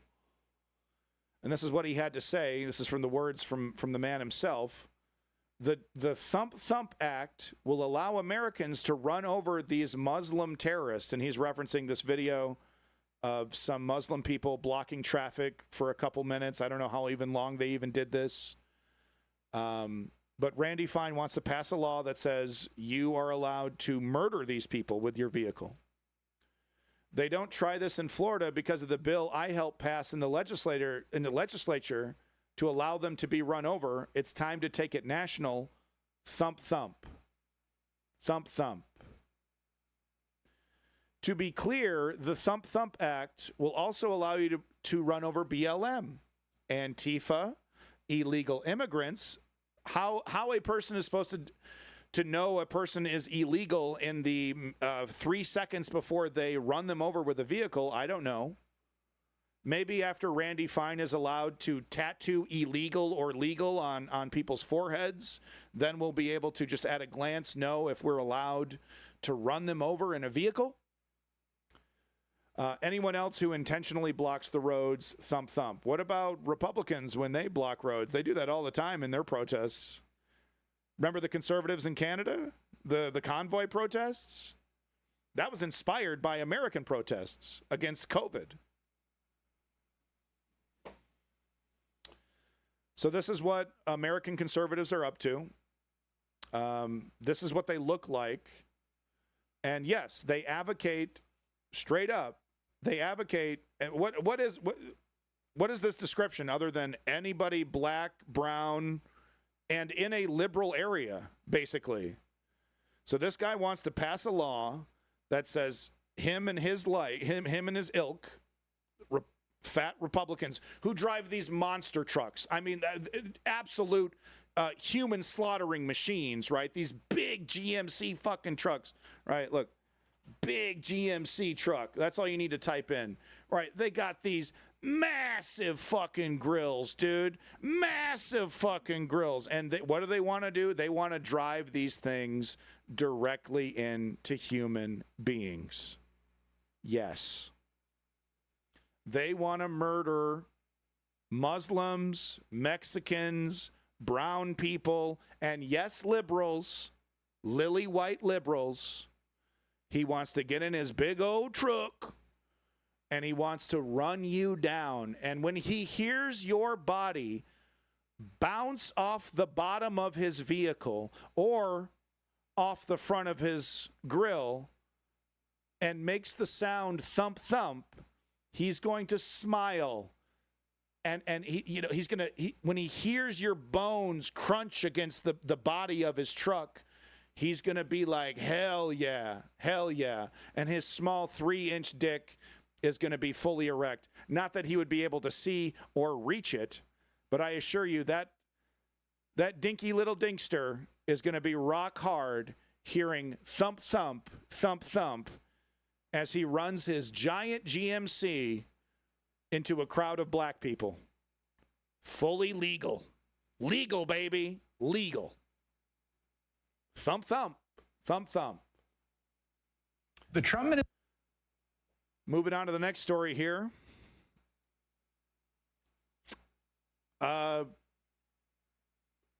Definitely more fascism related, but kind of more about how quickly this fascist regime is making society less moral, right? Embracing deviance, embracing criminality, right? Embracing murder, pedophilia, kidnapping, and of course, rape. How quickly that happens, right? Like the guy sitting in charge has done all these things. And very, very quickly starts setting up systems that kind of shield him in a way from his crimes, right? And it's like he's at that level of power where what he's trying to do is basically try to make these things less abhorrent in society. Like he thinks he has that kind of control over society. These are the kind of things that would take decades and decades and decades to condition society to be more okay with. Okay, he thinks he can just flip a switch. Bloop. Now you're okay with rape. Now you're okay with pedophilia. Now you're okay with criminality of all different kinds. I've made it okay. It's okay for us, not okay for you. This is the new normal. Yes, Winston, yes. Charlottesville, not the right rally death. Heather Hare, yes, I remember that. Yes, great example. So anyway, here's an example of what I'm talking about. The banality of evil in a way, the normalization of anti-moral, deviant behavior, enshrining these things into law, trying to normalize these behaviors because they've already done it. They want to do it again. Okay? They want to do it again. Hi, Nilo. Nice to meet you. Administration has kidnapped artists and musicians and soccer players and hairdressers and on and on. And they have told us they were terrorists, the worst of the worst, violent menaces. And then what they did was they traded them for an actual convicted triple murderer. And now he's freed from prison. And according to the New York Times reporting, walking free in the United States. Crazy. Last week, they announced a prisoner swap. Crazy. A deal to bring 10 legitimate fucking murderer, dude. Americans home from Venezuela. In return, El Salvador, the third country these people have been sent to for no reason, then repatriated more than 200 Venezuelan immigrants that ICE had dumped in CICOT, in many cases on the thinnest of evidence and pretenses. And you might think, as I first did when I saw the news, well, I'm glad those Americans are home. I'm certainly glad the Venezuelans are out of CICOT, except that maybe some of the Americans had a reason to be in jail in the first place, and one of them is a convicted killer. Dahoud Hanid Ortiz was born in Venezuela. He served in Iraq and holds U.S. citizenship, NBC News reports. Good to see you, OGs. And according to reporting by the Spanish-language newspaper El País and court records reviewed by the New York Times, back in Madrid, Spain in 2016, Hanid Ortiz went to confront a lawyer who he suspected was having an affair with his wife. Now, the lawyer wasn't there. Instead, police say, Hanid Ortiz slit the throat of a woman who worked in the office. He then murdered another lawyer who tried to defend herself against him with a crowbar. He then used the crowbar to bludgeon a man who had come to the office seeking immigration help for his wife. So he shows up to kill his wife. She's not there. Decides to kill some random woman, and then he kills 2 other people that are trying to get him to stop killing this woman. He's like slitting his throat, and this other woman gets a crowbar. And then another guy comes in, ends up killing both of those folks. and now he's walking American streets. He then set the office on fire. He fled to his native Venezuela. Spain, understandably, demanded his extradition to stand trial, but Venezuela wouldn't extradite him. Instead, what they did is they tried and convicted him for the murders in their own courts. And last Friday, 1 year into a 30-year sentence for a triple homicide, Hanid Ortiz was on a flight back to the United States, not to be extradited to Spain or jailed for his brutal crimes, but to be greeted by a State Department official and welcomed back onto the American streets.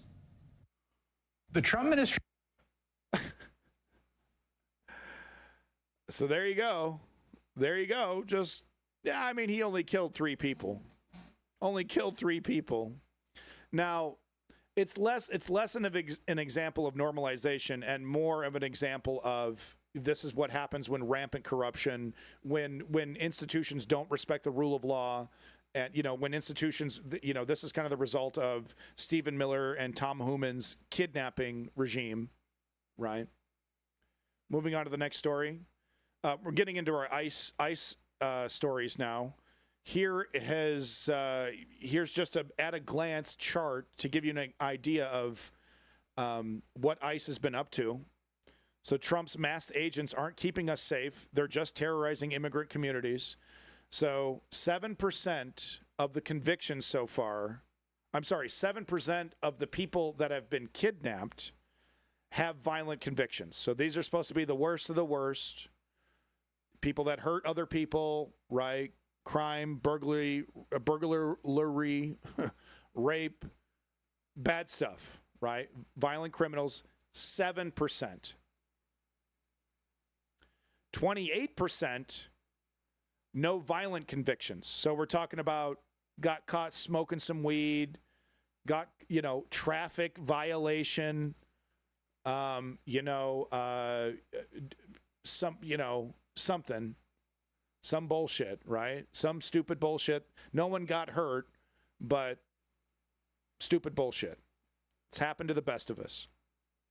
So non-violent convictions, 28%, 65% totally innocent. Their only crime is that they're waiting for the government to get back to them on their citizenship paperwork. Meanwhile, working, families, taxes, right? Some of the most patriotic people in the world wouldn't hurt a flea, just literally trying to get a fucking crumb of the American dream. Not even busted for breaking the fucking speed limit. Grand majority of them innocent, kidnapped by ICE, dumped into a fucking internment camp if you want to be generous. You call it a concentration camp if you want to be a little hyperbolic, but basically accurate. And in some cases dumped in not even the country of their origin, or in other cases dumped back into the country of their origin years and years and years after they've left, after they've attempted to assimilate into American society. In some cases, literally not even knowing how to speak the language.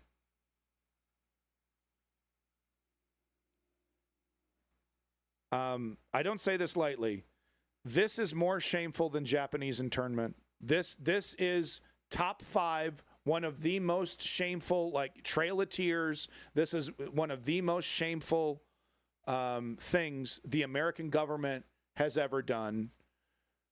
Maybe top 10 because the government has killed a lot of people. I'm thinking of like the My Lai massacre, right? Thinking of Hiroshima, Nagasaki. But this is right up there. Top 10, one of the worst things. It's certainly top 10, one of the worst things that America has ever done to Americans or people living in this country. ICE agency offering a sign-up bonus of 25,000? I think you typed 250. No, it's 25,000. Yeah, no, I'm reading that wrong. 25,000 signing bonus.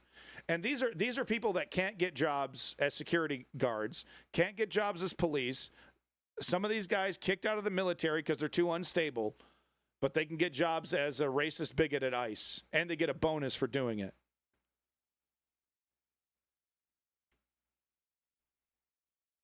More ICE information here from Jay Bookman, who appears to not give Elon Musk $5. Thank you, Jay Bookman. ICE is deporting a permanent, listen to this. ICE is deporting a permanent legal U.S. resident from Korea, a scientist researching a Lyme disease vaccine who has lived here since the age of 5. And this is a scientist. This is a competent person. He's not having problems filling out forms, okay? He's probably filling out all the forms, just waiting on the government to give him citizenship. Been waiting since he was 5 years old, citing a minor pot possession charge 14 years ago for which he did community service. Jay says, my fellow Americans, this is madness. So guy's been living here since the age of 5. He's a fucking scientist. He got busted with a joint 15 years ago. The Palantir AI scrubs every record, scrubs everybody, everything. Says, oh, hey, racists that I work for. Hey, group of racists that want to abuse people. Technically you could get this guy. Technically this guy's guilty. It's a completely minor crime that he did community service for over a decade ago. But under the new regime, under the new laws, technically you could ruin his life and deport him into a country he hasn't been in since the age of 5. Okay, thanks, Palantir AI. Thanks so much. We're in the car right now on our way to ruin this guy's life. I hope people with Lyme disease weren't hoping for a cure. We gotta be racist bigots. $50K bonus for would-be ICE deportation officers. Jesus Christ, man.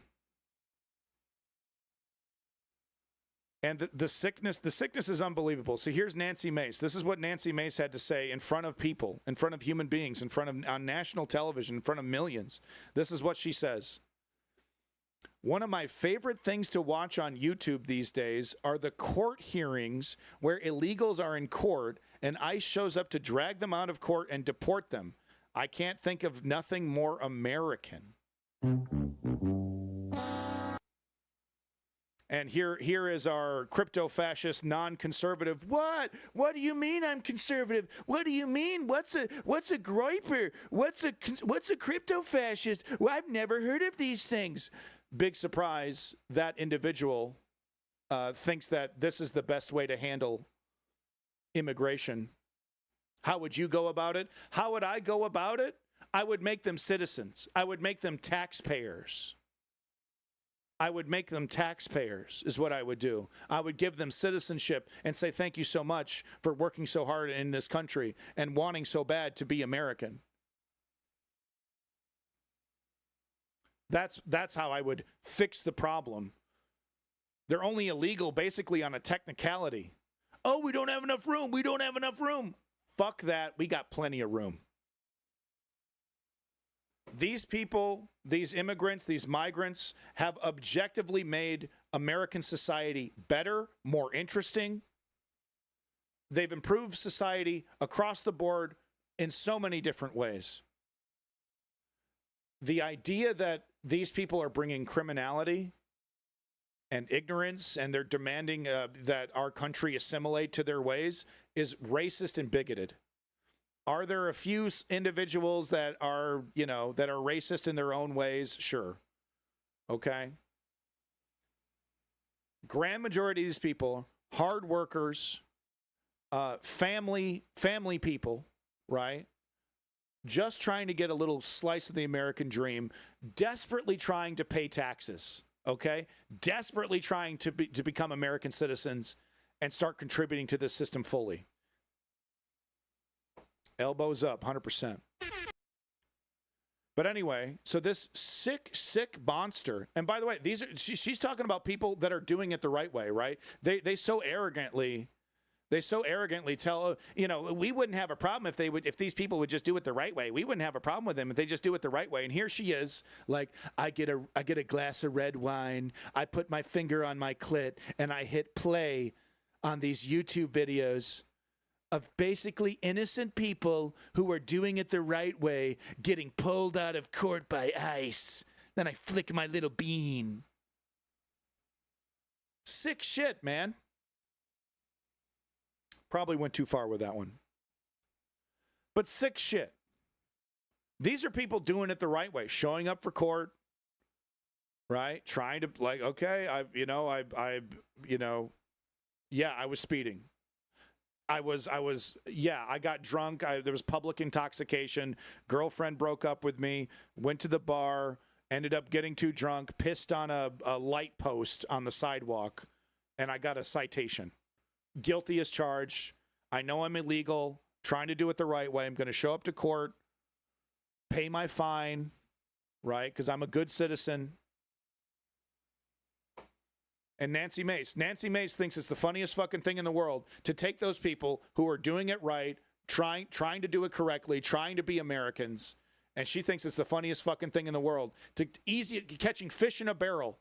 Right? Because ICE knows that this is their court date. They show up on time. They know the date and time. And they just sit there. We're doing our job. It was easy. It was really easy.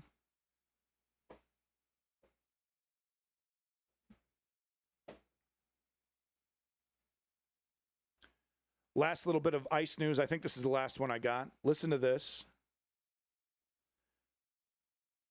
Damn, a Venezuelan Little League team was denied entry to the U.S. and then sent to CCOT. Yeah. So a gaggle of kids from Venezuela here to compete in Little League were kidnapped by the U.S. government and sent to a fucking concentration camp to be processed.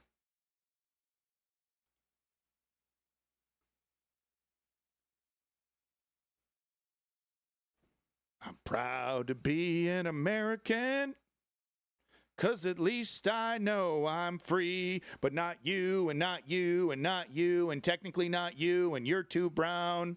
You told me you were a liberal one time, so you gotta go, but I'm proud to be an American. I don't know why people hate me. How can anybody support Trump? Yeah. I do like a bit of yeehaw. Yeehaw! No one rid me of this troublesome priest. America. No, we're not done with ICE, actually. Here we go. Here's a little bit of the horror right for you. This is what you came here for. This is the News Underground. We don't run away from this.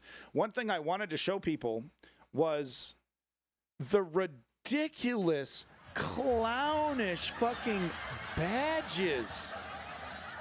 Honk, honk. What's next? A little clown nose for your little mask?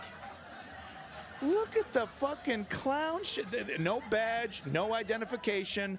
A gaudy felt patch. I'm ICE. I put an ice on my shirt. I put an ice on my shirt. I'm a tough guy. Okay, well, we do have a badge down here. Okay, I take it back. We do have a badge. Sorry. I just saw that too. I just saw that too. You get what I'm saying, though. You get what I'm saying. Show me the identification. Where's his name?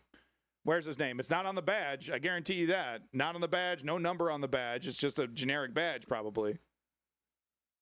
And a big fuck off clown fucking circle. I need to make this clear. Anybody with a credit card and an Amazon.com account can buy this costume. One to one. The carrier, the military vest, the police thing, generic, totally generic. Anybody can buy one off the internet.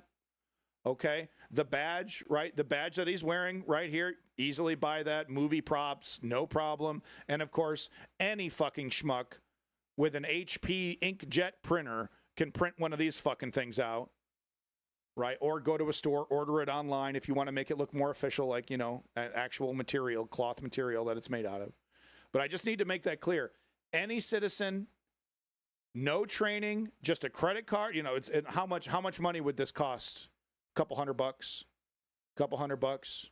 That's it. That's all you need.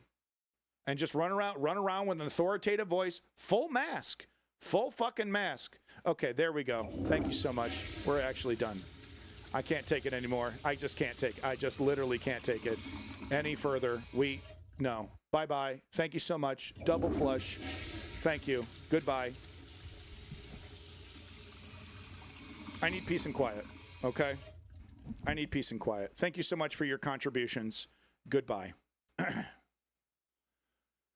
Anyway, let's watch the video here. You see what I mean? Don't fucking push me.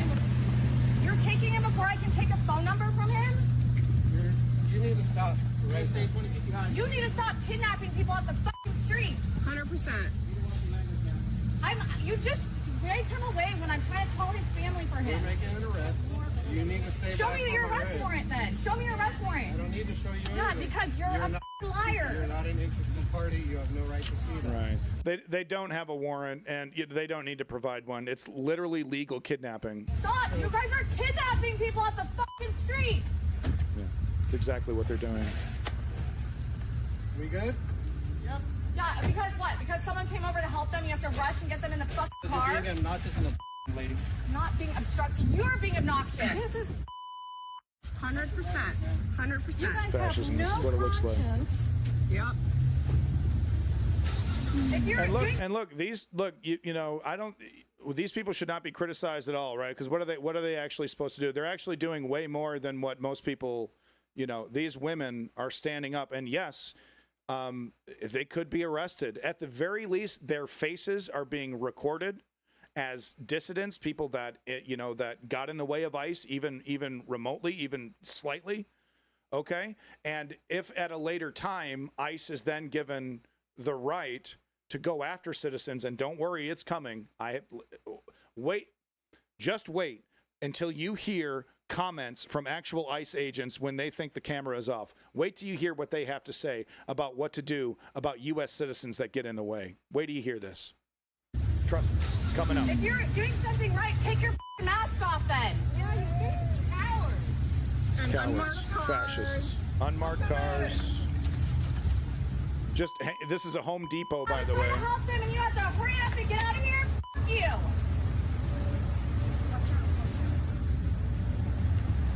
Are these more people in unmarked cars? Yeah. Yeah, just trying to run us over. Like it's just all these vehicles, just unmarked cars. Yeah, show your face. This is not all masked up, unmarked cars, kidnapping people. Get out of our fucking city. Find a job that you can feel good about. No kidding. If you're proud of your job, take your fucking mask off. Seriously. Disgusting. They carry around little guns. They can't wait to use them either. They can't fucking wait to use them. Let me play something for you. Let me play something for you that'll blow your fucking mind. Real quick, let me get through this video. So here, another hardworking American. This in my eyes, this guy is as American as I am. Okay, I don't care that his paperwork isn't lined up. This guy getting his shit together first thing in the morning, going off to his fucking slave job at Amazon. This guy's as American as I am, as far as I'm considered. But here he is being kidnapped by ICE, right? Starting his shift. So this is a doorbell camera. And here he is, Look at that. Got an American flag hat. Look at that shit. Right? Nope.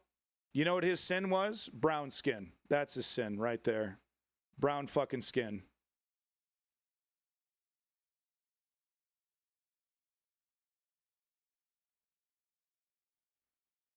So there it is. They kidnap him, and they don't need a warrant to go into his house. No. Take his shit, go into his house. Gee, I wonder why we haven't lower jobs numbers. Jeff Bezos, by the way, is totally cool with this. In fact, I believe if Jeff Bezos were asked by the U.S. government to provide profiles to the U.S. government to track people like this down, Jeff Bezos would do it happily, I believe. Maybe a little reluctant, but he would do it. Man, hold on. I'm in a room. Hold on. I got to hear. Yeah, okay. I got to play you this audio. I've teased you enough. You deserve it. If you're sticking around, you deserve to hear this. So listen. This is a 37-second clip. I'm going to crank the volume all the way up. Listen to the first part where they're interacting with somebody, but then listen to what they say to each other when they don't think that they're being recorded. This is really something else. Hey, wait, that's not how you arrest people. Get on the ground. That's not how you arrest people. Get on the ground. Now, on the ground. All right, but you're not going on the ground. All right, hold on. All right. I got rights to talk, bro. You got no rights here. You got no rights here. That's from somebody like 2 weeks ago was fired from their Walmart cashier job. Telling an American citizen, telling a U.S. citizen, you got no rights here. Got probably the training is probably a 4-hour video that they have to sit through. You know, it's maybe a one day's worth of training. So, and now he's telling a U.S. citizen, you got no rights. Dude. You're an illegal brother. Has no proof of that. Has no idea. I was born and raised here. What about her? I was born and raised here. I have the right to talk. Right, and he's like, I'm a U.S. citizen. I was born here. Constitution says I'm a citizen. Oh, the Constitution doesn't matter anymore. So he's smartly using his phone. It looks like he was sitting on his phone, recording this interaction, and it caught a little bit of what ICE had to say after the fact. Listen to this. They're starting to resist more now. They're starting to resist more now. They, as in citizens. We're gonna end up shooting some. We're going to end up shooting some of them. This is the attitude within ICE right now on the front lines. We're just waiting. We don't have to put up with this for too much longer. Trump and Hooman are going to give us the right to start, firing off warning shots in the air. And if they get too physical with us, start killing people. U.S. people that are intervening, as well as anybody that would dare run away from them. Remember, you can spell that too with a $30,000. You can smell that too with a $30,000 bonus. It's something else, man. When it's naked and right there, like, yeah, I love this money. I love it. I can't wait to start shooting people. Hey, 40 people at the News Underground. Thank you so much for viewing the motherfucking show. I do appreciate it. Thank you, folks, for sticking around. We're 4 hours into this stream. Let's keep the motherfucking ball rolling. Yeah. Yeah. Yeah. Yeah, isn't that great?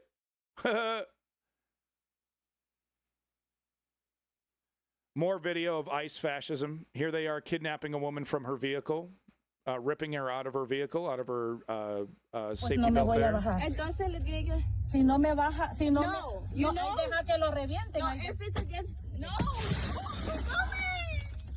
Right. So, and just wildly traumatizing for the child, wildly traumatizing for the entire family. And a tax-paying, and like I said, in my eyes, an American citizen, just waiting for her paperwork to catch up to her. I think in this one specifically, she was picking up. ICE arrested LZ Noam and Barrows after breaking into her car, scattering glass over her patterned dress. Okay, too many details there. Her teenage daughter screamed as she cried, and she filmed with her cell phone. An officer helped Barrows shake off the glass and step out of the car. Thank you, she said. Then he put her in handcuffs. So, worst of the worst, rapists and criminals. Right. You guys cannot take her! Right. Worst of the worst. Rapist. And of course, this mother, her only concern is calming down her child. Right. Worst of the worst, guys. Worst of the worst. Remember the stats. Only 7% of the people arrested committed any kind of violent crime. 28% traffic violations and the like. 60-something percent, it was like 61% of that chart that I showed you. Women like this, people like this, taxpayers, labor, people working on their way to work or on their way from work. I need to make this clear. It's naked, unashamed racism, without a shred of doubt. It is legalized bigotry. Tranquila, mamá. You guys are fucked up. Háblale a Ulises. You act like you already have fucking kids. No te preocupes, mamá. Todo va a estar bien. Yep, this racism doesn't even have time to throw on a coat before it leaves the house. Buck-ass naked. So we've already shown this footage here. I'll show it one more time. Sledgehammer. And once again, an individual, like I said, just a few weeks ago, wasn't qualified to be a security guard, wasn't qualified to be a law enforcement agent of any kind, gets to wear a badge, gets to carry a gun. Maybe this is a police officer that's doing the work of ICE, so maybe that's why we're seeing this here. But same story, right? They can't wait. They can't wait. They can't fucking wait. They've been wanting to do this forever, for years. My name is Jose Castro. I'm a citizen here. They just crashed my window, my car window. This is my car. Day laborers on their way to build somebody's porch or fix somebody's roof. Worst of the worst. Hi, Mom. My badge lets me smash windows, exactly. This is a great article, by the way, by ProPublica. I don't have time to read it, but it really gets into the nitty-gritty. I went through about half of it. I didn't have time to read the whole thing, but great article. Yo, are you fucking serious, bro?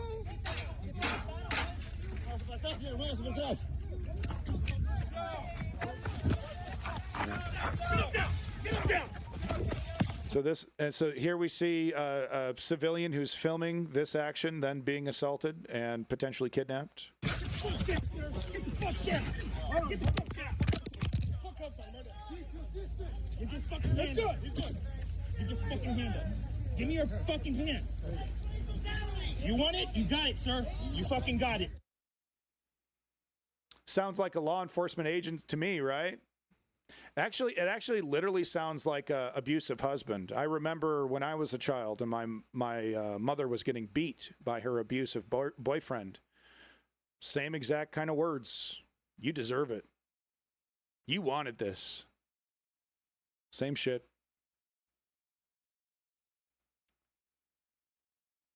You read the headline correctly. We're going to let Kyle Kulinski take it away here. ICE caught child sex trafficking. You know, if you understand anything about exploitation, if you understand anything about power, you would know that this is, what's happening with ICE and then them branching off into child sexual exploitation or just sexual exploitation in general. It comes hand in hand. It's one doesn't happen without the other, right? If you give a group of racist thugs the kind of power that the government has given ICE, this kind of exploitation is guaranteed. If you give government agencies the ability to surveil you, to go through all your personal data, those agents will use that tool to go after people they don't like in their personal life, ex-girlfriends, ex-wives. They will abuse that power, is what I'm trying to say.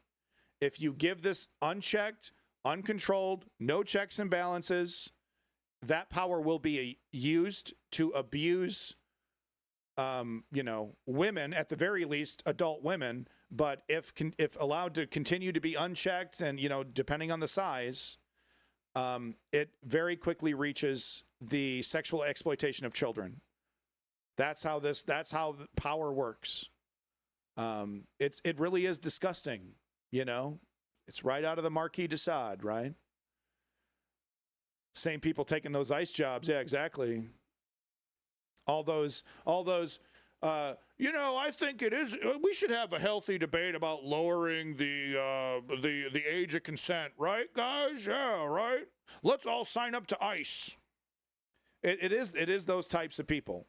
It is the horrible basement dwelling monsters. The government says, we want you. Here's a signing bonus, right? You have no moral qualms about kidnapping people, no warrant, right? You completely ruin their lives and traumatize their children. You're okay with that, right? Here's your signing bonus. It's a special kind of human being. I couldn't do it. 30K, that sounds pretty fucking good, dude. I could use 30K right now, right?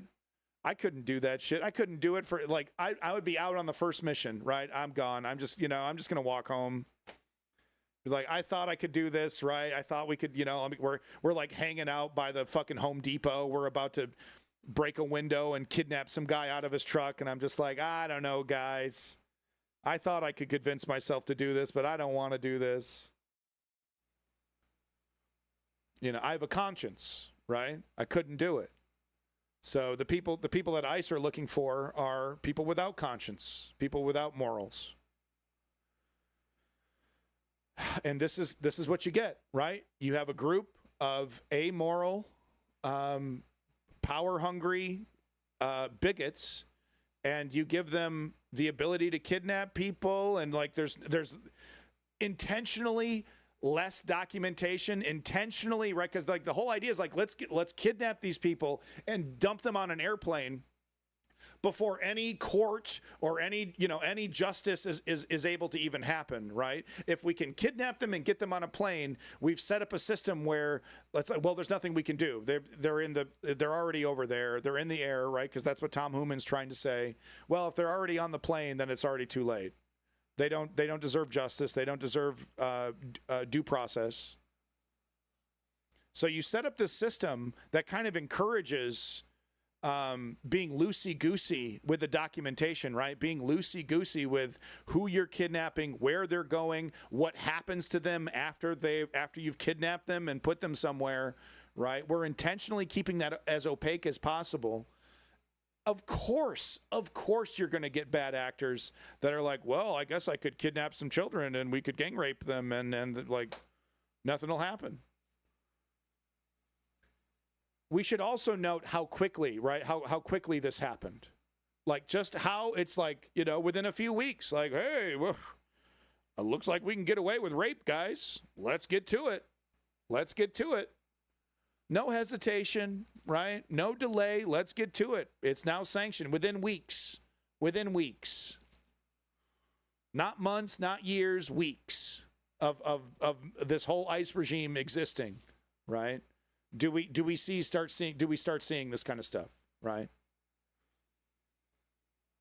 And there are two topics where on any given day I can do a whole show on the fucked up updates that we get. One of those things is Gaza, and the other one is what the ICE Gestapo thugs have been up to. Take a look at this. All right, I'm going to steal content from Kyle while I go get more water. I'm incredibly parched. I've drank all my water like a good boy. And I, maybe need to take a bathroom break as well. Please enjoy Kyle Kulinski. And I apologize, Kyle, for stealing your content. But,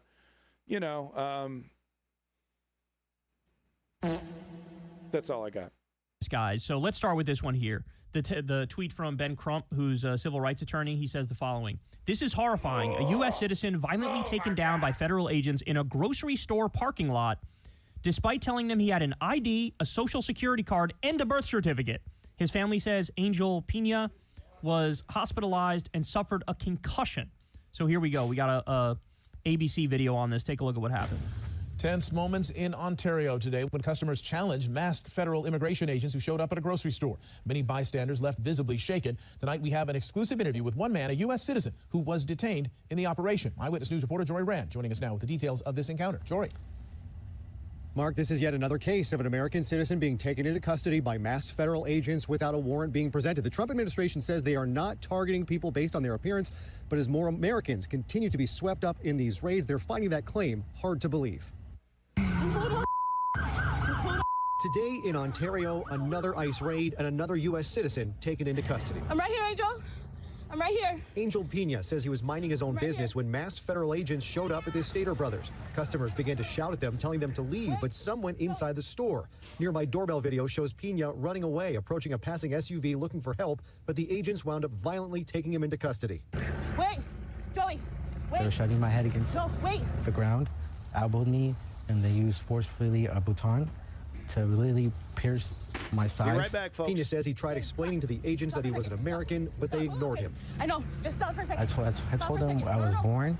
Well, I had an ID, I had a social, I had a birth certificate, and none of the officers, the ICE agents that were on scene, they didn't care about none of that. Only when a supervisor showed up was he released. Earlier this month, a federal judge here in Los Angeles ordered the Trump administration to stop ICE agents from targeting people based on their skin color, accent, or job. The administration said they were appealing the decision, and just last week, Homeland Security Secretary Kristi Noem said it simply doesn't happen. That is absolutely false, and don't you dare ever say that again.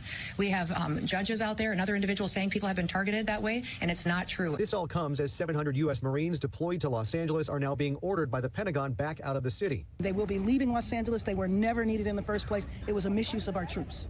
That's just so crazy, bro. That's just so crazy. And this is, I mean, now there's been reports, you guys know, in Trump's first term, they arrested a bunch of American citizens. In the second term, it's got to be hundreds or thousands of Americans. And the scariest part to me is that even when dude is like, bro, I got my driver's license, I got my birth certificate, I know my social security number, rights. like I got, you don't have any rights. I can tell you the hospital I was born at, like I'm good, dog. Even No. when you say that, they don't fucking listen. No. They still detain you. No. They still arrest you. Some of these people have been American citizens. They've been locked up for 3 days. Unless you've learned the ability to turn your brown skin white, you're fucked. Days, locked up for a week. This is what happens when you have the erosion of rule of law and no checks and balances, no due process, no constitutional. Yeah, and this is why lefties are accurately calling it kidnapping. This is not an arrest, okay? This is not like, you know, interception, right? Or something, some official term. No, this is a legitimate kidnapping because an arrest would imply some kind of legal process. That is not what's happening here. They are kidnapped and then dumped into a fucking another country's gulag. Procedure, no trial, just a bunch of masked thugs, which, by the way, again, ask yourself, why are you wearing masks? Why are you covering your face? If the ICE agents are proud of what they're doing and they think they're on the right side, why are you covering your face? They know. They're covering it because they know what they're doing is illegal. They know it. They know it. And they know there might be consequences down the road when an administration gets in there that actually gives a shit about the law. Yeah.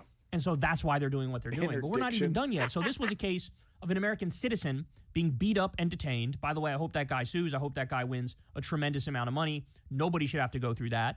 Now here's an example of a legal immigrant whose life they are ruining. Watch. Our cameras were rolling on July 2nd when two women were walked out of immigration court in San Francisco in handcuffs, one of them an employee of Pivot Interiors in Santa Clara. Christy Nadeau with Pivot Interiors tells us she even double-checked the woman's legal status with a federal database called E-Verify. Everything turned out clean with a work permit valid through 2029 and no criminal history. So these are not illegal immigrants. These are hardworking people. These are. I wouldn't be surprised if it was her making this inquiry that started this process of her checking the legal status of these people. That's how evil these people are. That's how nasty the systems that they're implementing, right? We're talking about AI. It doesn't miss anything. So any little thing that normally would have just been passed over by a human will be flagged and picked up and like, oh, this might be an opportunity. This might be an opportunity. That might be an opportunity. So her inquiry into the legal status of this person could have started the process of this person getting kidnapped. They're good people. They're not criminals. And we have to do something about this. We have to make people aware that this is happening. And the numbers show this is not an isolated case. Our investigative unit discovered that in June of this year, the number of California immigrants detained by ICE with no criminal convictions or pending charges reflected a 2,000% spike compared to last year. 80 arrests last June to 1,606 this year. And the most disgusting, I don't know if it's the most, but it's definitely one of the most disgusting aspects, is that this is really about puffing up the numbers to make Tom Hooman and I've said his name several times today. It's not coming to mind at the moment. But to make Tom Hooman happy, right? It's just about making the numbers and make Trump happy, making those numbers big, big, big. That's what this is about. All this human suffering, everything. It's just about making a number bigger. They've expanded the definition of what constitutes an arriving alien to include anyone that's been in the country for less than 2 years. As ICE has increasingly started detaining people at routine immigration hearings, a growing number of immigrants say they're considering not showing up. But immigration attorney Andrew Newcomb says immigrants should not ignore their court hearings. Instead, he suggests that at least 10 days before that hearing, they ask the judge for a continuance or ask to appear via video call. Newcomb has a how-to demonstration on his website.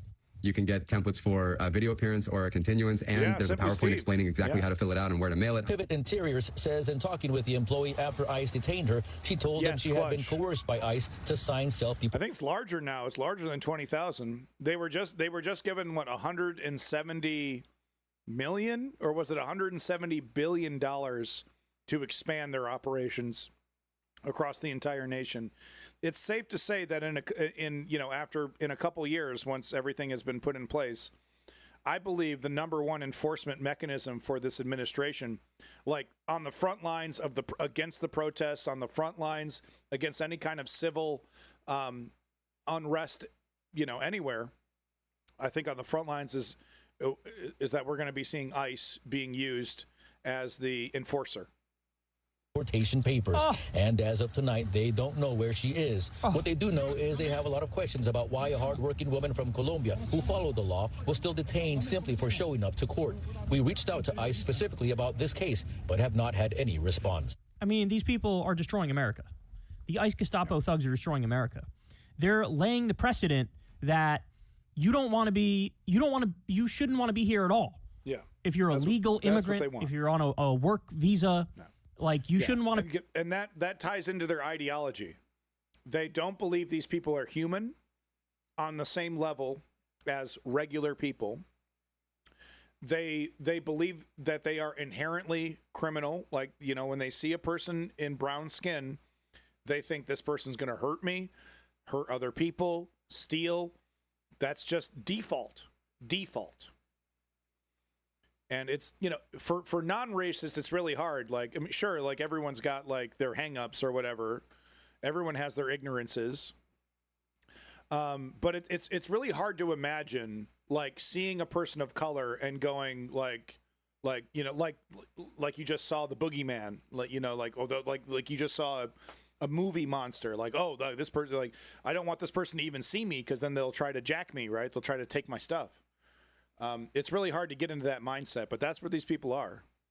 Be here at all because at any given moment, we can destroy your life. Even if you have a green card, even if you're set, even if everything's taken care of, we could just decide willy-nilly, let's throw you in a fucking concentration camp or let's kick you out. I mean, we've heard horror stories of people who've been here their whole lives who were deported. Deported where? To countries they don't know dick about. This is what we're talking about here. But it gets worse. Stephen Miller. I kept wanting to say Steve something. Like I kept wanting to like Steve Scalise. That kept getting into my head. Stephen Miller. Yes.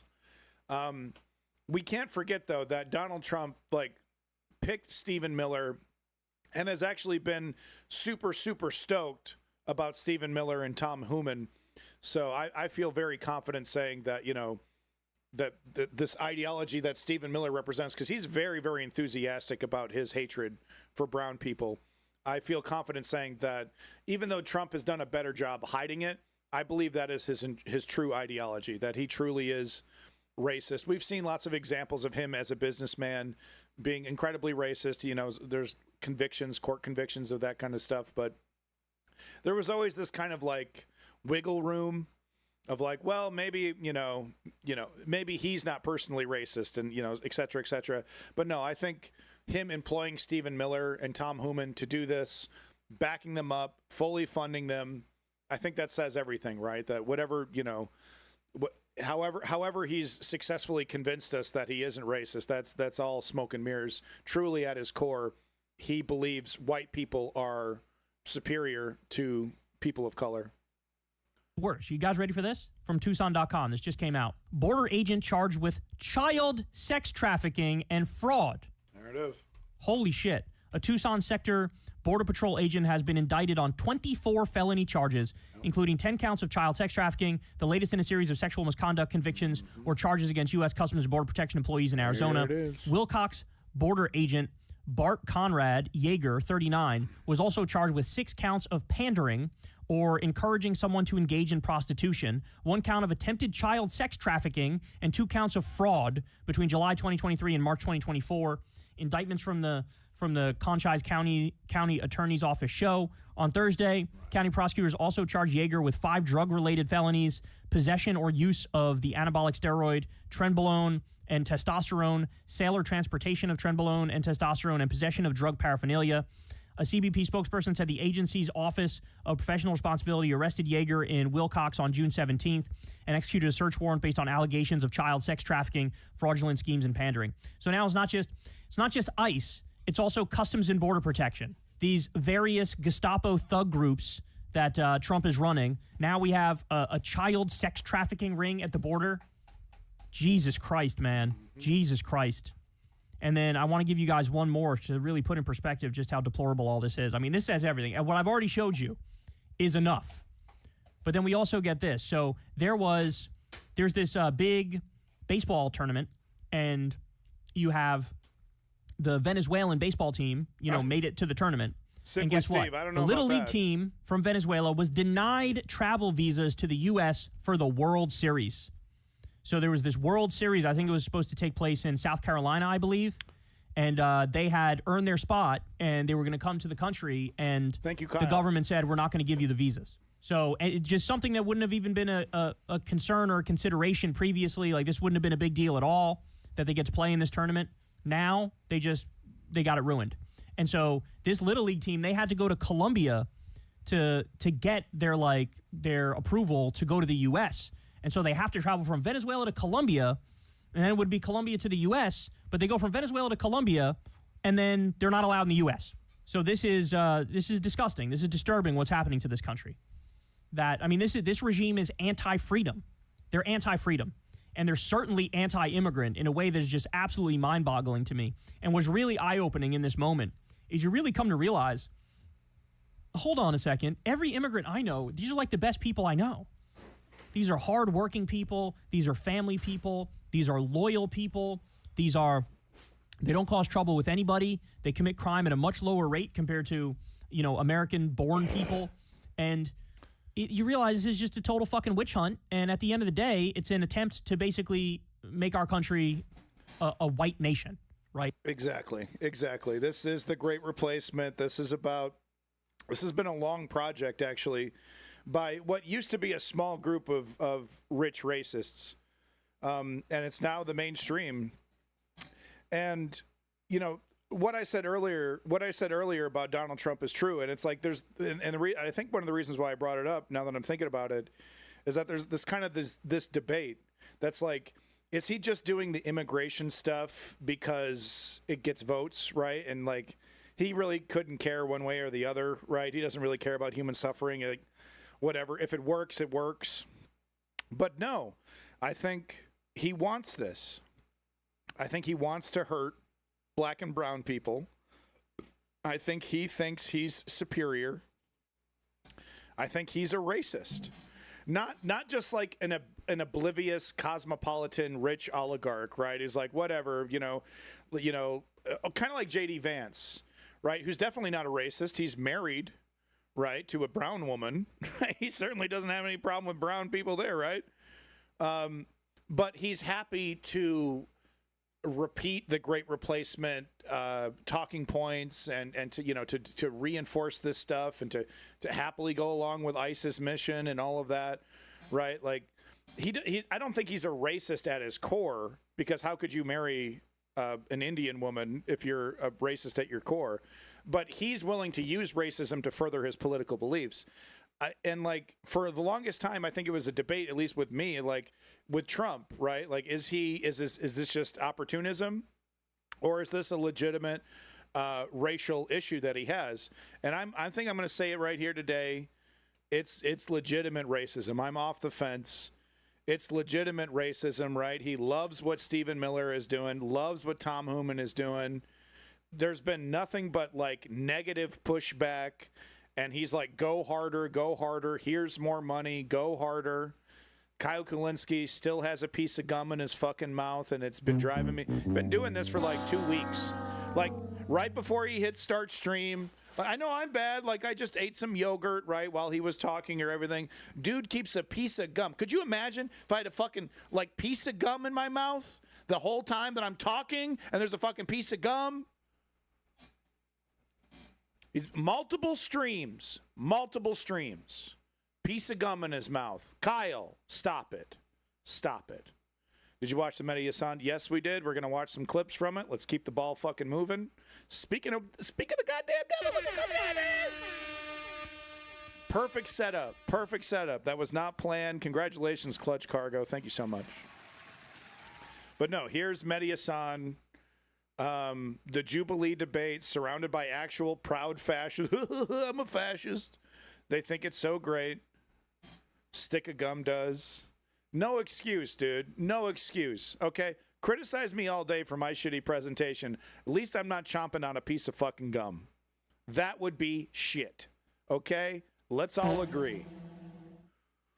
I'd lose at least one of you if I had a little piece of gum hanging, dangling, and I'm like chomping on it every so while. It's like, spit out the fucking gum. Spit out the fucking gum. Here's the garbage. Spit it out.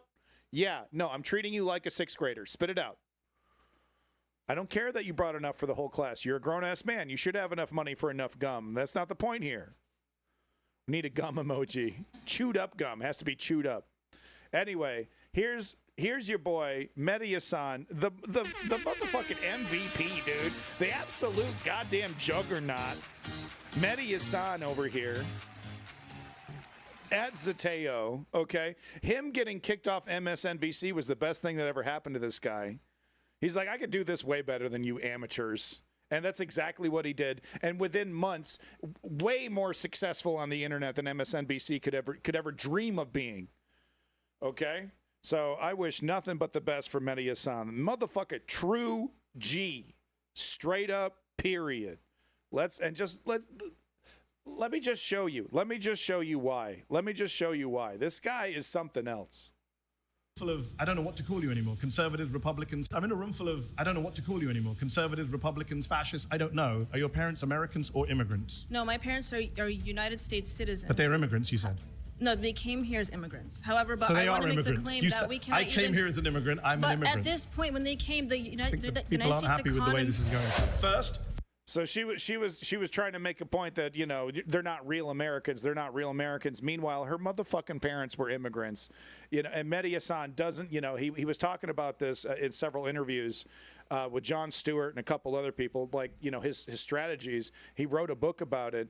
And, you know, it's one of the things that I do somewhat well is that, you know, conservatives constantly, you know, you ask them a hard question, they pivot, they move away. And it's like, no, we need an answer on this. You know, are you moral? Like, do you believe in the inherent innocence of children? For example, right? Like, that's a big thing. No, you know, children can be, it's okay to murder children sometimes in some contexts, right? Not, okay, unless your context is Pet Cemetery, okay? You know what I mean?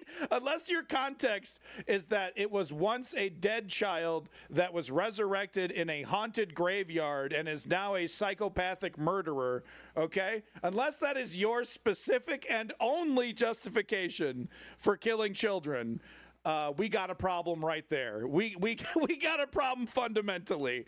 The gauge of exception, okay? Pet Cemetery, that's it. That's all you got. That's the only wiggle room you got on that chart, man. Okay. Oh man, the scene where where the baby slices the fucking the back of the ankle there. Oh, what a scene. Oh, what a movie. Too bad about Stephen King randomly, out of the blue, unprovoked, decides to be like debunk the existence of the Jeffrey Epstein files, dog. Please shut up, Stephen King. Please shut up. Please don't do that. I'm just gonna randomly, out of the blue, just be like, that shit ain't real. You know, if they ever release that list and like my name's on it or some shit, that shit ain't real. It's like Santa Claus, man. Okay, Stephen King, please shut up. Thanks. Still trying to ignore the scene in It with the kids, you know, in the river. Trying to not bring up that scene in It. Okay, thank you, Stephen. 4th, 5th, 14th, 22nd Amendments. Those are my amendments that I came with today. If you don't want to debate them, just say so. Are you supporting, like, raping innocent women? Nuns, dude. Killing priests? I mean, priests don't brandish guns and kill people. You just refuse to condemn the Nazi Holocaust, my friend. I don't think you're in a position to ask anyone any questions. That's great. So this is the guy. This is the yeah, I am a Nazi. That's great. Right. And he's like moralizing, you know, like Mediasan. He's like, you know, of course, Mediasan doesn't agree to any of that, but he ignores those calls. And this is what makes him such a great debater. He ignores those accusations of all those ridiculous things. And of course, lets that aside and just points out, like, you literally don't believe, you know, that the Holocaust was real, man. Like, so you have absolutely no right to moralize me on any level. Like, you're as low as it gets. You're literally scum. He ended this little exchange by saying, I don't, you know what? I don't even know why I'm talking to you. I don't debate fascists, right? Because there is no debate to be had with fascists, right? The only debate to be had is, like, should they be arrested or eliminated, right? I have legislation that I have written specifically for the giving deputized and trained Americans who are badass and patriotic the ability to bitch slap and rough up proud fascists, okay? But there are a lot of freedom-loving Americans that would prefer to go much, much further. How many decades ago was World War II? How many decades ago was it if you walked down the street with a swastika, your ass was going to get, like, strung up? And we're just supposed to forget all that shit? Never forget, right? Never again. Never forget. Never again. I believe that shit. And a lot of Americans believe that shit. Motherfuckers like this guy should remember that. Okay? I mean, priests don't brandish guns and kill people. You just refuse to condemn the Nazi Holocaust, my friend. I don't think you're in a position to ask anyone any questions. I said that one pardon against somebody. It was 1,600 pardons. 600 of those were people charged one with... example that you just gave me. I can give you more. Just should I keep going? Fine. Shane Jenkins. And I'll say the exact same thing every single time. Then your argument will fall apart. Don't you love that? Like, they think it's a superpower. They think it's a superpower. Oh, well, I don't really have a point. I'll just use cynical debate tactics over and over again. I don't care how many examples you could give me. You're still wrong. Every source is fake. Everything you say is wrong. I'm right. Okay. And it's just like destruction. Okay, then your argument is going to completely fall apart. Continue to use that ridiculous, dishonest debate tactic that gets you nowhere. And absolutely, it looks like a fucking alien. Exact same thing every single time. Then your argument will fall apart. When was the Islamic Republic of Iran founded? 1979. When was Gaza occupied by Israel? The very 67. first time. 67, yes. So, can we do the maths together? 12 years before the Islamic Republic of Iran existed, Israel was oppressing, occupying, dispossessing the people of Gaza. So I guess his point is so hackneyed, right? Really, you're going to blame Hamas before Hamas even fucking existed? Before Iran even existed? Oh, well, we wouldn't have to subjugate and ethnically cleanse Gaza if it wasn't for the existence of Iran. And he's like, they were doing it before they even existed. Argument makes no sense. Neither of us are economists. It's the economist studies. Don't assume who I am. Are you an economist? I could be. Okay. Your hat placement allows me legally in all 52 states. Have we got 2 of them?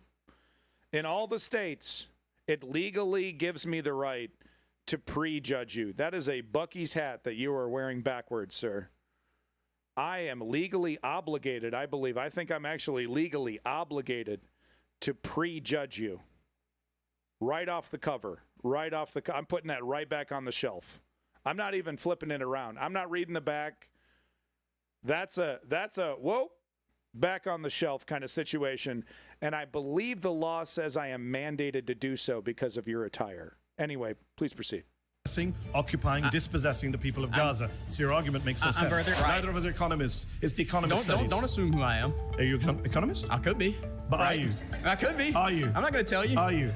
I'm going to major in economics, right? Are you an economist? No, not right now. Okay, so when I said neither is economist, I was correct. Just everyone here uses an iPhone designed by an immigrant, is on Gmail designed by an immigrant, is on a YouTube show. But you this guys all came to a YouTube show founded by an immigrant. You wouldn't be here. But that's if it a wasn't for tiny an immigrant. minority. So you all love immigrants, whether you like it or not. And I love that. I love that argument too, because I think he's talking about Sergey Brezhnev or whatever, one of the co-inventors of Google and YouTube or whatever.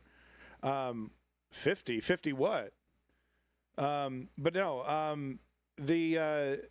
I love this argument. That's basically you love immigrants whether you like it or not, right? You're happy to use their hard, to take advantage of their hard work. You're happy to have them in your home and be around them. You interact with them, and you want to pretend like you have some kind of core hatred for these people, when in actuality they've made your life much better. They've improved your life, and I make the argument 50. Oh, there's 50 states. I thought there was like 51 or 52 technically or some shit, right? Isn't there, because we got Puerto Rico or some shit? we just picked up Hawaii on the way home. I thought we had 51 or 50. It's 52 states. Isn't it 52 states? I'm tripping. Google. Hey, ask Grok. Someone ask Grok. We have exactly one state. That's the state of Elon Musk. Sieg Heil Elon Musk. Oh, thanks, Grok. Appreciate it.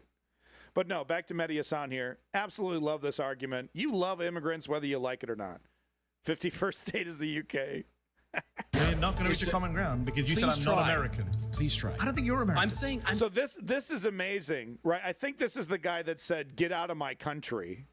But before he's over here, like, relate to me, meet me on my level. And Mehdi Hasan, once again, great debate tactic here. We're not doing that. I'm not going to do that, right?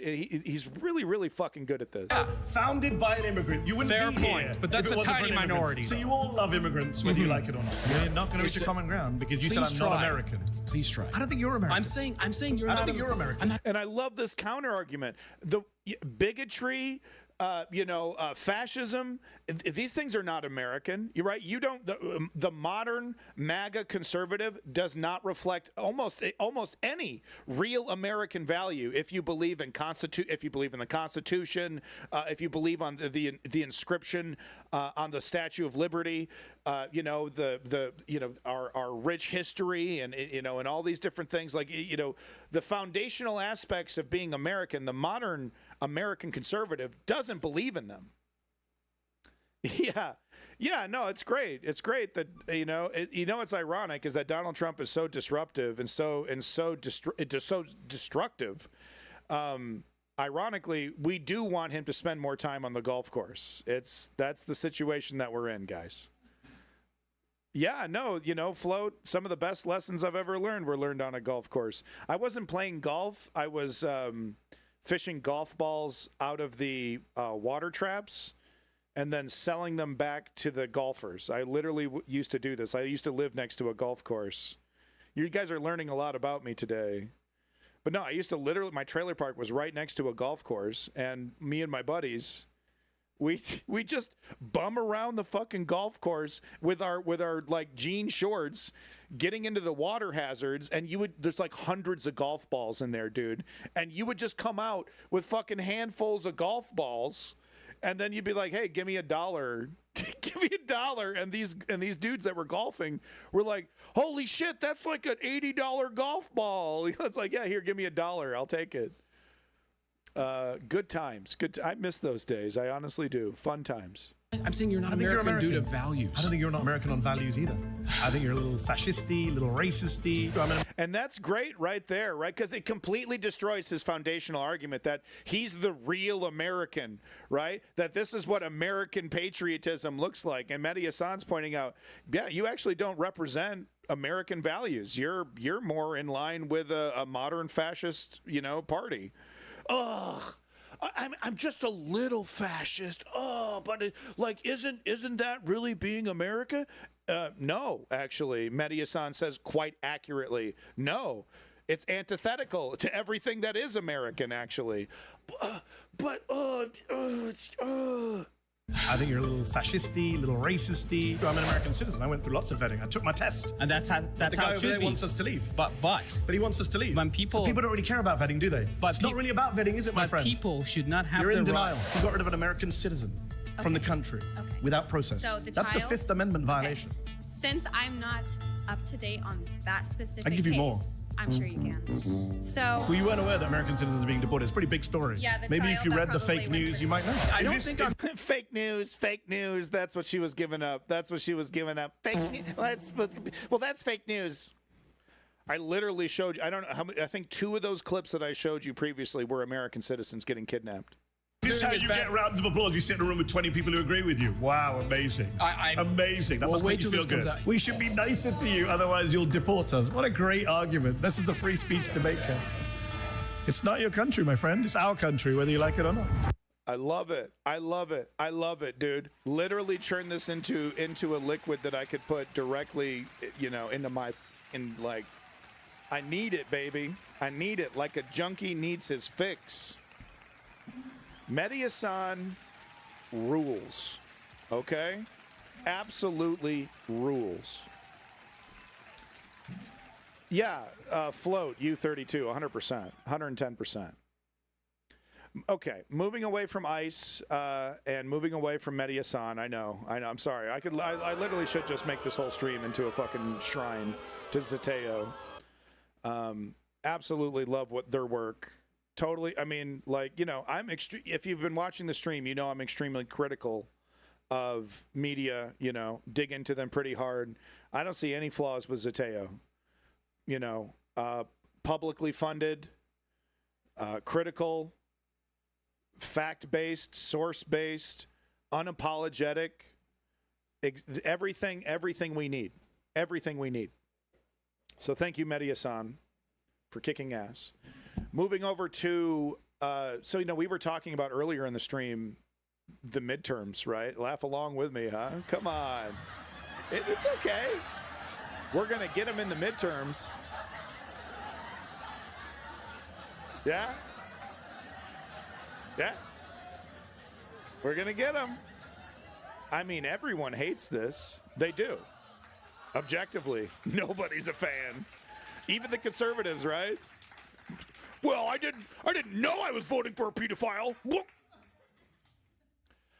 Hey, Ms. or Mac, shut the fuck up. I will meet ride Mehdi-Hassan all day. I gladly. Where's the meat, dude?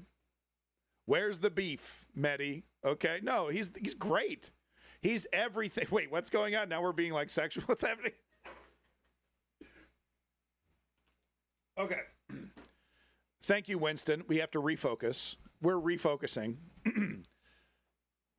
The election is the midterms. The election is going to get is not it is. I think hopefully the midterms are going to be a wake up call for a lot of these sleepy liberals. Let's admit, right? White moderates. We know who you are. Ain't nobody in the chat like that. But we they're all in our lives, right? Maybe it's your mom, maybe it's your aunt, right? MSNBC watching wine moms, big fans of Rachel Maddow. We know who they are. Okay? They're still sleeping. They're still sleeping. Why? Because they think democracy is going to get them out of this problem. Democracy is not going to save us here because democracy has been dismantled. Democracy is, this is a 5-alarm fire. So I want real quick before I go into how I think what Gavin Newsom is doing is probably a good idea. I want to point out that I truly believe in democracy, and I believe that our salvation is going to be based in a democratic system. When it comes to how do we fix this? How do we repair this? It needs to be in a democratic direction. At the same time, what is happening right now, in this moment, in this very moment, the few months, that we have, like, what, a year and a half, a year, maybe a year and 4 months, year and 6 months, something like a year and a half, let's say roughly, before the midterms, the GOP is going to be gerrymandering and doing unprecedented things, well beyond gerrymandering. They have full control over the entire process, voting right now, and Donald Trump is going to take full advantage of that, right? All those accusations that we heard from Donald Trump about theft, right? About him saying the Dominion voting machines are compromised. He's going to compromise the voting machines, right? All that projection that we've seen. Welcome back, Crail of Xanath. So in this moment, it actually makes perfect sense to act in unprecedented and even in some cases undemocratic ways, ironically, to save democracy. And that it's fucked up, but this is the situation that we're in. So what am I talking about? Winston, I'm sure, is wondering. Being a incredibly dead man, resurrected. Oh, blimey! Whoa! Whoa! Look at the state of politics. Whoa! Poor Winston over here. Put your pint down. But no. So what is happening here? So Gavin Newsom is responding to what's happening in Texas, and I reported on this last weekend. But basically, could be a clone, true. But basically, Texas is implementing unprecedented gerrymandering that's going to take away 4 seats, I think, from Democrats and add 5 seats to the Republican Party, right? So this somehow is going to make them, makes them more powerful even what they are now. But totally unprecedented. Donald Trump just, hand waving away the question. You're like, isn't this, based in racism? He's like, I just wanted 5 seats. It's going to give us 5 seats. It's an inherently good thing. Anyway, moving on. This is the most black and white decision I've ever made. What are people even talking about? That was literally his blasé attitude when asked about it. It's going to add 5 seats. It's going to be great. Win for the Republicans. Moving on. And that's basically all we've heard up until recently, when Gavin Newsom is coming out and saying, he's flirting. He hasn't promised anything, but he's basically saying, well, if they're going to gerrymander on that level, 2 can play that game. I think that's the quote from Gavin Newsom, and sorry, I should have the quote up. But he says 2 can play that game. And he's like, well, we could technically, gerrymander California in a way that could remove like 12 seats from the Republicans. Wildly anti-democratic, totally anti-democratic. But I think unprecedented times call for unprecedented actions. I'm curious to see what the people in the chat say, though, because normally I'd be like, what? Fuck that. I think, of course, we should eliminate gerrymandering. But, if ifs and buts were candy and nuts, we'd all have a happy Christmas, right? We're living in a fascist dictatorship. And we have to do what we can do right now before we lose the ability to do anything. And that is, of course, the final end goal is for the federal government controlled by Donald Trump or J.D. Vance to completely remove any sovereignty whatsoever, from California and any other liberal state, to completely eradicate sovereignty. One census county consists of exactly 1 household, easy majority. But if Texas is doing that, Newsom should. Yeah. I think so. I think that's the play. We gotta fight fire with fire, ironically, to make this kind of shit illegal. Right? But my worry is, of course, if by some fucking miracle Gavin Newsom or Cory Booker win, and then they get to sit in the seat, right, of after Trump's destruction, do we think that this fucking Democratic Party is going to re-implement checks and balances? I mean, sure, they'll probably, they'll refund PBS. Are they going to really defund ICE? Are they going to destroy ICE? No. You know what I mean? Like, are they really going to hit the undo button on Donald Trump, the corporate neoliberal party, if they win. And I don't think so. I don't think so. So like, I advocate for this, but honestly, like if these people continue to be in charge, we're going to be right back at square one. We'll have another 4-year loser who's like, we need to do austerity and corporate tax cuts, and I'm gonna pretend like all the checks and balances are in place, like Joe Biden did. I'm gonna pretend like these are the laws, but I'm not going to change any of that.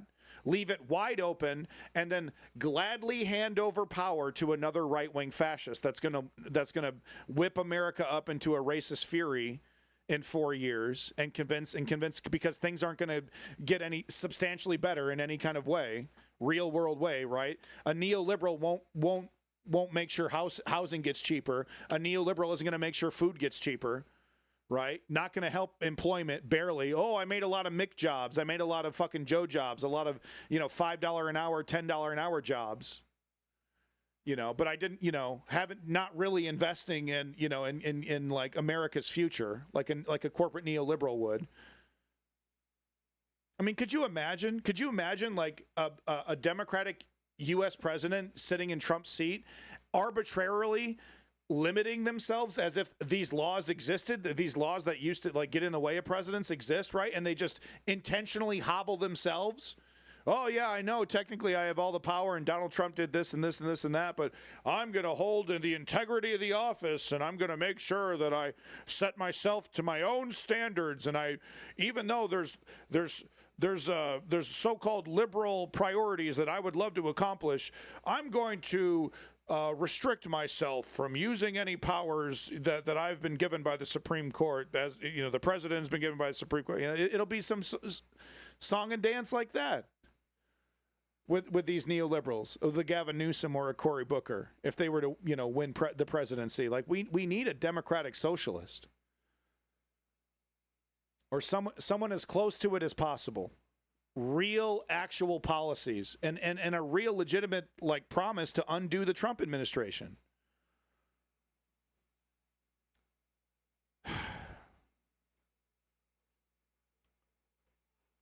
So this is a citizen responding to Texas, to the Texas gerrymander, and this is what a Texan living there has to say about it. Please give us your testimony. I drove here 3 hours to get here. I came from Abilene, Texas.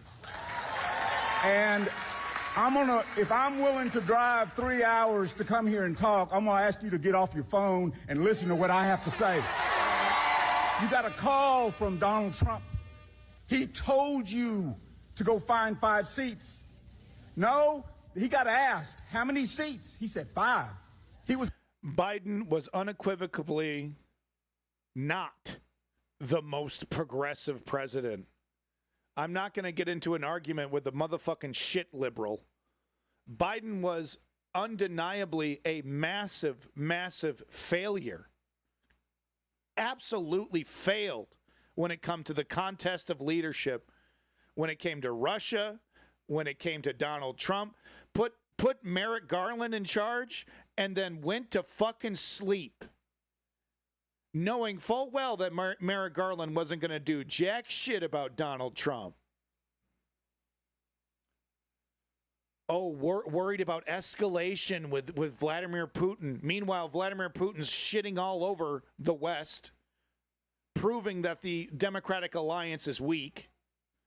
Could have been decisive. Could have slam dunked that motherfucker. No, sits on the sidelines, wrings his hands. Meanwhile, getting his absolute hiney, his absolute little red hiney tanned to oblivion by fucking Bibi Netanyahu. Okay? Getting all huffy and puffy when the doors closed after Bibi Netanyahu blows another one on you. Oh, I didn't like that. Oh, make sure you send Bibi a couple more $1 billion. I didn't like how he treated me. Joe Biden sucked. Oh, thank you, dear. Thank you, honey. My wife is giving me a PB&J and milk. Delicious. Let's get back to this citizen here. Asked on the news. You say, we don't have any maps. Well, how in the hell does Donald Trump know he's going to get 5 seats? I bet you anything there's maps that are... So isn't that great? They're that slimy. They're like, we don't have maps. We haven't, we have, you know, because they don't want to say who drew up the maps. They don't want to, you know, because they don't want any proof or any of that. So they're like, we're doing this randomly or something, right? I don't even know what they're trying to say, but literally denying at that level that they've even written this stuff down, right?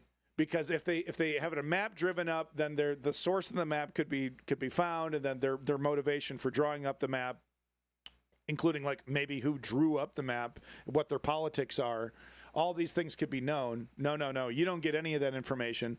We just magically came out of the thin air, this brand new map that was drawn, but you don't get to see any of it, and we don't have any proof of it. You know, they think we're idiots. And enough of us are. Like this man clearly isn't, right? But enough of us are. There. This is ridiculous. A man a few days ago was arrested because he spoke too long at the lectern. He spoke too long, and y'all said, oh, he had to be arrested because he broke the rules. How many of you are going to get arrested for breaking the rules of mistreating the citizens of this state? You're breaking the rules. We are the citizens of this nation. Breach. We're the ones. It's supposed to be bottom up, not top down. I'm going to say this one thing to you. You know it's wrong. In your heart, you know it's wrong. They know. They know it's wrong. Yep. They're all the conservatives that are down for this at some level have to understand, okay, this is my play, right? Like, I don't know where this is going to go, but I'm down for the fascist dictatorship, right? I'm bought in. We're doing it. You know, we're going to use lethal force against our enemies, right? We're going for it. This is not democratic. We're throwing democracy aside. Float, I will grant you that Biden accomplished some things, but to say that accomplished a lot, he completely failed to pass his own Build Back Better agenda and then stop talking about it, and then just shuts up about his own precious agenda. Wouldn't shut up about it during the election. Oh, it's going to do so many amazing things. Allowed it to be whittled down into barely anything.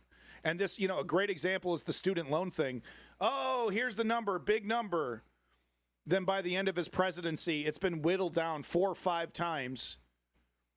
You know, couple thousand individuals get to take advantage of it if they're in this one specific esoteric means-tested area. He accomplished some things. Was a somewhat pro-union, somewhat pro-American industry president. CHIPS Act. Other examples, he did focus on trying to restore American industry. Hey, Lenny, good to see you. Lenny over there, Jet Set Lenny, traveling for his business. Hopefully the trip went well.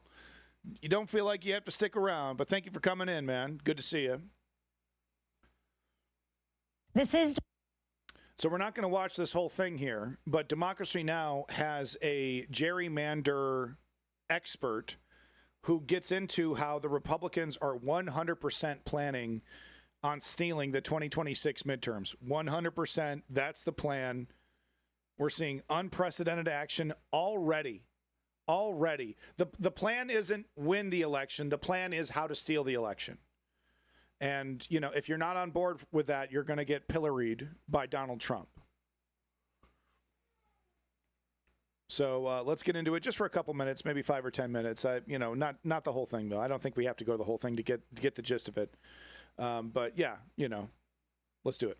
This is Democracy Now!, democracynow.org, the War and Peace Report. I'm Amy Goodman.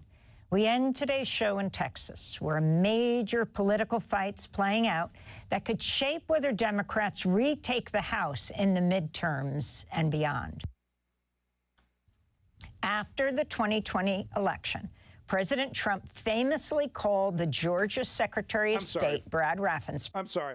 Float over here saying, Well, he had 2 bought senators, and he still got something passed, referencing Joe Manchin and Kristen Sinema. What did Joe Biden and Joe Biden's party that he was the leader of, what did they do to Joe Manchin and Kristen Sinema to punish them for going against Joe Biden's agenda? What did they do, huh? You remember? You remember? It sounded something like this.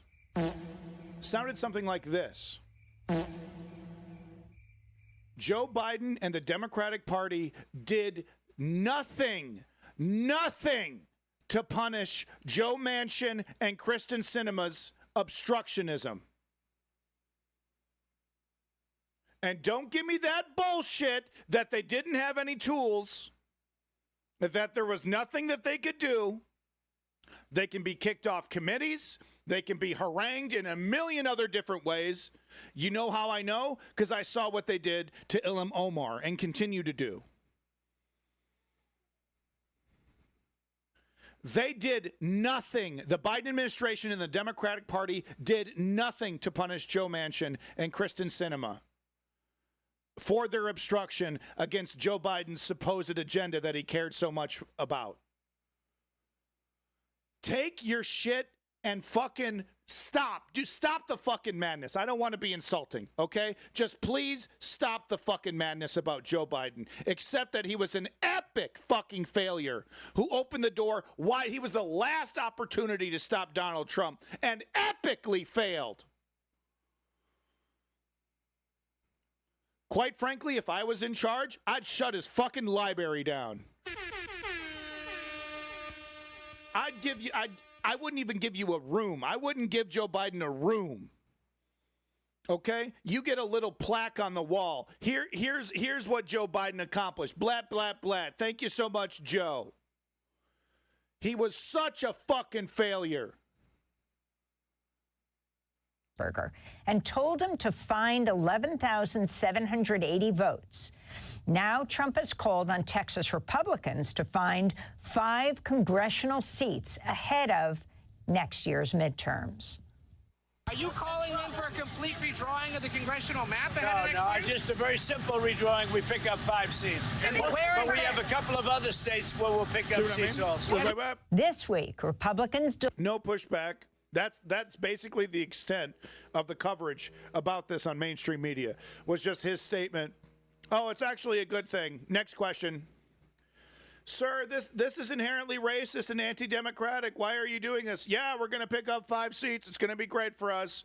Anyway, next question. Oh, okay. Thank you. Thank you so much. Literally, that's it. This has been the extent of coverage on this. I swear to God, I'm obsessed with the news. This is the peak. The congressional map ahead of next year? Just a very simple redrawing. We pick up 5 seats. But we have a couple of other states where we'll pick up seats also. This week, Republicans delivered upon Trump's request and released their proposal for a newly drawn Texas congressional map that would add 5 Republican seats. It's being pushed forward quickly with a hearing set for today in Austin.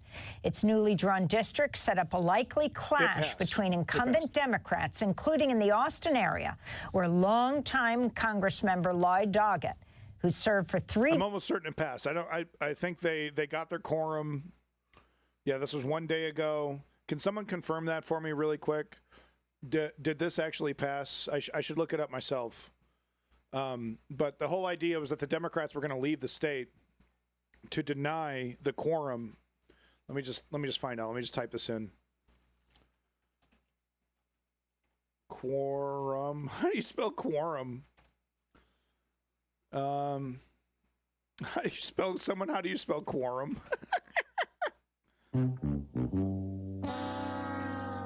Okay.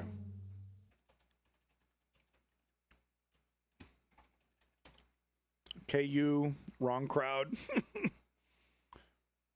Okay, so this was 1 day ago. Did they do it? KQUORUM. Did they do it? 2 days ago, 1 week ago, 4 days ago? Did this pass? Okay. Pass? Did it pass?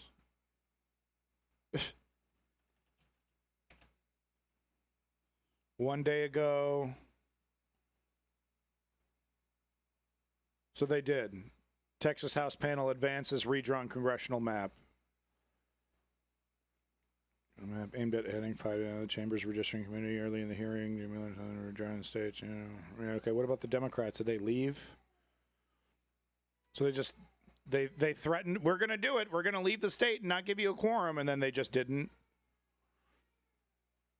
Diminished voting power. U.S. Supreme Court states that the electoral map has been on Friday.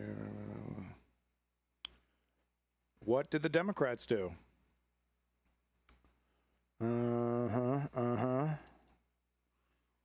Okay. I don't. Anyway, just a couple more minutes of this information. Decades would be pitted against the rising newcomer Greg Casar, chair of the congressional. Is this it? Is this it? Really? How bad? How bad, Ice King?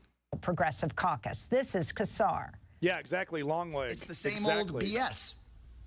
Corrupt politicians having a scheme to rig the rules of our elections. Right. And remember, I just looked it up. Unless I'm incorrect, they did not do this. They did not leave the state. If I'm reading, look at Hakeem Jeffries back here, dude. I swear to God, he looks like Herman from the fucking Munsters. There's no way that could be interpreted as racist. So that they can drown out voters' voices and remain unaccountable. Is that a big dip, Ice King? We're not going to have it. Not on our watch. Casar, Doggett, Al Green, and other lawmakers joined House Minority Leader Hakeem Jeffries of New York at a Thursday news conference in Austin. Jeffries did not directly respond when asked if he'd support a move by Texas Democrats to walk out to stop the redistricting. Get a definitive promise from a neoliberal Democrat? Never. Never. Always room to bitch out. Always. Proceedings and face a $500 a day for a fine for each member. It's an all-hands-on-deck moment, and all options should be on the table to... Once again, remember, we just checked, unless I'm incorrect. I hope I'm not reporting this incorrectly. They did not do this. They provided a quorum for the Republicans to pass this gerrymandering. Protect the people of Texas. But Texas Democrats are going to be the ones to decide that. We will fight them. Always room to bitch out. Always. Politically. We will fight them governmentally. We will fight them in court. After Texas Republicans unveiled a new congressional map favoring the Republicans, Democratic Congressmember Jasmine Crockett of the Dallas area revealed she would no longer live in her own district. I currently don't live in the CD30 that they created. I don't. That's not where I live. Now, that's actually really something else, because that's what happens to these people. They get, these people of color, they get totally disenfranchised. And their representatives change, and usually they change from people that came from a similar environment, right? And oftentimes look like them, to some fat white guy. Some fat white dude is now in control. Oh, and by the way, here come the cuts, right? Here come all the stuff that you no longer get. So it's wild that, one of the few people of color in our government experiencing this for herself in real time, sitting in her seat in power, and just having to experience this. It really is like a perfect encapsulation. Asked us where we live because they are supposed to take that into consideration, and these are some of the things that the court will look at when they're trying to determine whether or not there were problems with creating the maps as incumbents and where they live, and they moved me out of my district. Yeah, they completely changed the makeup of Texas 30. It's really awful. So we'll have to have some conversations about what that looks like. Just so you know, the rules. I agree with Ice King, though. I love her style. but she ultimately bends the knee to the neoliberal establishment. I remember during the Biden administration, she showed no spine and just backed Biden, showed some kind of tepid criticism, but really just fully backed the Biden administration. When you are running for Congress on the federal level, is that you don't have to live in the district to run for the seat. But the question will be, what do my constituents say? What do they want? For more, we're joined by Ari Berman, voting rights correspondent for Mother Jones Magazine, where his latest piece is headlined, Trump's Texas gerrymander is supercharging a new war on democracy. Ari, how did Texas get to this point? And we may see after this broadcast the Democrats walking out of the state legislature. Well, it really came from Donald Trump, Amy. And what's happening in Texas is Trump's most tangible plan to rig the 2026 midterms. It's not his only plan to try to manipulate those upcoming elections, but it's the most concrete plan we've seen yet, because 5 new seats in Texas would put Democrats at a huge disadvantage in terms of being able to take back the House. It would give Texas Republicans nearly 80% of seats in a state where Trump only won 56% of the vote in 2024. And it's really unprecedented because this Texas map is already gerrymandered by Republicans. It already limits Democratic representation. It already limits representation for communities of... That's what's so hilarious about it. The Democrats were basically functionally non-existent in Texas already. Like, they had already totally locked it down. But it's not enough. There was a slight glimmer of Democratic hope that maybe the if they campaign just right, if they're like Beto O'Rourke, but even better, that the Democrats might be able to win back, claw back power. Can't have that. Can't have it. Right. Shut it down completely. And Longleg, I can't help but agree with you there. Is it really a war on democracy if democracy, doesn't even really fight back? And what is democracy? Who's democracy? It's us, motherfuckers. It's us. It's us. That's what Ben Franklin was saying. You can have your democracy if you can keep it. If you schmucks can understand that you're the source of power, instead of falling back on this weird seemingly human desire to be ruled by kings. That was a big debate for our founding fathers, was like, well, do people want democracy? Do they want this shit? Some people like kings. Color. And now that would be much worse. It would be even more skewed. And the fact that this is happening mid-decade is incredibly unusual. And the fact that it's being pushed by the president of the United States is even more unusual. So a lot of things are unprecedented right now, Amy, but I think it's pretty clear to say this is a really unprecedented power grab. No. I mean, right now, there's a lot of incredibly intelligent, incredibly smart people documenting and doing everything that they can to resist, right? And God bless them. I'm here for them. I'm right there with you. That's what I'm trying to accomplish here on the show, right? Resistance, fighting back. But an honest assessment is that, for my opinion, and I don't mean to be cynical here, but the normies are not down yet. The normies are not awake. Even with ICE, they don't like it. They don't like it, but they're not awake. And it's going to be the economy. And honestly, it's going to be these midterms that wake up a lot of the normies. And we do need the normies. We do need them. This shit's going to wake them up. This is going to radicalize a lot of people, because I think if they take it as far, I think as they want to take it, it's going to be absurd. Like New York swings Republican, absurdity, right? Just like totally wild things, I think, are on the table. In Texas. So Texas Republicans have repeatedly asserted that they drew the current redistricting maps race blind. Your response, Ari? I don't know what's going on with Lenny. I hope you're doing okay, bud. Well, it's interesting because civil rights groups say the opposite. They say that the map discriminates against communities of color, the current map, because if you look at the last decade, 95% of the growth in Texas came from communities of color. But when it came time for Texas to draw new districts after the 2020 census, they drew new districts that had white majorities instead. So people of color are 60% of the state of Texas, but white people control 65% of the districts. And so there's already this imbalance. On the other hand, what the Justice Department has said once again, that's just what's so like the white racist Republicans had complete control already, right? The only thing that was, that they worried about was the slight sliver of democracy that still existed that could potentially one day challenge their power. And that's what we're seeing here, the final vestiges of that being decimated. And Longleg, thank you for pointing that out. I wasn't going to say, but yeah, I mean, it literally does sound like apartheid.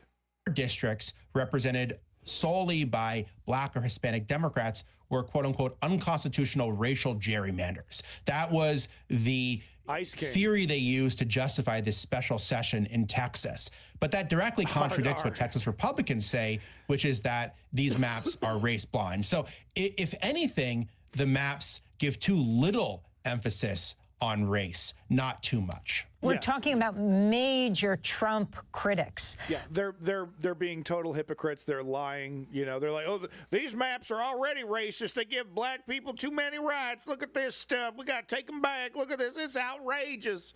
And they're looking at a map that's already wildly gerrymandered in the white guy's favor. It's so unfair. From Greg Casar, head of the Congressional Progressive Caucus, to Jasmine Crockett, Representative Al Green, of course, all lawmakers of color.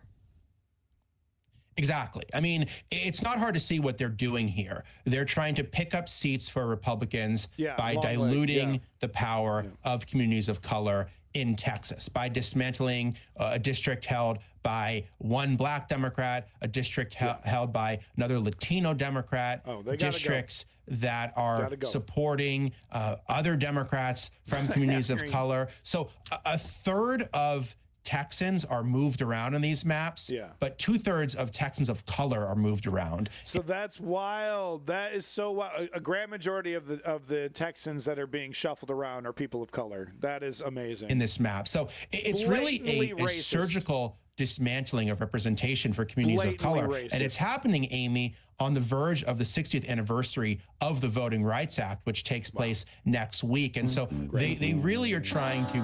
I hope they do a big, like, pro-MLK, Martin Luther King was a Republican song and dance while they gerrymander black people out of their voting rights. I hope that's what they do. I hope they do that all at once. And really just complete it, really complete it, man. The just totally debauched, absolutely shameless display. Just go for it. This historic voting rights law in order to pick up these seats that Trump wants in Texas. The derp right. So talk about what's happening today. The possibility that Texas Democrats could flee the state again. Explain what that means. Okay. No. Well, there's going to... Well, we're not going to get into the details there because they didn't do it because they're bitches. Unless somebody, did they do it? I looked it up. I didn't see any evidence. I mean, that would have been, top headline news. That I would have came across that in my news scroll before the start of the stream, right? Like, Democrats don't provide a quorum and they, and they're, the Texas isn't able to pass it. Pretty sure what I read was that, it passed. It's not law yet, but it passed that hurdle, and the Democrats didn't leave the state. Promises made, promises kept. Speaker Mike Johnson here talking about the closure of NPR and PBS. Yeah, congratulations, buddy. Yeah, you finally killed Big Bird. Longtime fans of Rush Limbaugh would know that these public institutions have been targets for a while. What a guy, huh? Yeah. Really knocked it out of the park yet again. And here's the thing. I'm not the biggest defender of NPR and PBS. There was a bias. It wasn't liberal. It was corporate neoliberalism. That was the bias when it came to NPR and PBS. Like, I'll never forget NPR during the Hillary Clinton election, just unbelievably slobbing her knob It was ridiculous, and like literally laughing away Bernie Sanders, and just literally laughing in this erudite manner. I'll never forget hearing some of these debates that they had on NPR about the viability of Bernie Sanders. It was disgusting, and it was, of course, the bias towards the corporate neoliberal status quo. So, if there are people out there that are like, oh, NPR, PBS,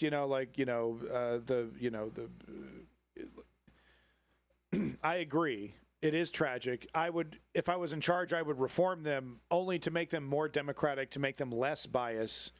But in the other direction, really, I wouldn't, of course, defund them. I would make them better, because I do think that they serve an incredibly important function. I mean, if only just to like have an American voice in the European news market, that can be important in and of itself, right? You can capture some hearts and minds that way. So just having NPR just broadcasting in Europe would be valuable. But of course, PBS, I mean, so many amazing documentaries. I mean, millions. I mean, how many amazing documentaries have you seen, funded by PBS or, broadcast on PBS?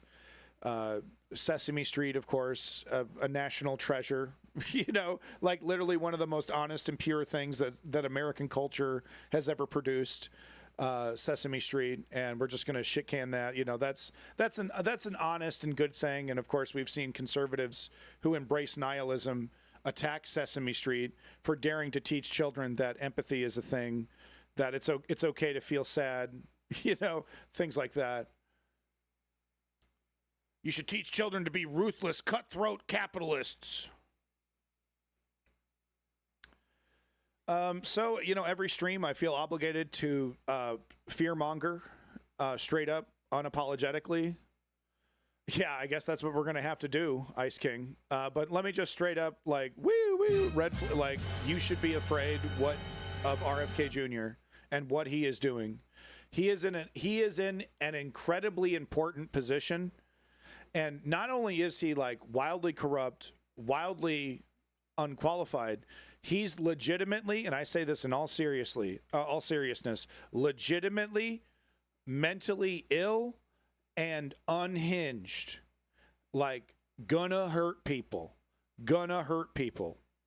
Okay, I need to stress that. So from the Daily Beast here, Robert F. Kennedy Jr. is set to remove all 16 members of a cancer screening and HIV medication task force because he believes that they're too woke. This person saying, can a single Trump supporter explain why catching cancer early is woke? It's purely ideological. Purely. Quackery to the highest degree. Literally pulled straight, fresh and hot from some, medical failure's ass, right? Some guy who wants to make it, wants to be on TV. Oh, Mom, I'm going to be on MSNBC today. Whoa. Right? Clout chaser. These are the quacks that RFK Jr. calls experts. Literally assholes. Their recommendations turned into policy. Okay? Like Stalin era shit, right? Like just some like quackery. Oh, well, this will make the big guy happy. I say this totally seriously. RFK Jr. is likely to get millions of people hurt. I'll say hurt for now. Hurt. If we get another COVID situation, if America experiences COVID right now with this man in charge, I'm bumping that number up to millions dead. He is a menace. He is a true menace, RFK Jr. Look him up. Look it up. Look up his history. Look up who this man is and tell me that this man is not, like, he should be nowhere close to power. Nowhere close to power. It's just like putting Mrs. Cleo in charge of the military, dude. Call me now. Right? Straight up, dude. It's like, no way in hell. This is insane.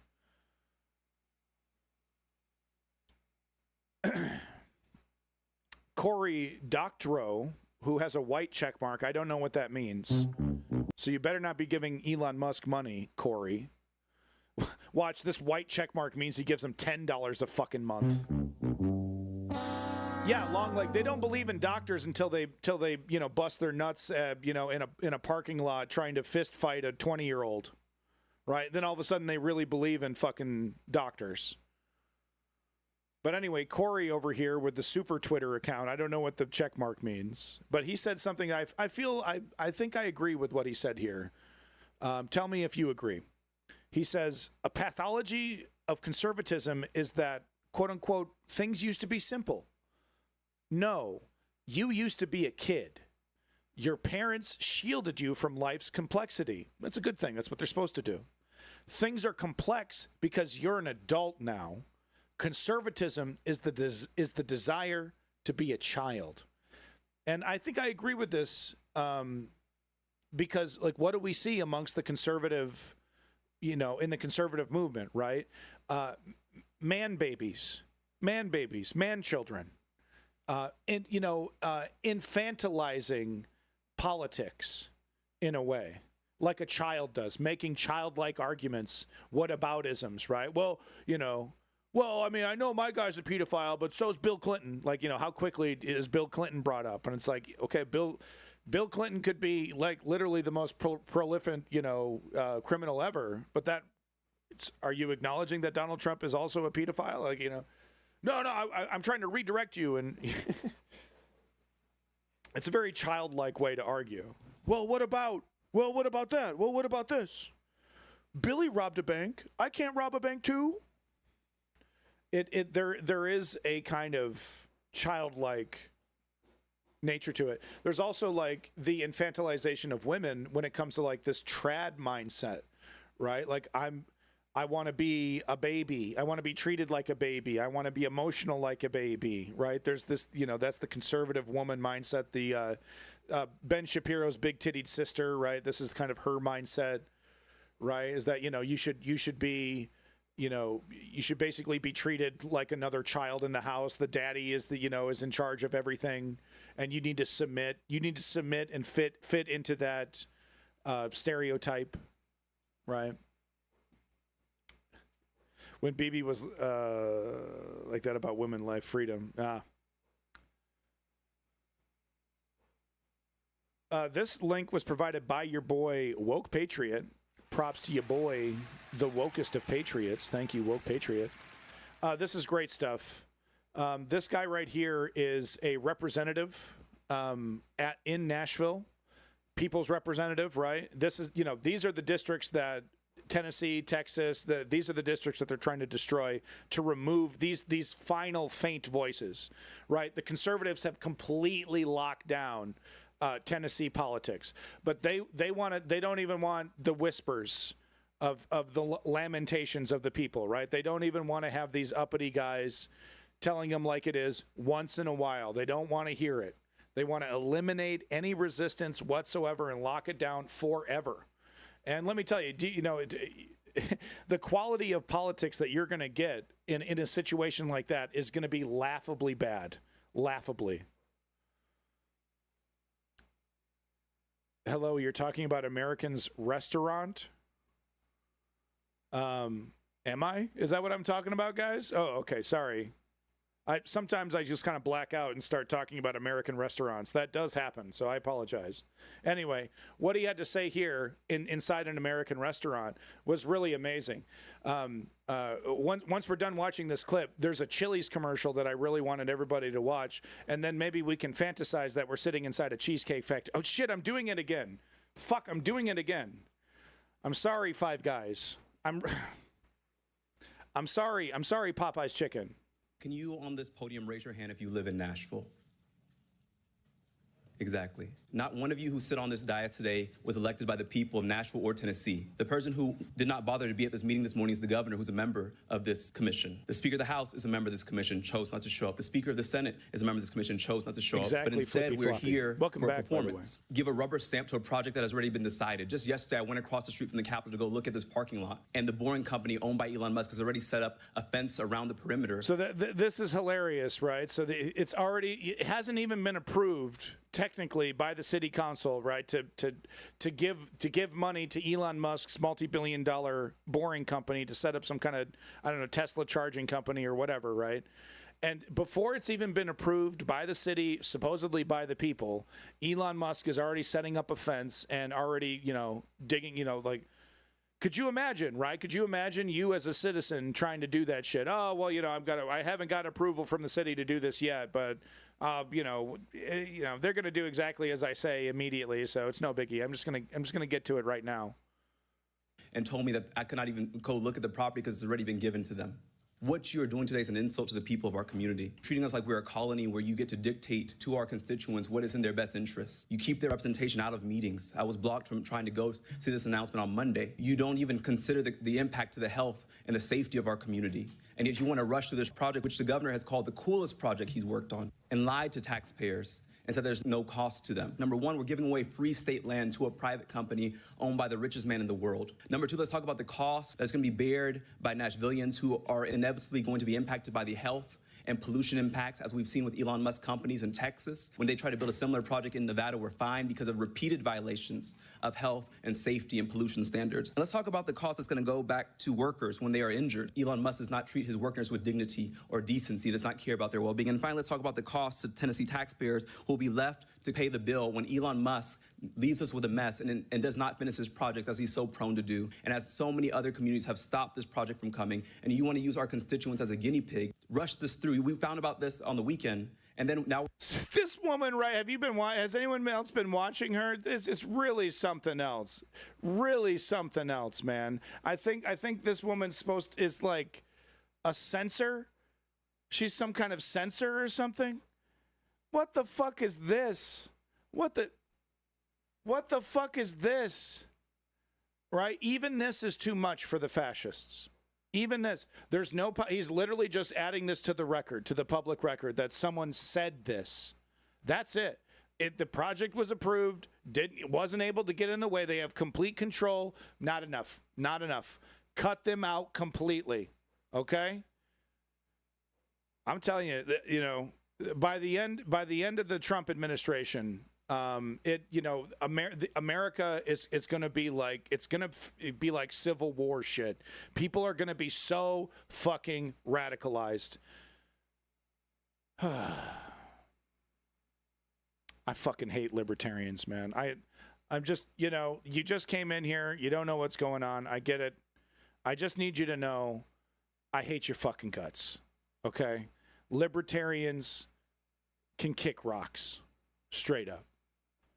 Moving on. On the weekend. And then now we're here on Monday. You made an announcement already on Thursday morning at 8 a.m. We're voting on this. I mean, I've never seen something happen so quickly. But when I want people to look before me, they see a captured government, a government owned by corporations, owned by the billionaires, and not in service to.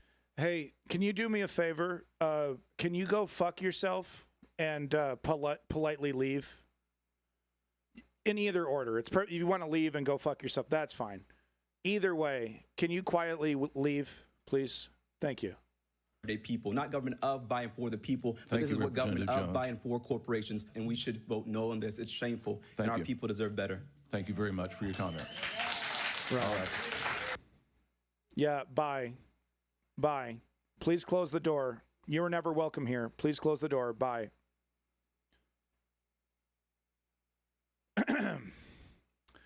Going back to what I was talking about earlier in the stream about the normalization of criminal behavior, here is Donald Trump furthering the normalization of pedophilia in the government.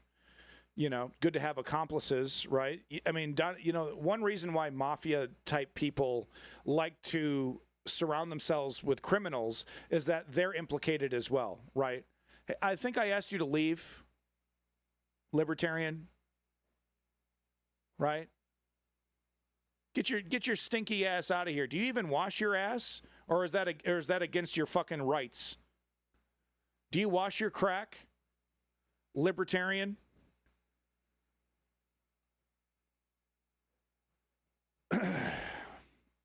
So this person here, under billion on our law, posted this.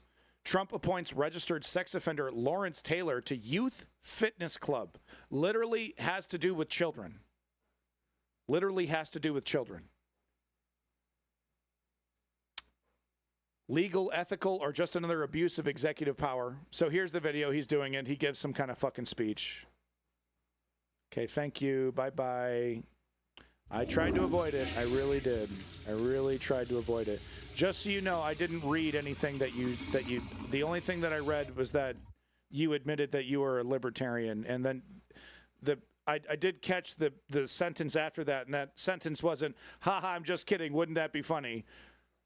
It was some kind of sentence where you wanted me to take you seriously or something. Simply put, if someone walks up to me and says, I smear poop on my face, I tend to not take them seriously. So when someone walks up to me and says I'm a libertarian, kind of like, thanks, but no thanks. You're pretty useless. Do you even vote? Most of the libertarians I have talked to don't even fucking vote. Right? They just want to have a conversation with you about rights that are getting stripped from them anyway.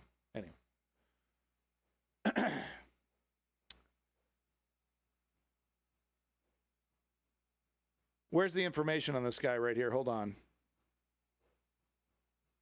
There was information in this Epstein file things. Hold on. Yeah, so this guy is a registered sex offender. Yes, here it is. Lawrence Taylor is a registered sex offender who pleaded guilty in 2011 to charges involving a 16-year-old girl trafficked for sex. So hired an underage prostitute. No problem, Winston Churchill. Thank you so much for stopping in. I do appreciate it. And hey, your next Beef Wellington is on me, buddy. All right? Next time we see each other, Beef Wellington's on me. All right? Let me be a better replacement for him. Can you please fuck off? Not you, Winston Churchill. I love you. Anime titty fan. Can you just fuck off? You know? Can you do that for me? You're free to do it. You have the liberty to fuck off.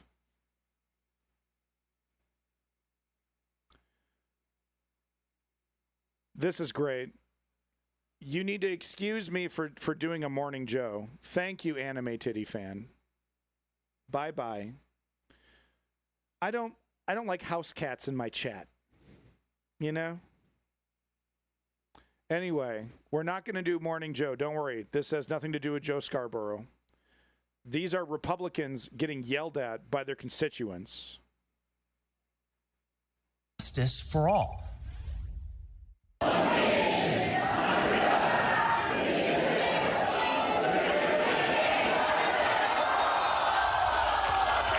Yay! Now let me tell you about how ICE is going to kidnap all the brown people and make traffic better for the whitey. Striking moment there. Later, several attendees expressed their disappointment with the congressman, including one person who asked why he was not stopping ICE raids. Yeah, long leg. I'm done entertaining libertarian fantasies straight up because it's too fash adjacent. Too many of these guys are basically closet fucking Republicans who vote straight down the line Republican.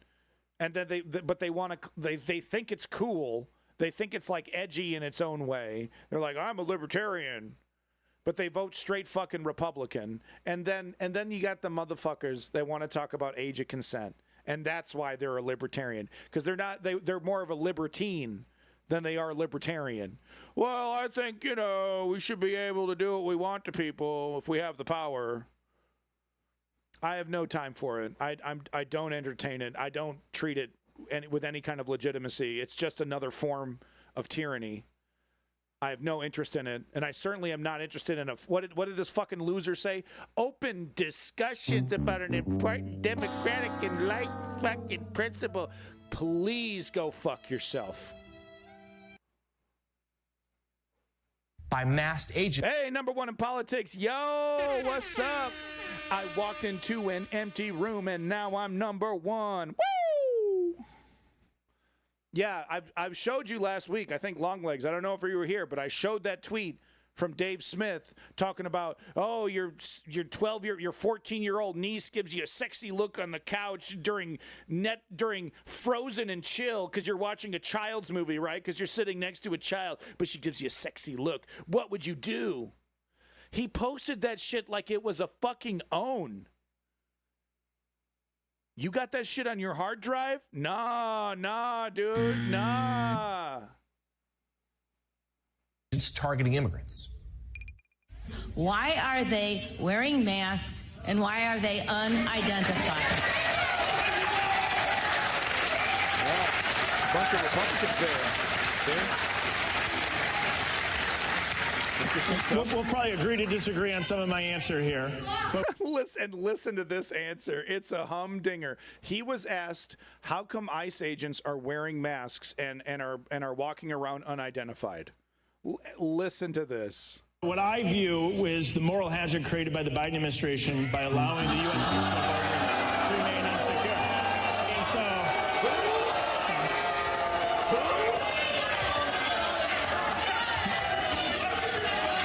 what the fuck are you smiling at, dude? Because if democracy existed even a splinter, if democracy existed even one iota, you would be without a job.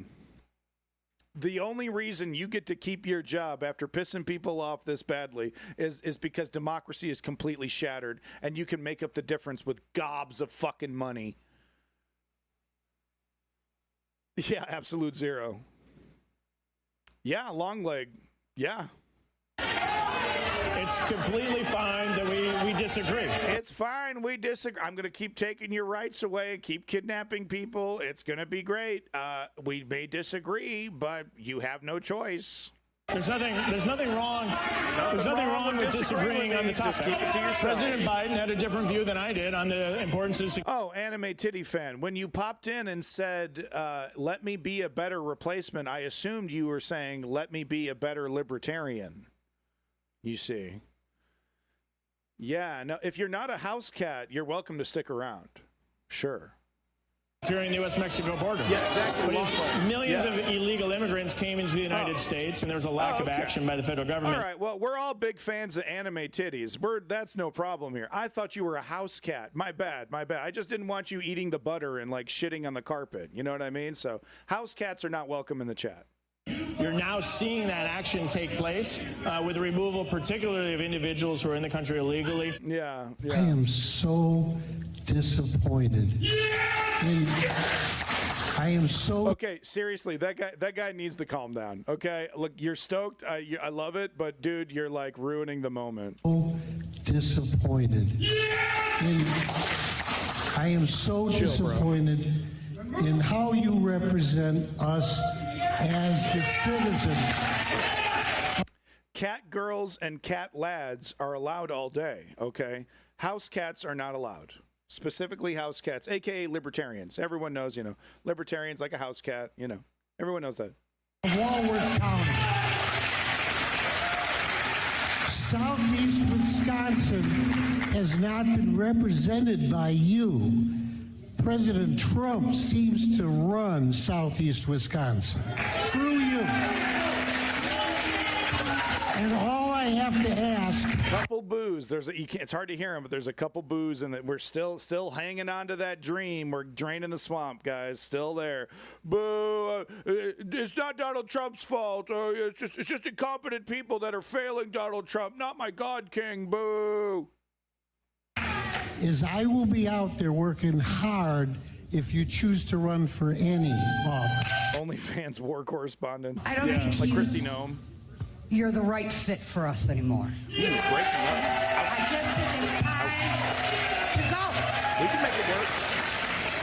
You just don't relate to most of us anymore, and you got to know when let's have our stuff seventh down. child. I think it's That'll time. fix things.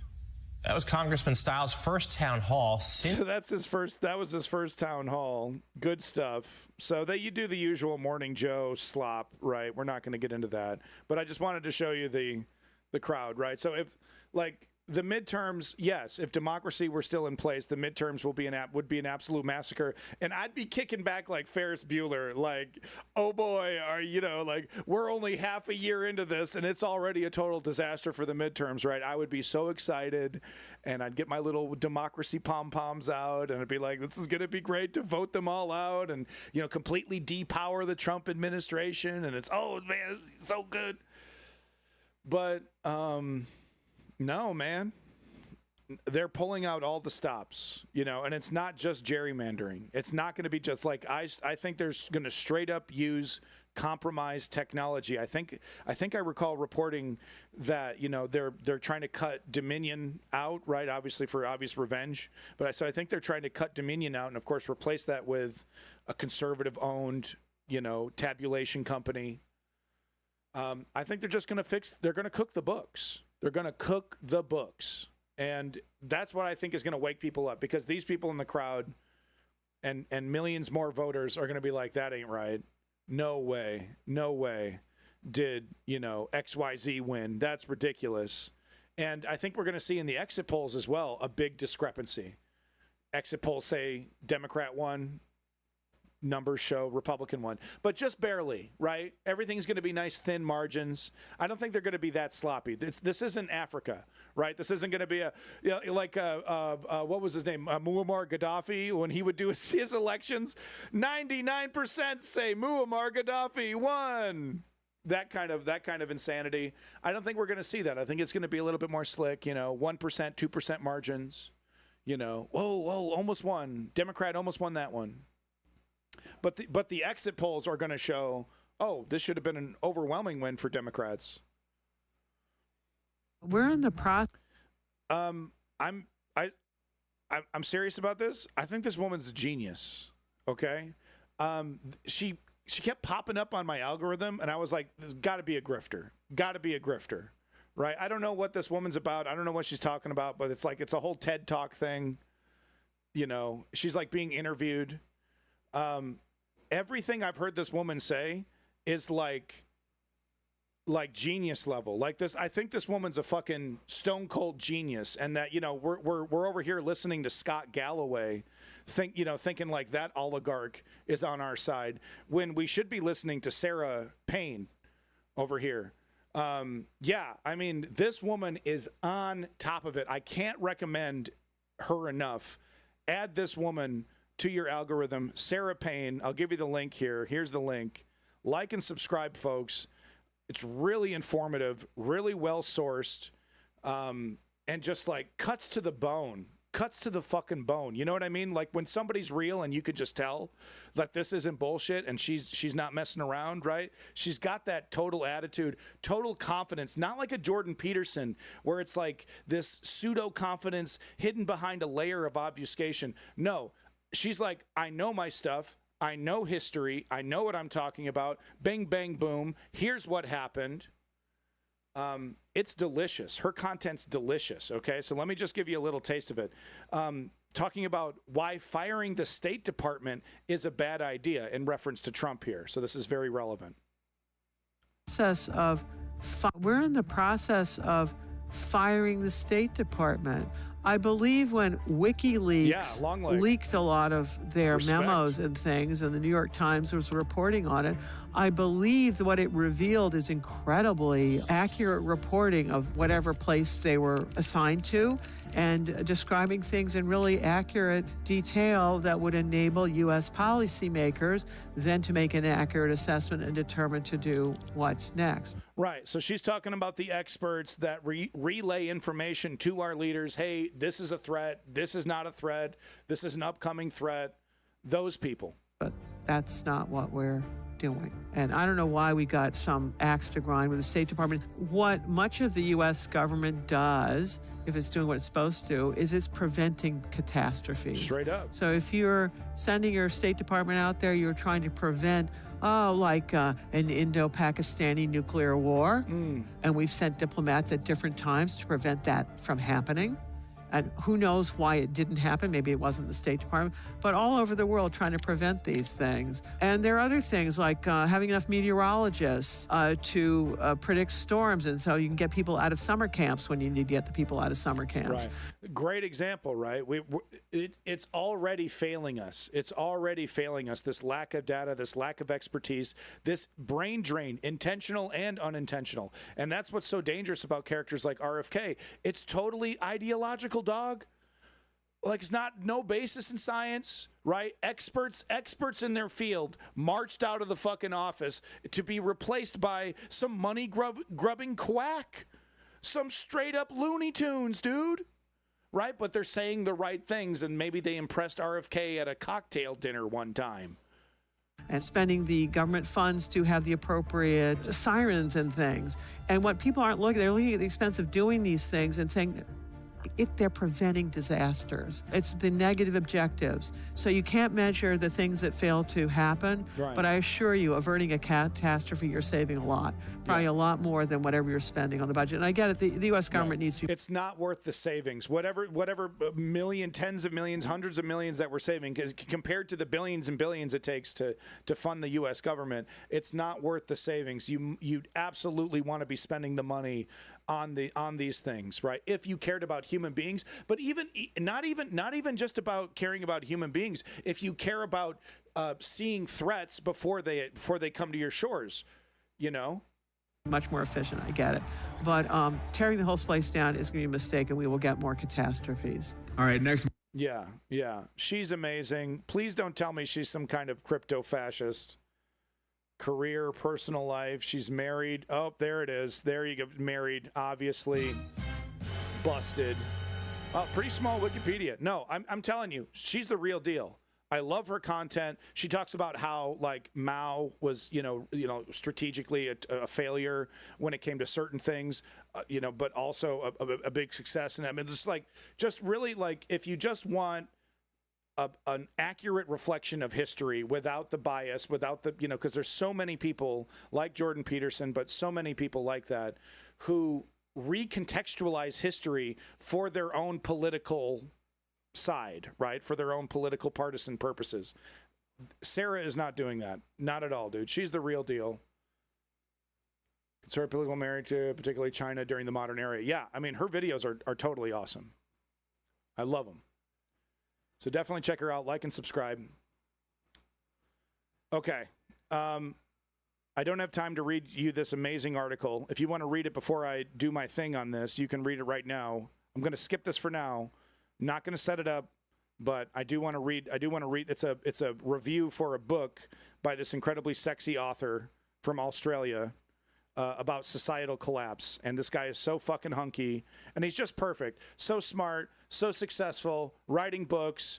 He's really smart about history, and he's like, pro-justice, and he's just so goddamn dreamy. It makes me.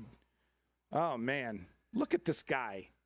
Look at this guy, dude. He's the whole package. I bet he's like really nice and caring and loving, and he's not selfish in bed.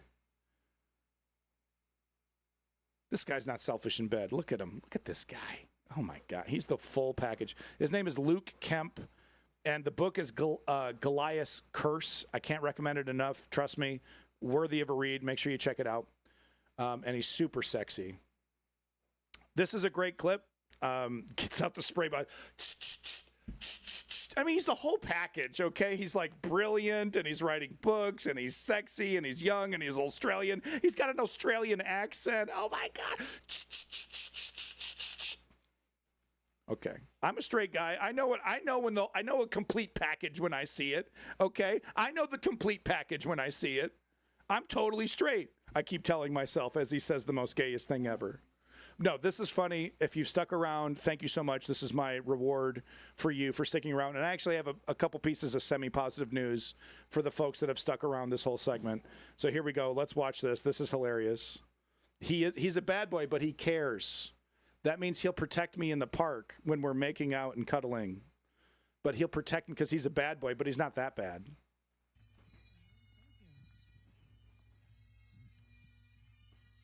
Why is the audio like this? Why is it so quiet? I don't know what happened to this video. It's now extremely quiet. Okay, something's going on. Dude, the Illuminati, bro, is up to something. You're supposed to be hearing incredibly loud, obnoxious bagpipes. You can kind of hear them. And as you can see, he tries to do a speech. It's hilarious. You know, he tries to do this like speech because he's like, maybe the bagpipes will calm down. No, the bagpipes are there to interrupt you, and they don't stop. So he tries to do a little thing, and it goes nowhere. And I think they end up walking away or just doing a couple seconds and then calling it. Yeah.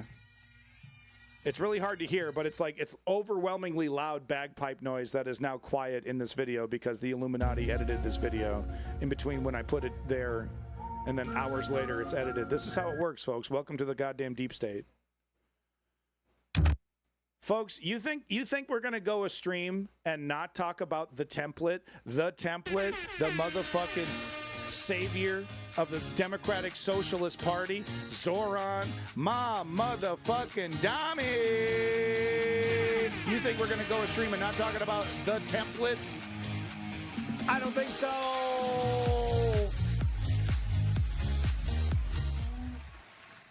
Folks, if you don't know, I call Zoran Mamdani the template because he is what we need to be emulating. This is how we are going to win in the world of politics. We need to emulate Zoran Mamdani. So what is Zoran Mamdani? Why is he so successful already? He's not even in leadership yet, but he's going to be. We all know he's going to be. Why is he so successful? It's three pillars. There's three pillars to Zoran Mamdani's success. One, competence. The guy knows his stuff. He knows how to respond to the tough gotcha questions. How do you pay for it? He's got an answer. Two, incredibly patriotic. Loves New York, loves talking about New York, loves his country, loves being here. Number three, principles. Does not back down when asked about, do you believe in human rights? Do you believe in Palestine, in the Palestinian? What about Hamas? But Hamas. No, it does not back down, has an answer, and does it all with a big fucking smile that makes you feel great, makes you feel welcome. Positive message, but he's strong and principled in that message, not wavering. He's got the chops. He's got the message. Okay? Exactly, anime titty fan. Exactly. He's the template. Now, are you going to win talking about New York baseball and hot dogs, in Texas, Kentucky, Tennessee, no, that's not what I'm talking about. Obviously, you need to cater your message and cater your style to your region, okay? But the fundamentals still apply, right? You got to know your shit. Okay? You're not half-assing this, okay? The media is going to give you a hard time. Every debate, it's going to be a hard time. How are you going to pay for it? You want to be a socialist. How are you going to pay for it? How are you going to pay for it? What about the oligarchy? They're going to run away. They're going to move away. Aren't you worried about rich people moving away? You got to have answers to these gotcha questions, okay? That's the template there. Number two, of course, you got to be patriotic, right? I don't care if you're from bumfuck nowhere. You got to be like this. I actually love my, hometown, and I love where I'm from, and I can't wait to represent them. And number three, you need to have principles, and you need to stick to them, right? So if you're going to talk about, I want to tax the rich early on in your election, and then you want to drop that shit later, not good enough. Not good enough. Zoran Mamdani is the template. If the Democratic Socialist Party wants to be relevant, wants to take advantage of what will likely be a massive power vacuum, maybe even a civil war, this is how we do it. We follow this template. Leaders, if you are a potential leader, someone who wants to run for office, this is the guy you need to be emulating. Right here. Not Cory Booker. Not Gavin Newsom. Mamdani.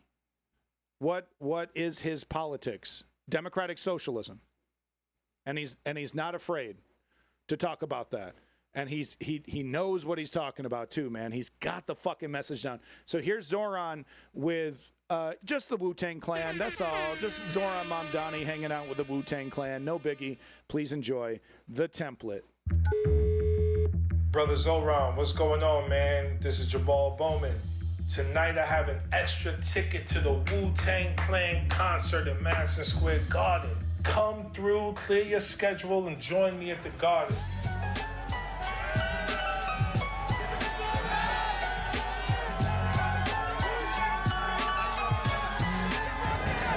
How's it going? See you guys. Good to see you, man. How you doing? Thank you for making this happen. Of course, man. Absolutely. They hit me up. I was like, yo, can I bring my man? And like, absolutely. You already know how I feel about hip-hop and its potential to build enormous political power.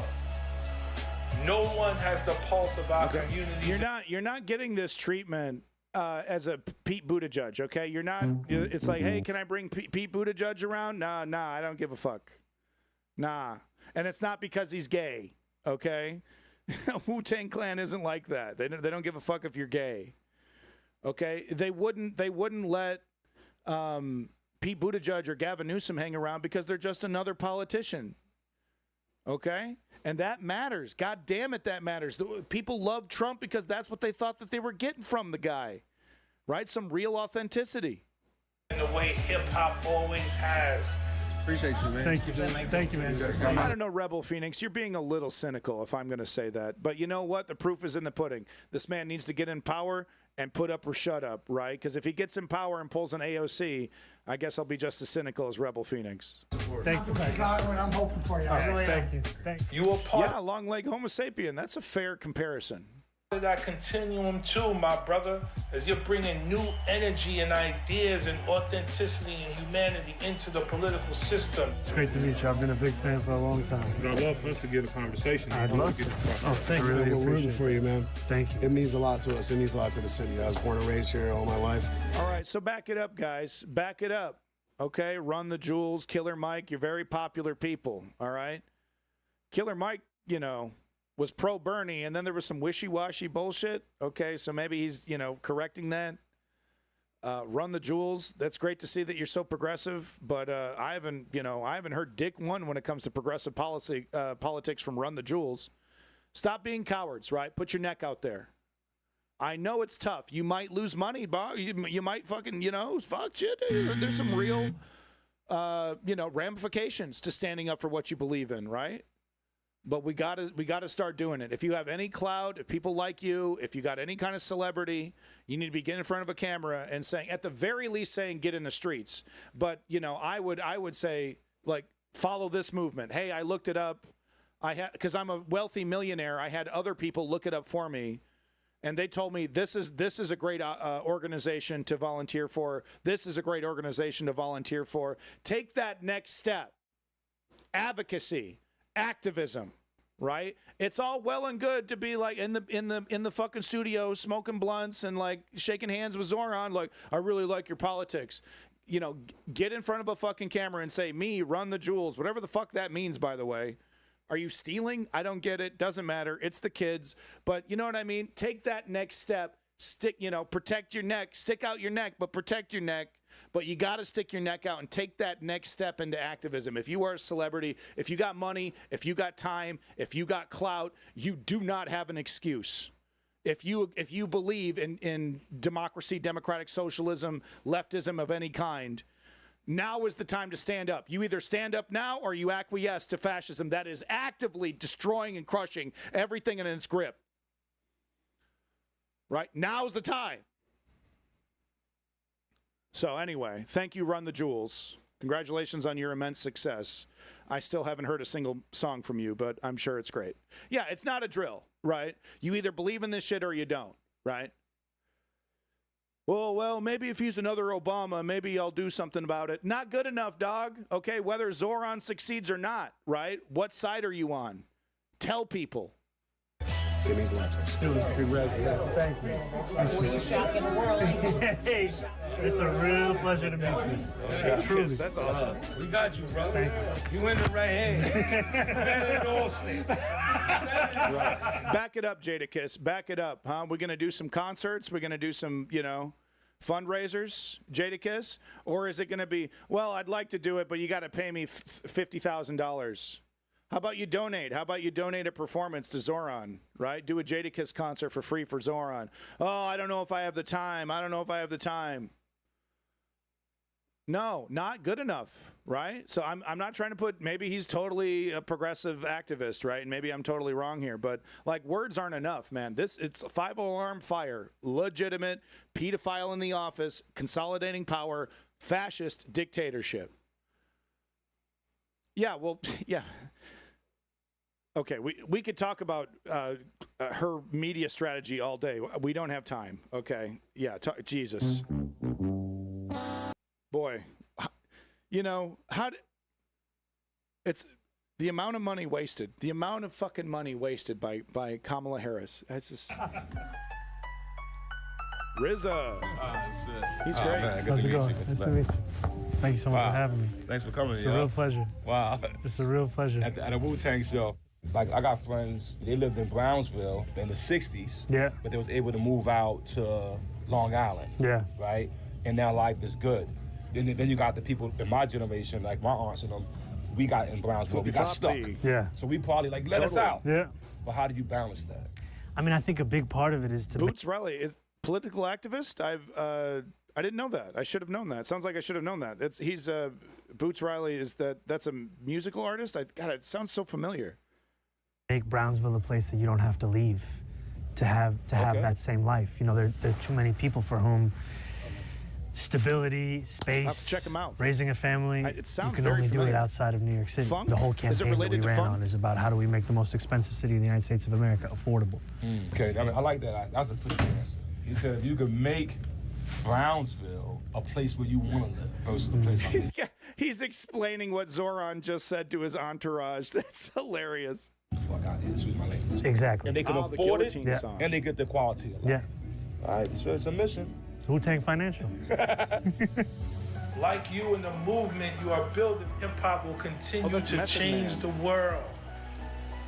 So listen, brother, let's make this happen. Call me back. Peace and love. All right, there now it we're done with is. the pictures. I want to talk some politics.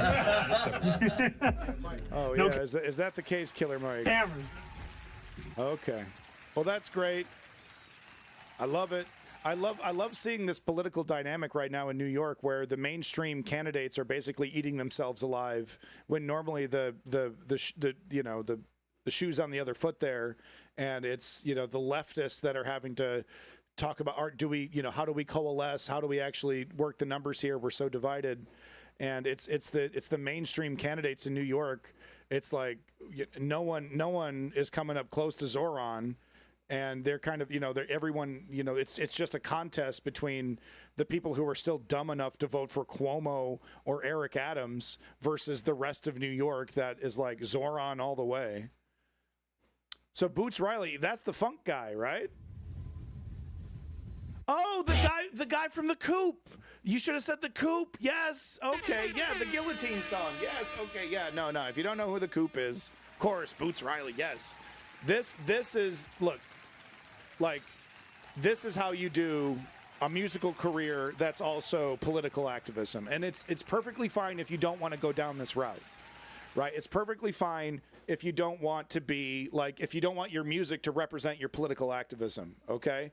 But if you're slapping hands with Zoran and you're like, I love you, I think you're great, but then you're not in your own personal time, pursuing any kind of political activism, it's not enough. And we need actual people, especially people who have clout and money and celebrity to be doing that right now. But yeah, no, check out the coup, the great, the coup. I'm sorry, the coup. I keep saying the coup. It's the coup. Yeah, hell yeah.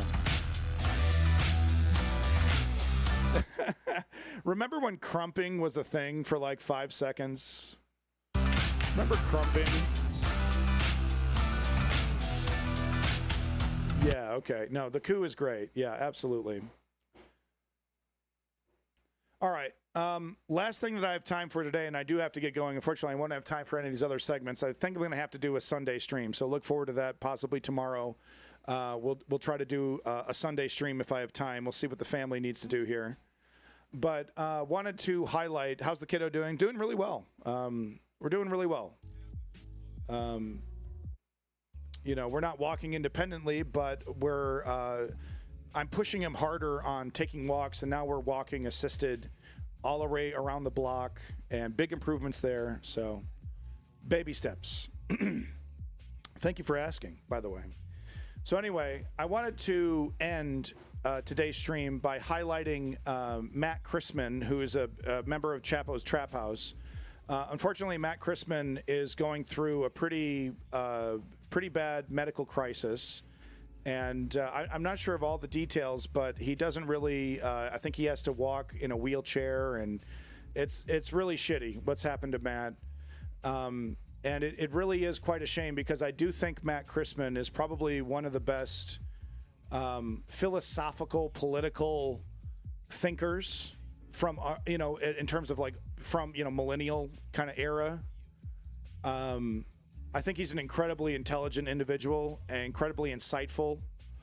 And it makes me very sad that he has to deal with health problems, because of all the people that are going through a crisis like what Matt is going through, it should be an evil person.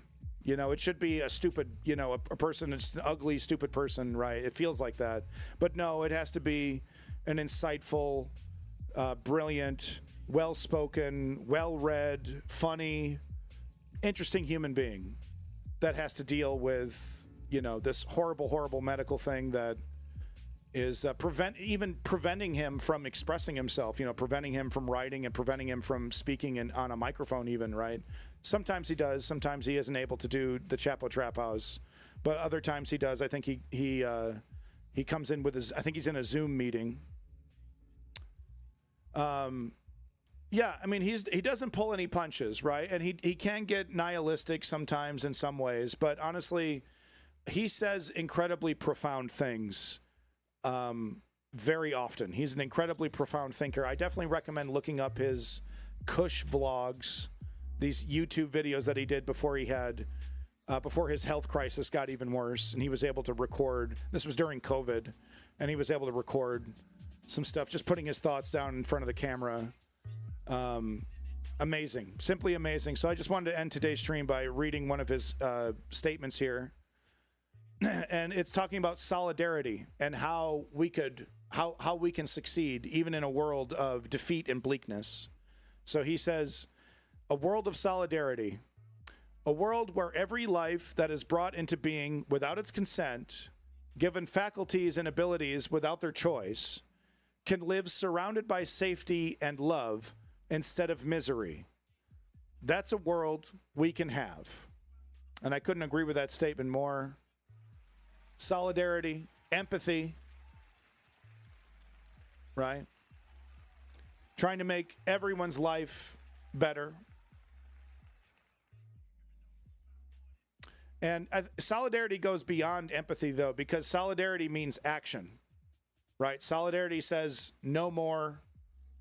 Not only do I disagree with this, but I'm going to stop it. I'm going to actively use my energy to stop this. It's not happening to me, or maybe it's only partially happening to me, but nonetheless, I'm going to direct my energy towards stopping whatever I see injustice. That's solidarity. And he's 100% correct. We don't need to love each other per se, but we need to empathize with each other, and we do need to come to each other's defense on the left, right?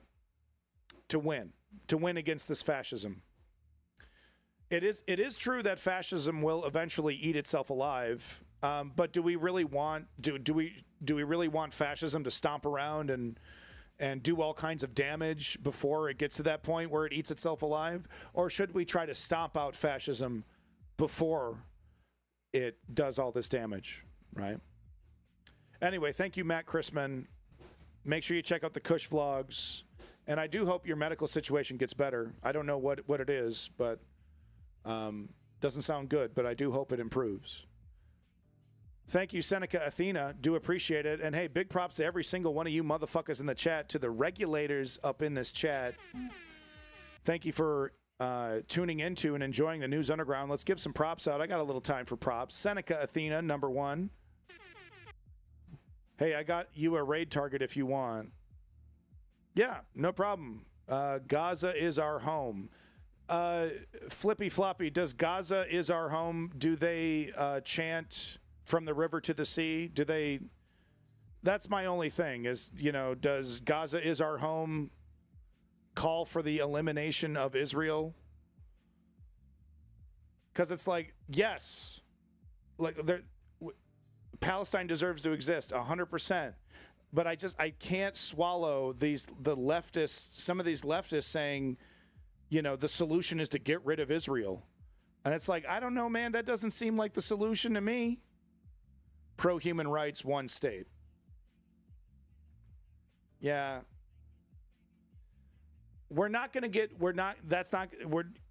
Israel is not going to magically go away. Okay. I 100% agree. Its formation was illegal. Right? I 100% agree. They just stole land during the Nakba. They're basically doing another Nakba now, ethnically cleansing the Gaza Strip and actively starting the ethnic cleansing of the West Bank. They're there to steal Palestine. Okay? I agree with all that. What are we going to do with them? Who's going to be in charge of that? We have to deal with the fact that Israel exists and isn't going anywhere.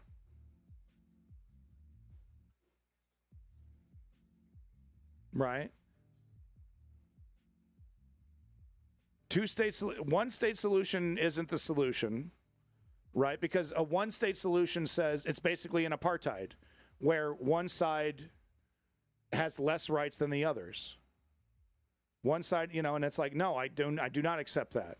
If you're trying to tell me the solution is for the Palestinians to completely take over Israel and then basically do a revenge on the Israelis and, make them second-class citizens, karmically, I would agree, karmically, that would be the right thing to happen, right? That'd be justice, right? Because here this entity steals the land from Palestine, they end up losing their country, and then they have to live as second-class citizens when they thought that was going to be the dynamic for them, right? That is like karmically very appropriate. But in the real world, how many millions of people in Israel, right? You would need to ethnically cleanse Israel.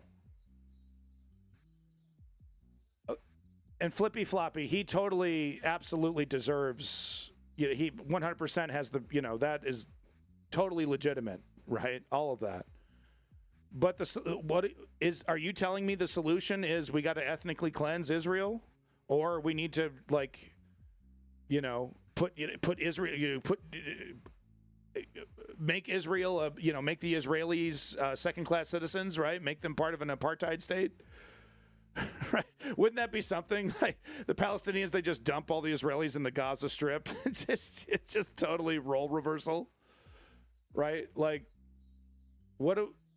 I just don't agree. I just don't agree with the people chanting, from the river to the sea, referencing a one-state solution, i.e. the elimination of Israel. Like I said, all the qualifiers. Israel is illegal. Their formation was illegal. But now we're saying the solution to this ethnic cleansing is a reverse ethnic cleansing of Israel. And it's I just can't be down with that shit. Because we after fucking World War II, what happened with Germany, right? It was sloppy, but basically the world forgave the Nazis. Okay, and I'm not saying the Palestinians are Nazis. I'm not saying the Israelis are Nazis yet. There's no death camps yet. Give Smotrich some more time. Give Ben-Gvir some more time, and maybe we'll see the death camps. But if the world can forgive and allow Germany to exist after their crimes, it's messy, man, because what are we going to do with the Israelis? You're telling me, okay, the solution's one state, kick them all out. It was illegal to begin with. All of this is true. So what are we going to do with them? South Africa is the model? No, man. So ethnic cleansing? No. I'm sorry. I'm going to stay consistent on ethnic cleansing.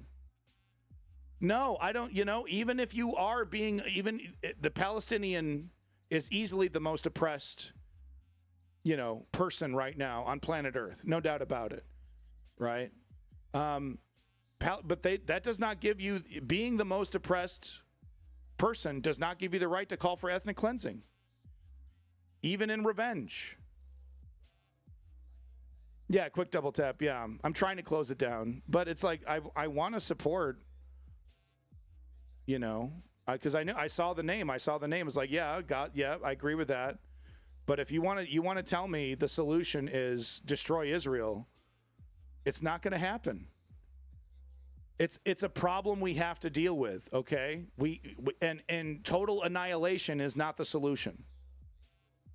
No, Bound. No, I mean, honestly, you sound like an Israeli talking about a Palestinian, but it's okay when you do it?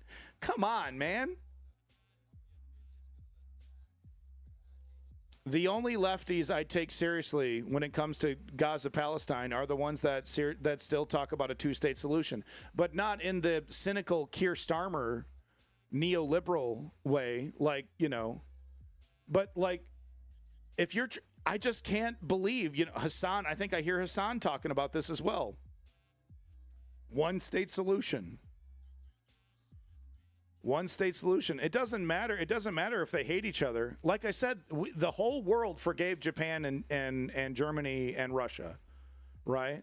The first couple of years after World War II, nobody was, too happy with any of these parties. Yet we've created some kind of, peace. I don't know. You'll say that with Russia, right?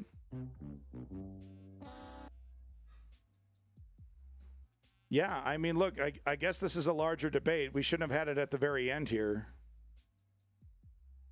Yeah.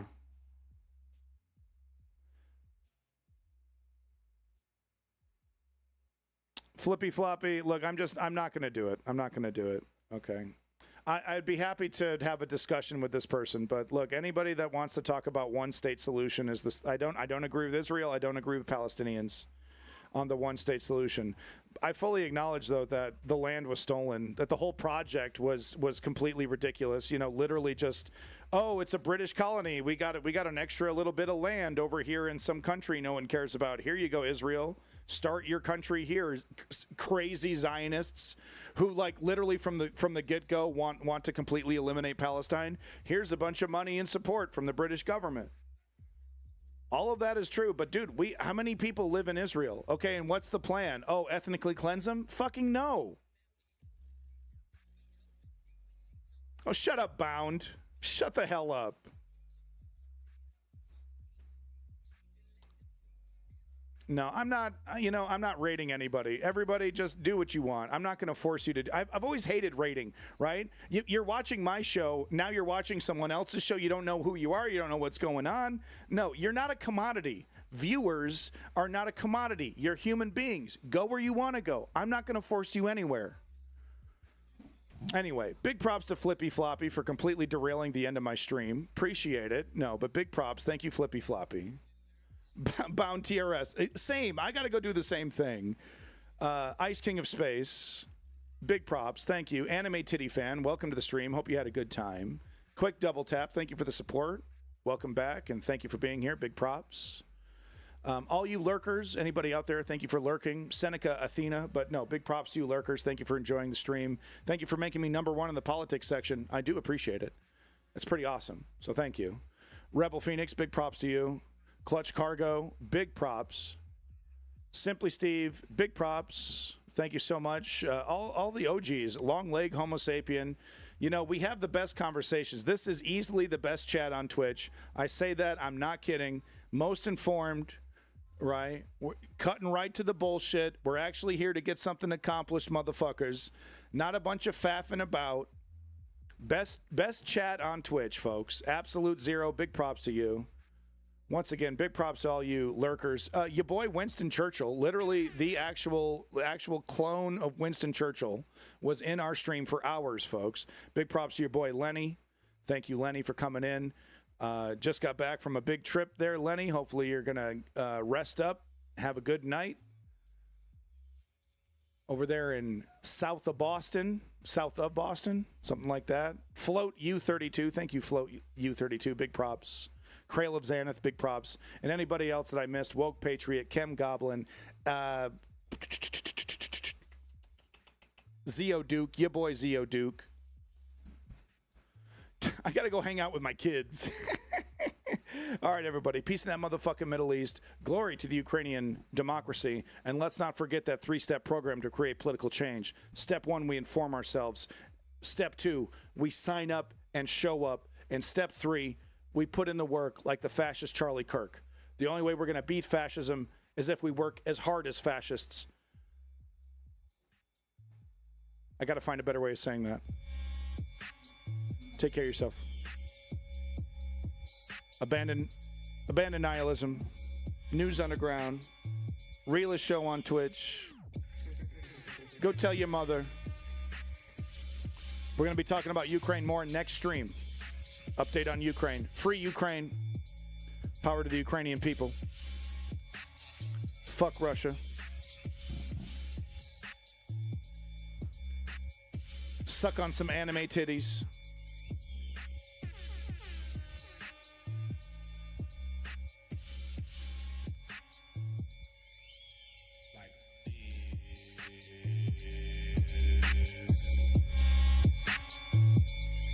There it is. We got porno in the Twitch chat. Hell yeah. Take care of yourself, y'all. Thanks again.